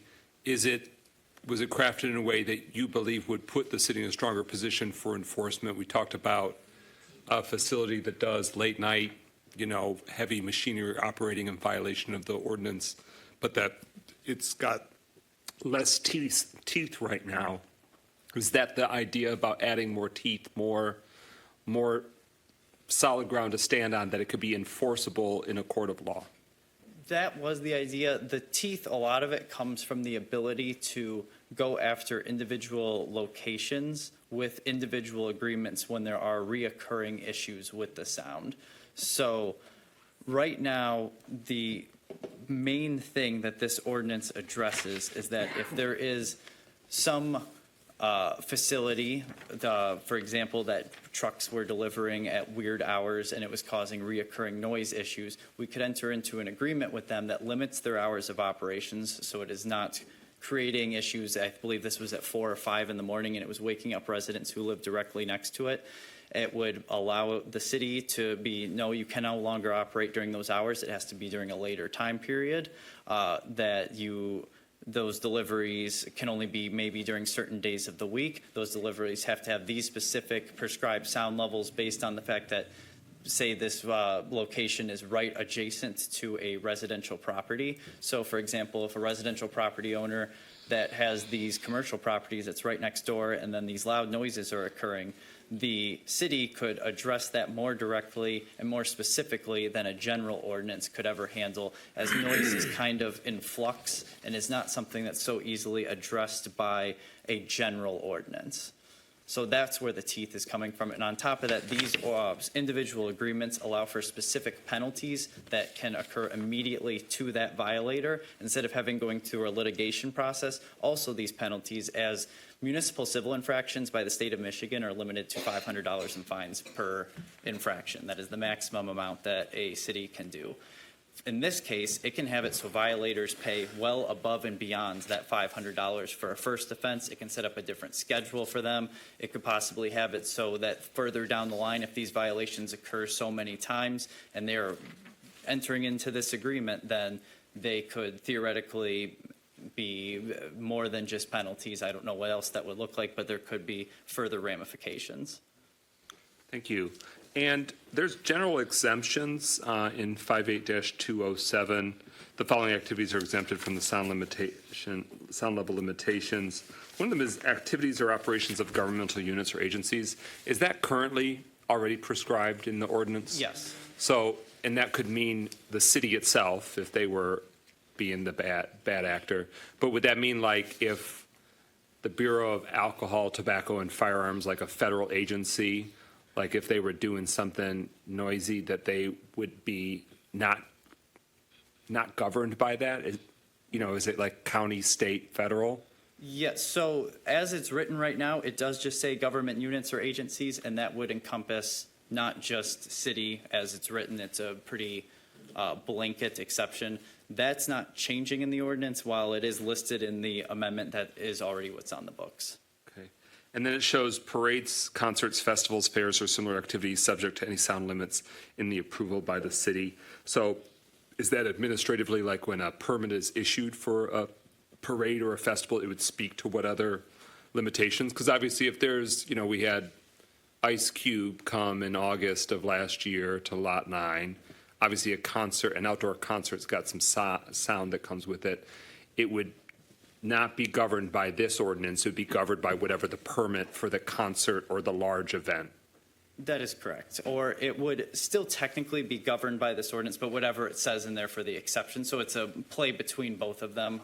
That's just more of a practically speaking standpoint, because once you enter into an agreement with the city, there's a good chance they're not going to rewrite the ordinance for the entire time, but it may just change some time limitations or change some decibel level limits. Okay. Other, Pro Tem Carrington? Yes, thank you, President McGinnis. I guess the ordinance does look improved, but I have a question concerning section 58-205, where it says 90 dBAs. And what's the difference between that and table 1? Says use of property receiving the sound. You have 7 a.m. to 10 p.m. and then 10 p.m. to 7 a.m. But you have all lower dBAs. So was 90 the set dBA in the previous ordinance, or is that the new, and that's what is triggering a lot of the contention as we discuss this particular ordinance? 90 was in the previous ordinance. So 90 was in the previous ordinance? Correct. Okay.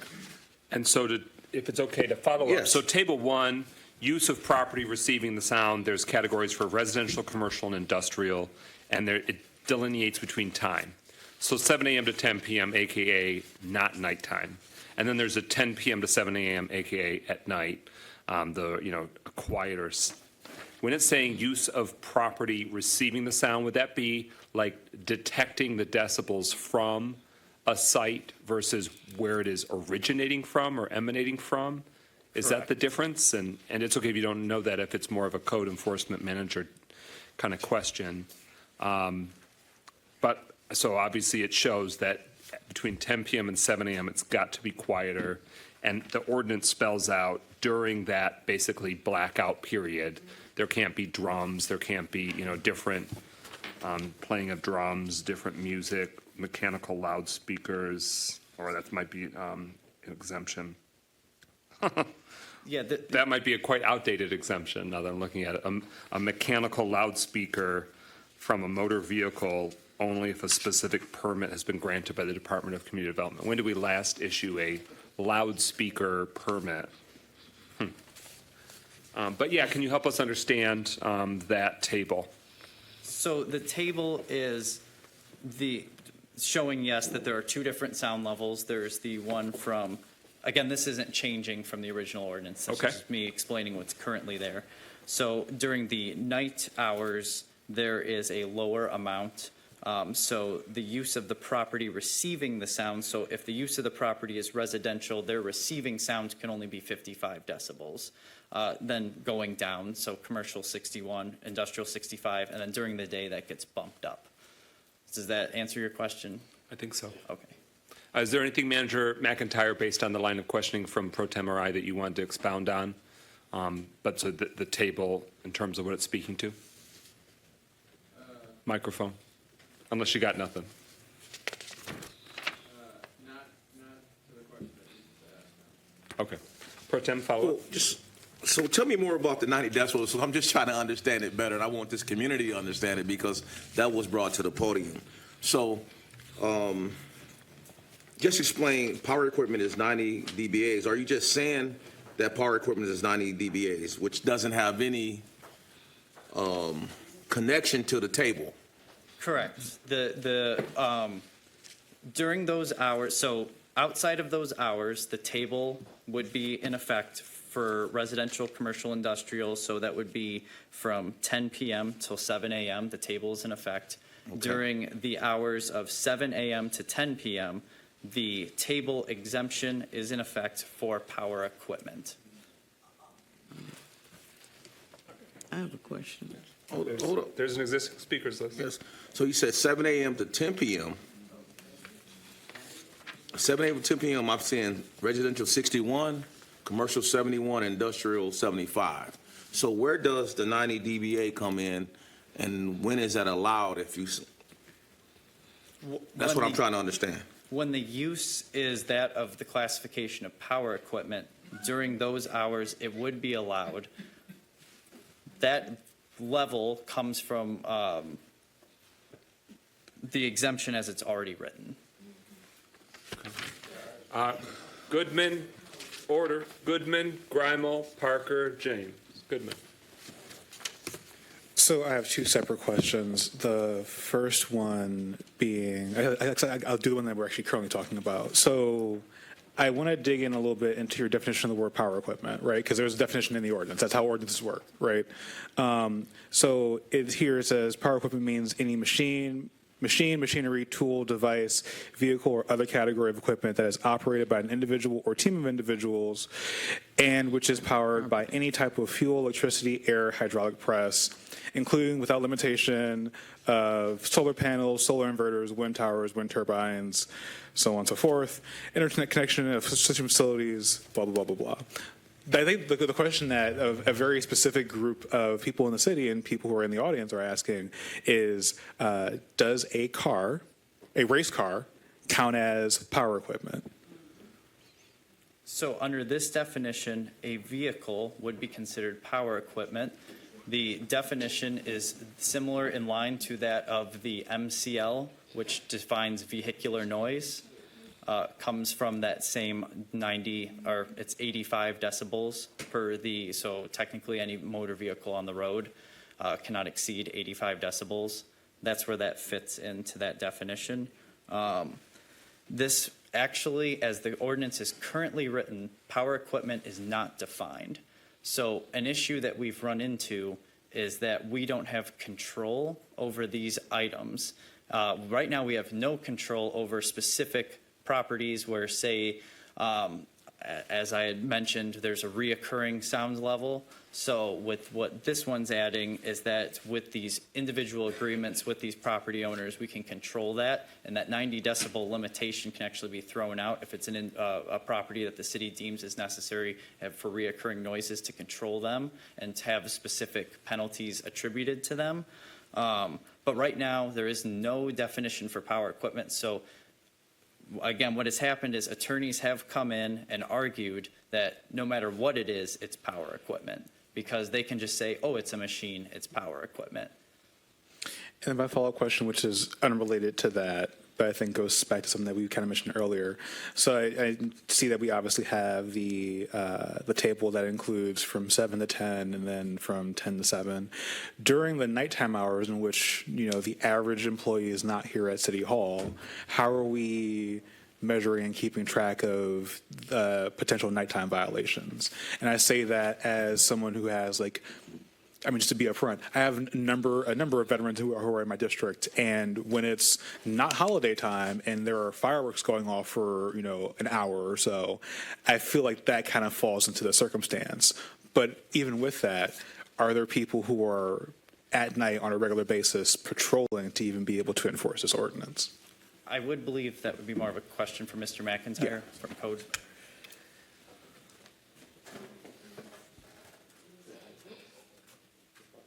So what we've done, this is the part of the question I wanted to answer. What we've done, I will tell you that this has been probably one of the most challenging ordinances to enforce, and it's required extra manpower at times, a lot of community involvement. I've got a lot of folks that live in the area that would call, and so I do have some staff that work regularly at night. Particularly Thursday, Friday. That may change to include another evening, but Thursday, Friday, and Saturday. So there are staff available. And what we started doing was noticing patterns of certain days in that, and so then we would make staff available to especially staff that live locally, to be available. We bought extra sound devices so that, in fact, one person that lives very close that works for me in my department lives very close to M1, and so very routinely he takes a sound meter home with him, and if the activity starts, then he starts recording it. I guess my question with that is like I feel like there are limitations to our ability, especially to enforce this at night. Like that's where really where I'm digging into, because I think it's really important to make sure that our neighborhoods are of reasonable volume. And as someone who, like, I play 3 instruments. I was reading this ordinance when it first came out. I'm like, making sure that I don't violate it because I have amps and drums and all that stuff. But again, like it has kind of become a problem that I've noticed both where I live at and for my neighbors, that again, like we have this ordinance. If we pass it, I mean, even regardless of that, we have something that says the amount of noise that you make at night is, there is a limit to it. But I think that possibly we may need to hire additional people to have someone who's working every night throughout the week, because it's good to have the ordinance, but if we don't have someone enforcing it during those hours in which the rest of us aren't here, I think that's really an important thing. We rely, obviously we rely on the public. There, in addition to this, another definition of that equipment is a stamping activity that occurs near Columbia, that we've now got people on my staff kind of monitoring, because we're getting a lot of calls from Columbia and Baldwin area about this noise that they're hearing during the evening that involves like a loud stamping. So in this situation we could utilize the ordinance in that situation as well. It's not just vehicles. Mayor Greimel. What I was going to explain has already been explained by others. Councilman Parker. Mr. McIntyre, you said that you got a lot of community input in regards to the sound level, and that the 90 decibels was already in the ordinance. What made us switch vehicles to power equipment just because they're not on the public right-of-way? What was the question? What made us switch vehicles that's not on the public right-of-way, give them a higher decibel level? I'm not, that would probably be a question for Jay. Well, maybe I didn't explain it right. It said the amendment will allow for a vehicle not on the public right-of-way to be considered power equipment. And then we go down to section 58.205, and it says reading within 1 hour which exceed the ordinance maximum, which for power equipment is 90. So what made us change a vehicle to power equipment? My understanding was that was because it's not on the right-of-way. To include equipment in addition to vehicles. So, but we changed the vehicle just because it's not on the public street to a higher level. According to the ordinance, we changed a vehicle just because it's not riding on the public streets to a higher level. How do we get there? well, I will tell you, when I first kind of got involved in having these discussions, many of our readings were already exceeding that amount. Some were, 65, 67, but many of them were in the 90s, some were in the hundreds. So if I had a wish list when we first started having discussions about this, and speaking to Councilwoman James' original question, I would be one of the people that wanted some kind of better regulation on ensuring that the enforcement that we were doing was going to not be something that we'd have to constantly try to challenge in court. And for anybody that participated in those court hearings, it was very difficult because the opposing attorney oftentimes would, and it's true, there'd be a plane flying above, or there'd be, and now I'm talking particularly about one location that we were capturing a lot of readings from. There were times where you'd get out there and it would happen so quickly that even though you captured it on a phone, it would last maybe seconds, that level of sound. So my initial request was, can't we create something that's going to be in a condensed period of time where this is repeatedly happening?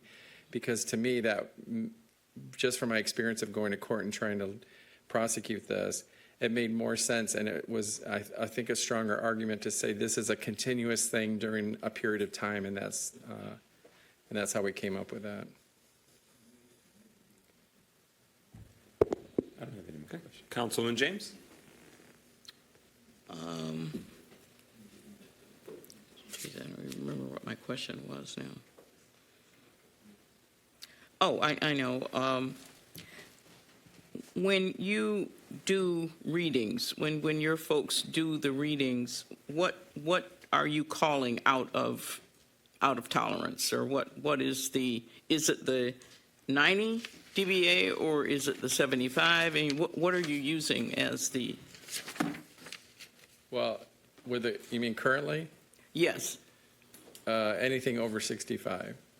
Anything over 65. So the previous tickets that were written for infractions over 65? That's correct. Okay. So if we adopted this, future tickets that you wrote would only be written for infractions over the 95 or the 90? No. It wouldn't involve, Jake, do you want to speak to that? So what code is doing is that any infractions generally would be 61 from 7 a.m. to 10 p.m. And from 10 p.m. to 7 a.m. it would be 55.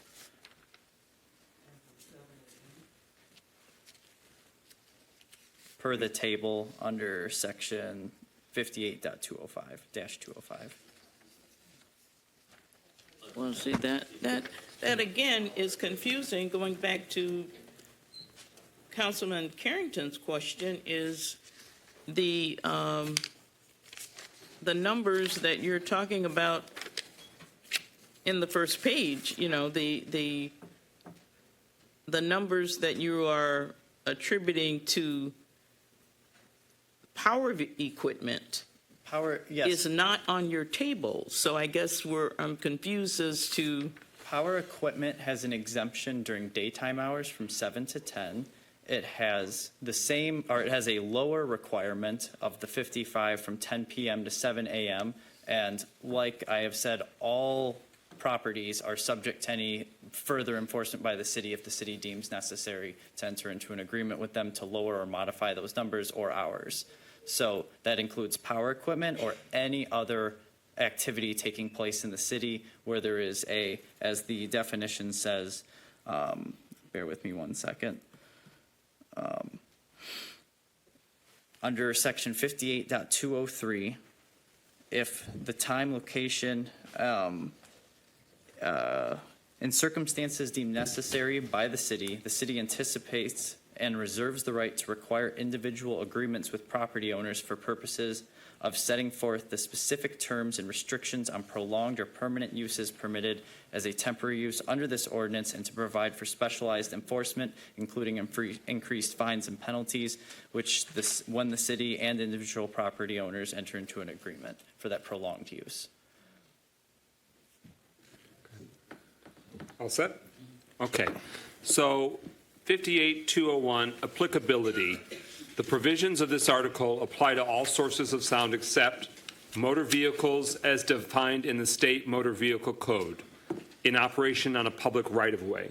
So to Councilman Parker's question, that's part of the designation because everything in a public right-of-way is under the state law that's governed by the state motor vehicle code. Do we got that right? Correct. Okay. And then 2, aircraft in flight or in operation at airport, meaning we as a municipality.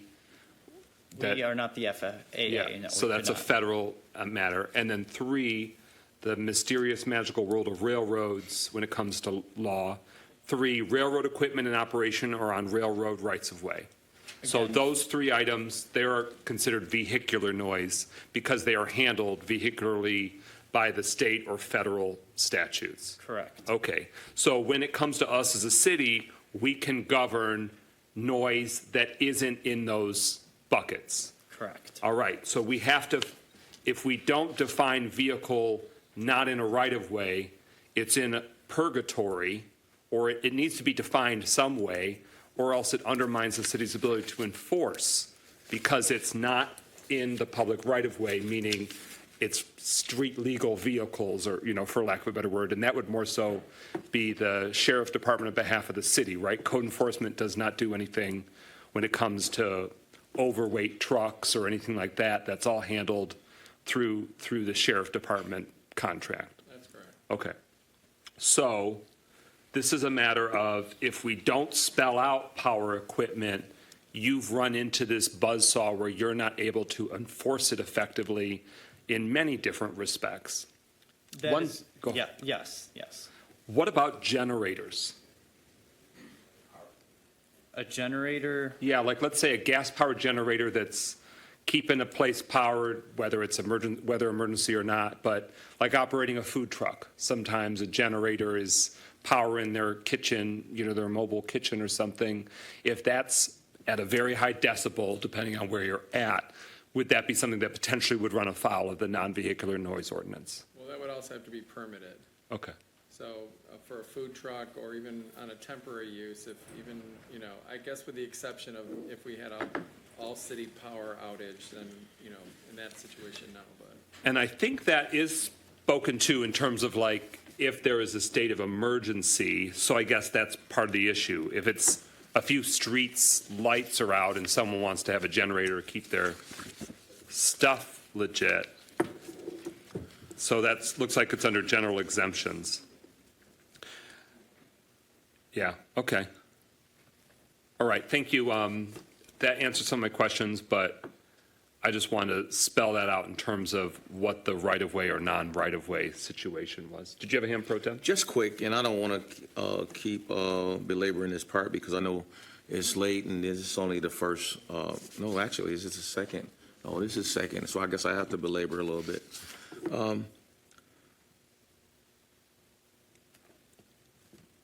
If we remove the 90 DBAs out of this policy and let Table 1 stand, will this policy be legit enough to make sure that we providing safeguards for communities? I guess Jack can be more of a code question, not really legal. What was it? I'm sorry, what was the question? The issue is the 90 DBAs, right? That's the issue of everybody have spoken about concerning this. You guys say that things haven't changed, but it has changed somewhat because it's not lining up to Table 1. You actually made exemptions for what is called equipment during the same time that we have all these other regulations. And you actually, and that's when you said 90 DBAs, right? Mm-hmm. So if we make that section consistent with what the table is, how would that affect this ordinance? If you eliminated the 90? Yes. Well, they would just be, I guess they would be in violation all day, along with just about many things that are operating. I think the goal here was to create a situation where we can enforce this in a way that it's going to be consistently enforced and they're going to be held accountable for it. And currently, the way it's set up, there's a lot of room for argument on other things contributing to the noise that we're even capturing. Because at the end of the day, we're using I'm sorry. I understand that. I'm just trying to understand, where fairness is for both, for the community and for the business owner, right? And this seemed to not give us that. So I'm trying to understand this being fair and impartial. I don't stay in that neighborhood, but I also know that if a business opens up and companies have been reported in my district that actually operate when you guys are not there, mm-hmm. right? They had nighttime and they got all this equipment running all night, and probably haven't got no permits to even be operating, right? So the thing is that I really think that we need to sit down.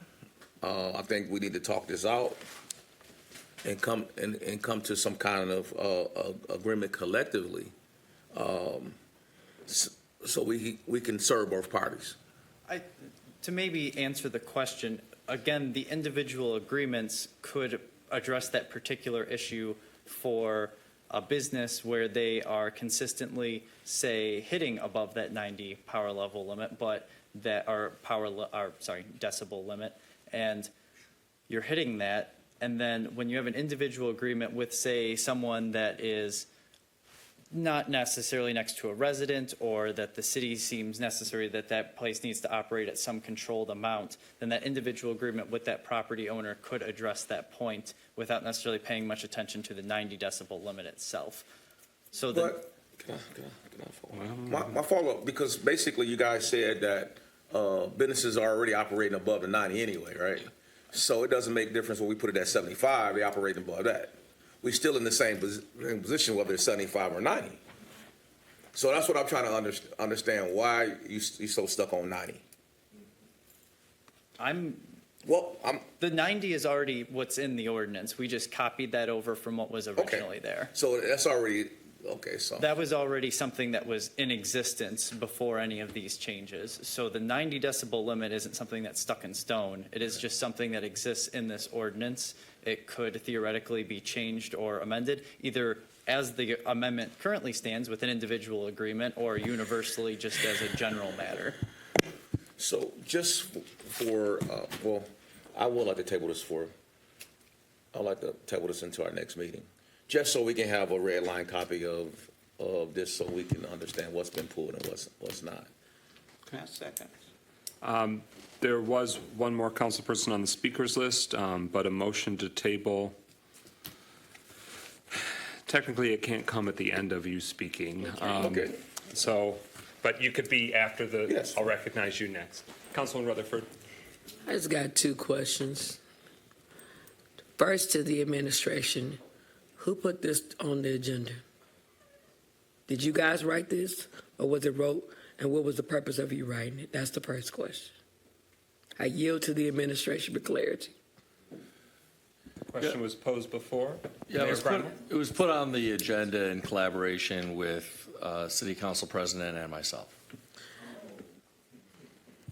Yes, I approve the Hold agenda. on. I did not write it. It came like they all let me come. follow up. Let me follow up, because it's not an ooh and ah moment. I'm trying to get clarity.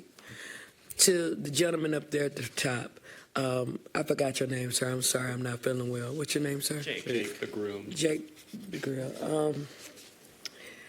The 90 was already in there. I think the discrepancy is about the time and how it's going to affect the residents.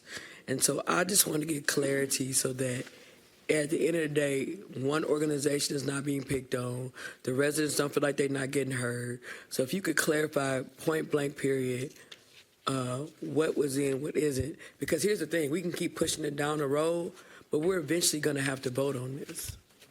And that's my issue with it. Like, it doesn't matter how I feel personally.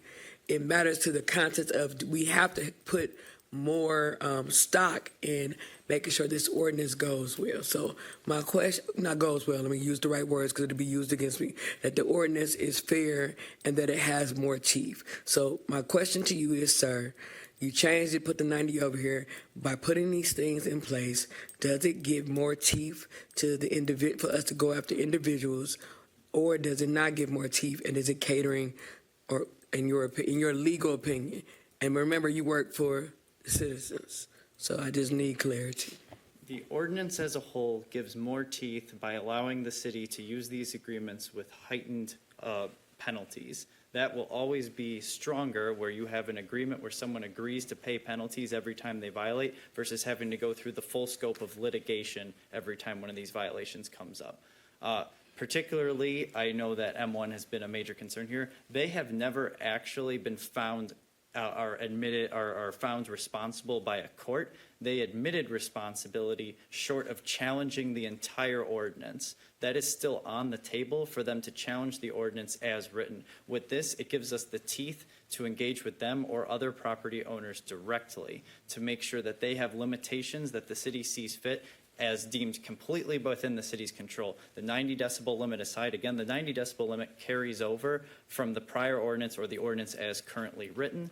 With this new version, what it does is allows us to adjust that as necessary, so that amount can be lowered, the timeframes can be shrunk, or any other terms that we need to give to any particular property owner, so that they are making sure that all the city's residents are living in an environment that is not disruptive and loud.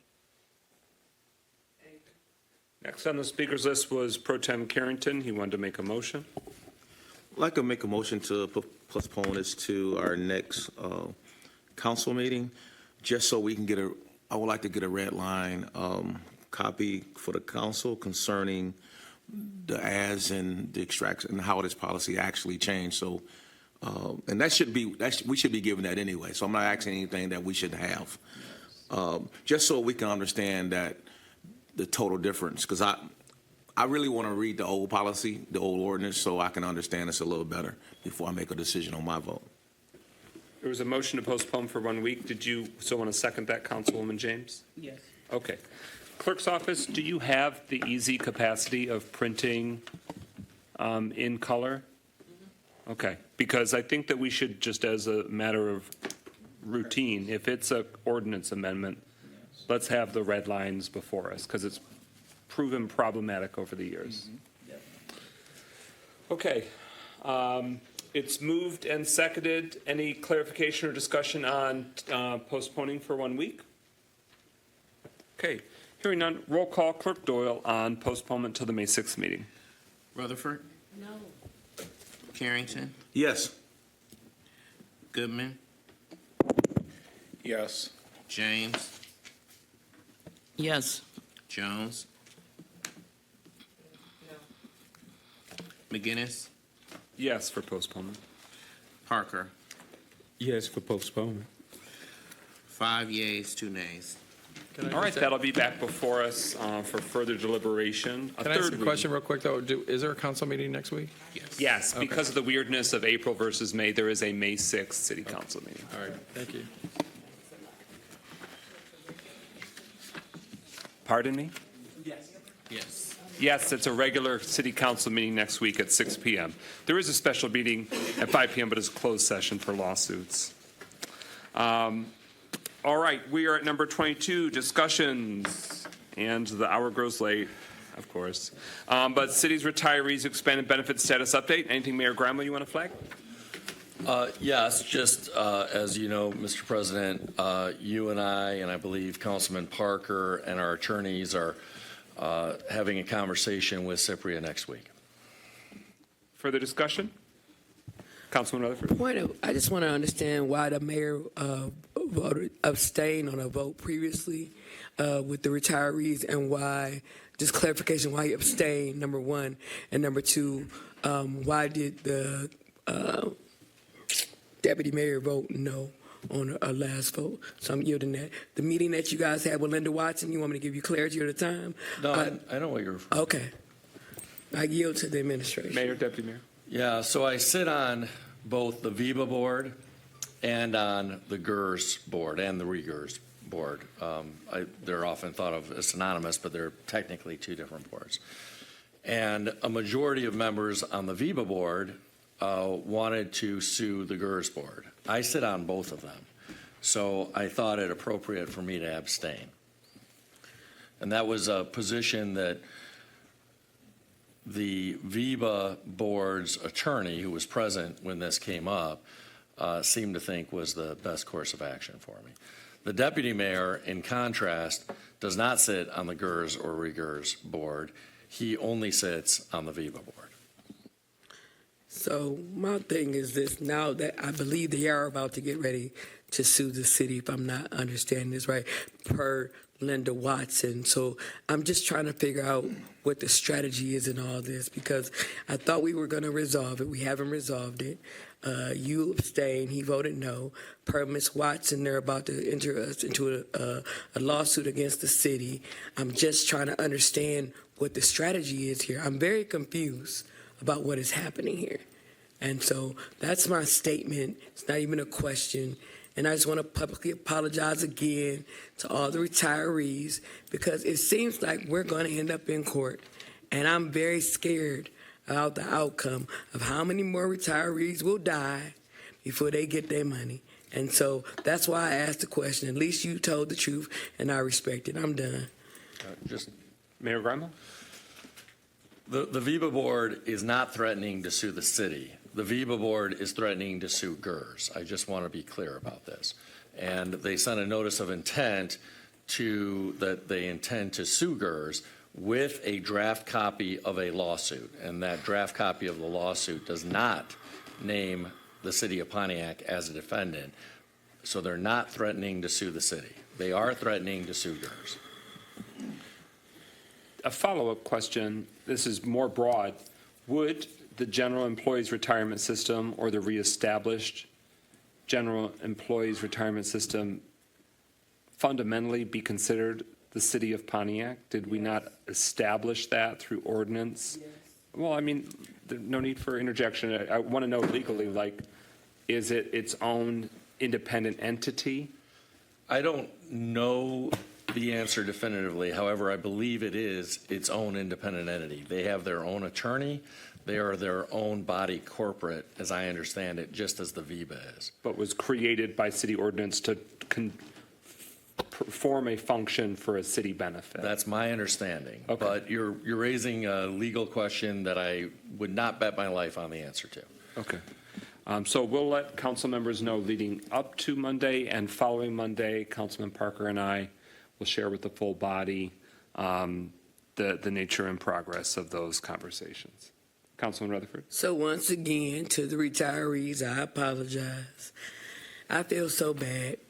When we got on here, this was supposed to be priority number one. It still is our priority, and I just really hope this gets solved and people stop playing politics with y'all money. That's all I got. Thank you. Further discussion? Is that a hand? Yes. Pro Tem? I know it's a very difficult situation, and it is very confusing. We got multiple parties involved in the situation. Depending on who you talk to, you get a different answer. So my issue is that we all have to take a step back. We all have to try to do the best for this community, and we have to stop all the misinformation. There's a lot of misinformation that's going on, and that involves everyone. For one, we need to go back to the table, and I know myself and President McGinnis has been trying to meet with parties so we can work this out. The complication of a lawsuit definitely complicates things. The threat of a lawsuit definitely complicates things. And that lawsuit would actually go into, if it was the court's rule on it, probably would go back to the old agreement. So that's what we need to have a wide eyes open to. I was disappointed in hearing about the threat of the lawsuit. So I'm really hoping that we can achieve this without going back into court until we have an agreement with all parties, and then we can go to the court and take that to the court. But the threat of a lawsuit really takes it back to the beginning, which complicates everything. Councilman Rutherford.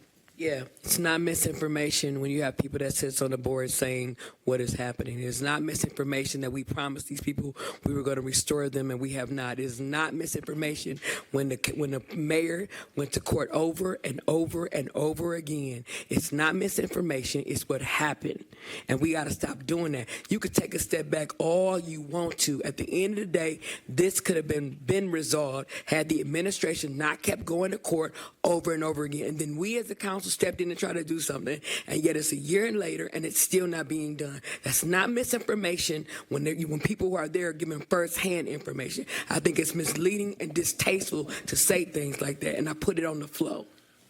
If I could, Mr. President. Mayor Grima. Well, that's yet another example of misinformation, because the fact of the matter is we went to court one time over the VIBA's authority to increase and enhance retiree health care benefits without approval by the city. We actually went to court twice, to be clear, because we went to state court first, and because of the VIBA's request that it not be done in state court but go to federal court instead, we went to federal court at the VIBA's request. Those are the only 2 times and the only case that we ever went to court on, and it was about retiree health care benefits. It had nothing to do with pension enhancements.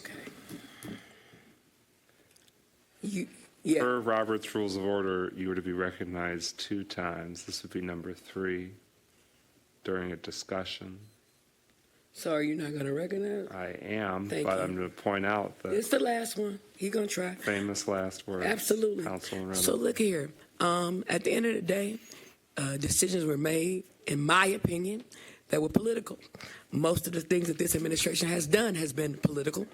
And we can go down that rabbit hole if you want to, and I can point it out publicly, as I've done and will continue to do, because at the end of the day, we are playing games with citizens who, unlike yourself, you're a visitor. I'm born and raised here. Please follow the rules and direct your comments to the chair, so not let me to direct other it to the chair. individuals. Unlike himself, I was born and raised here, and I see people that are affected by it every day. So my passion and my anger is because we can play semantics, or we can talk about what we were supposed to do. And this administration has failed to do what it was supposed to do for the retirees. Now that ain't misleading. That's facts.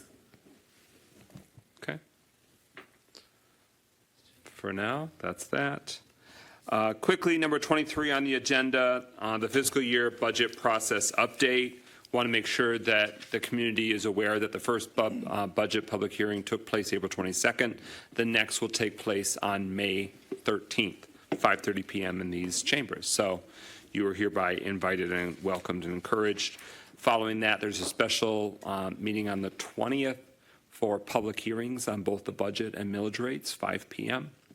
And then there will be, should we need it, another special meeting for the budget on May 27th. We'll keep updating that as the month goes on. You can see how some of that's spelled out on the agenda, communications as well.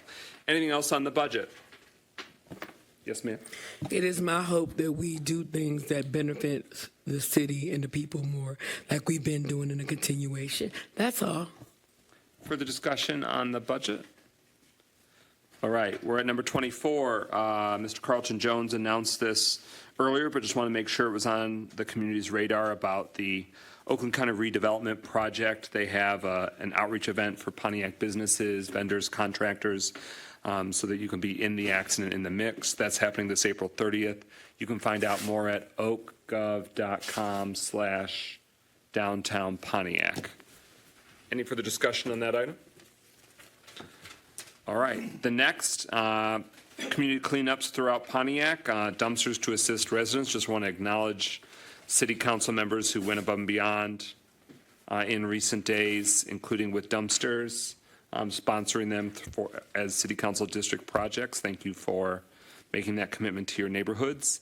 Any other discussion on the topic of dumpsters? Councilwoman Rutherford? We will be having another cleanup after we do our budget hearing because there was a complaint that the dumpsters became too full. So once we do our budget hearing, I'll be issuing another another cleanup in District 1, and I'll get that information as soon as I can to my district and my community. Thank you. Okay, Councilwoman Jones? I just want to briefly say that District 2 will have their cleanup the week following this last landfill day. So the last landfill day is this Saturday, May 3rd, and then May 10th and May 11th, District 2 will have access to a dumpster, a couple dumpsters for the district cleanup, as well as May 17th and May 18th. So District 2, we have 6 weeks where you have access to throw away anything that you are not using and that cannot be sold through the landfill and through our district cleanup days. Please contact me for specific locations, and that is all.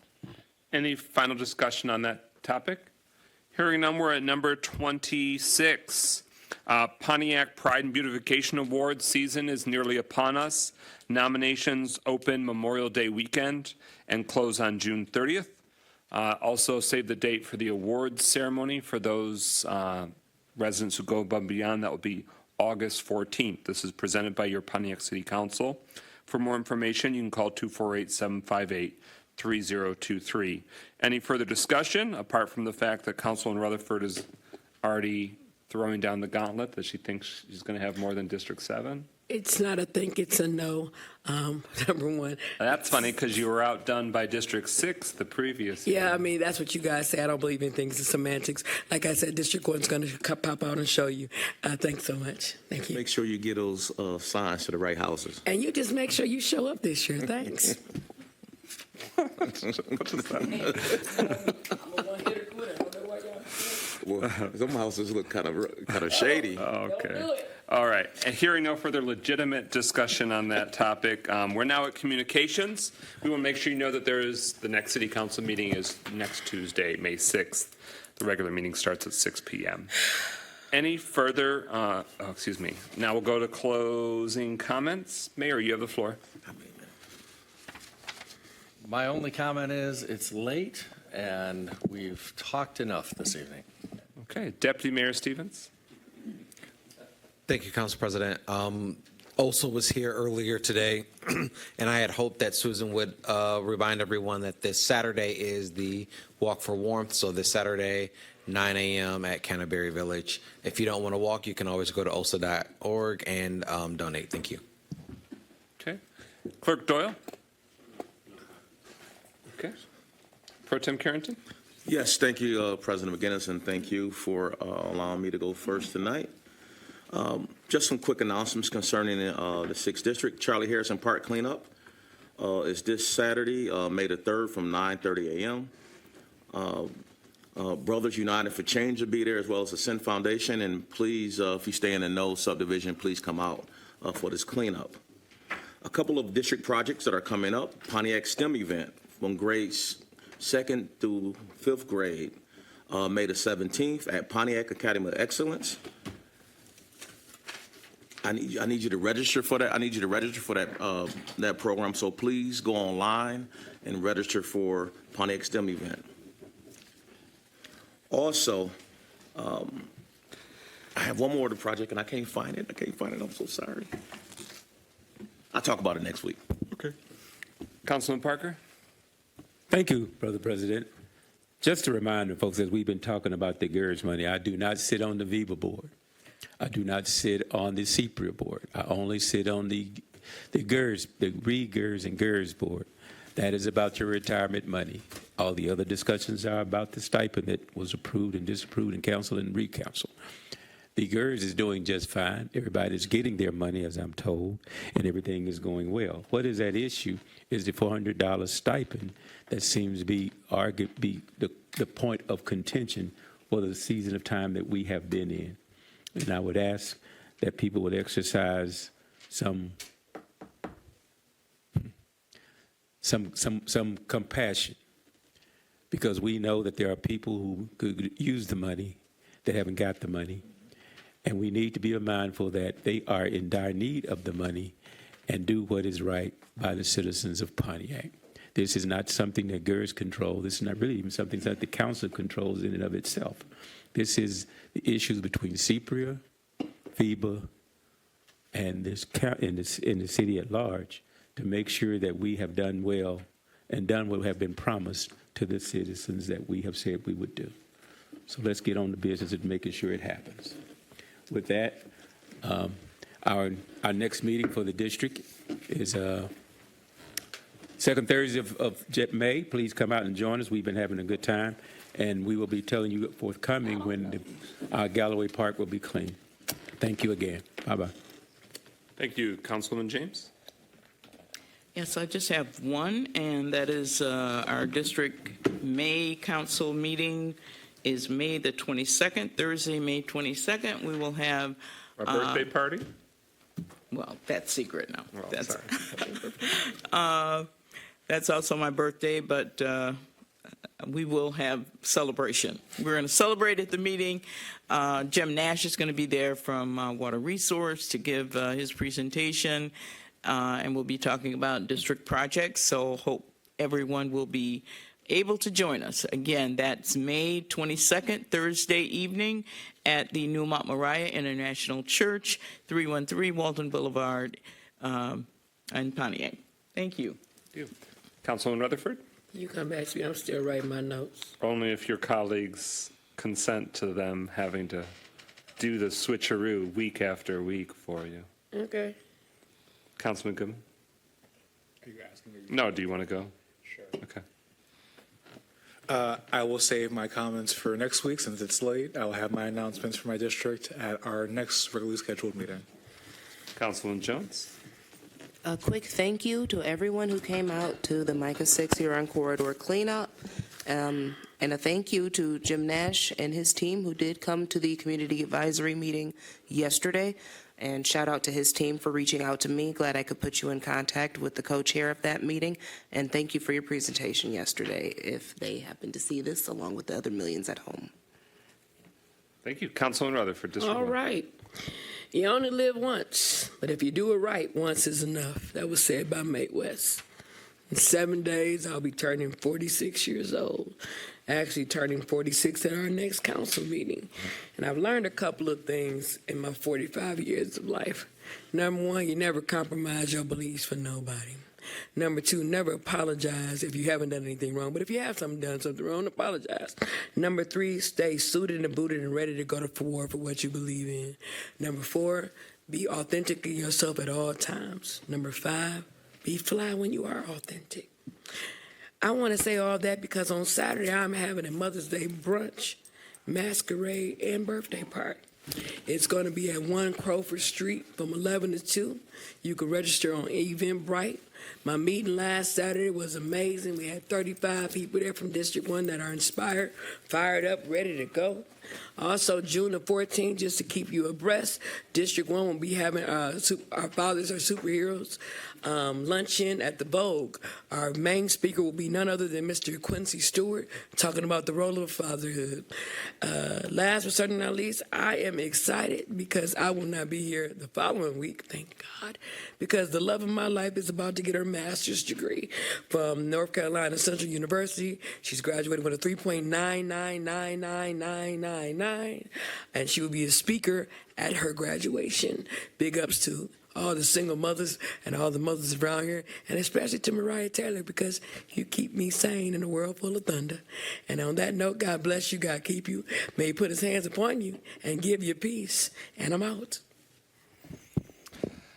Good evening, Mike McGinnis. Thank you to the City Council colleagues that put in the many hours, both for our special meeting, regular meeting, and then all throughout the week, all 7 days of the week.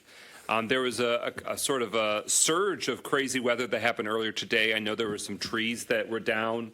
Those that have been reported, the mayor has confirmed that Public Works and other public safety folks have been responding to that.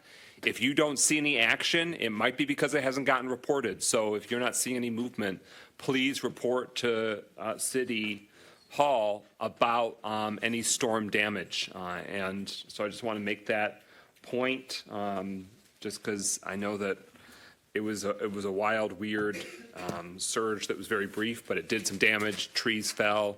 A few buildings were damaged in some neighboring communities. Hopefully no buildings. What's that? Yeah. So hopefully no building damage here. But if you see something, let us know, including a vacant building, even if it's not your property, please let the city know.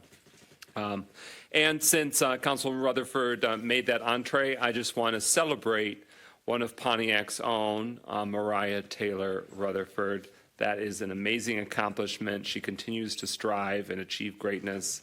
And I just want to celebrate her, congratulate her on her graduation, and celebrate her mother and her family and her support system and all of her network. She continues to amaze and impress, and she keeps striving higher, so that's amazing. All right. Hearing no further discussion, is there a motion to adjourn?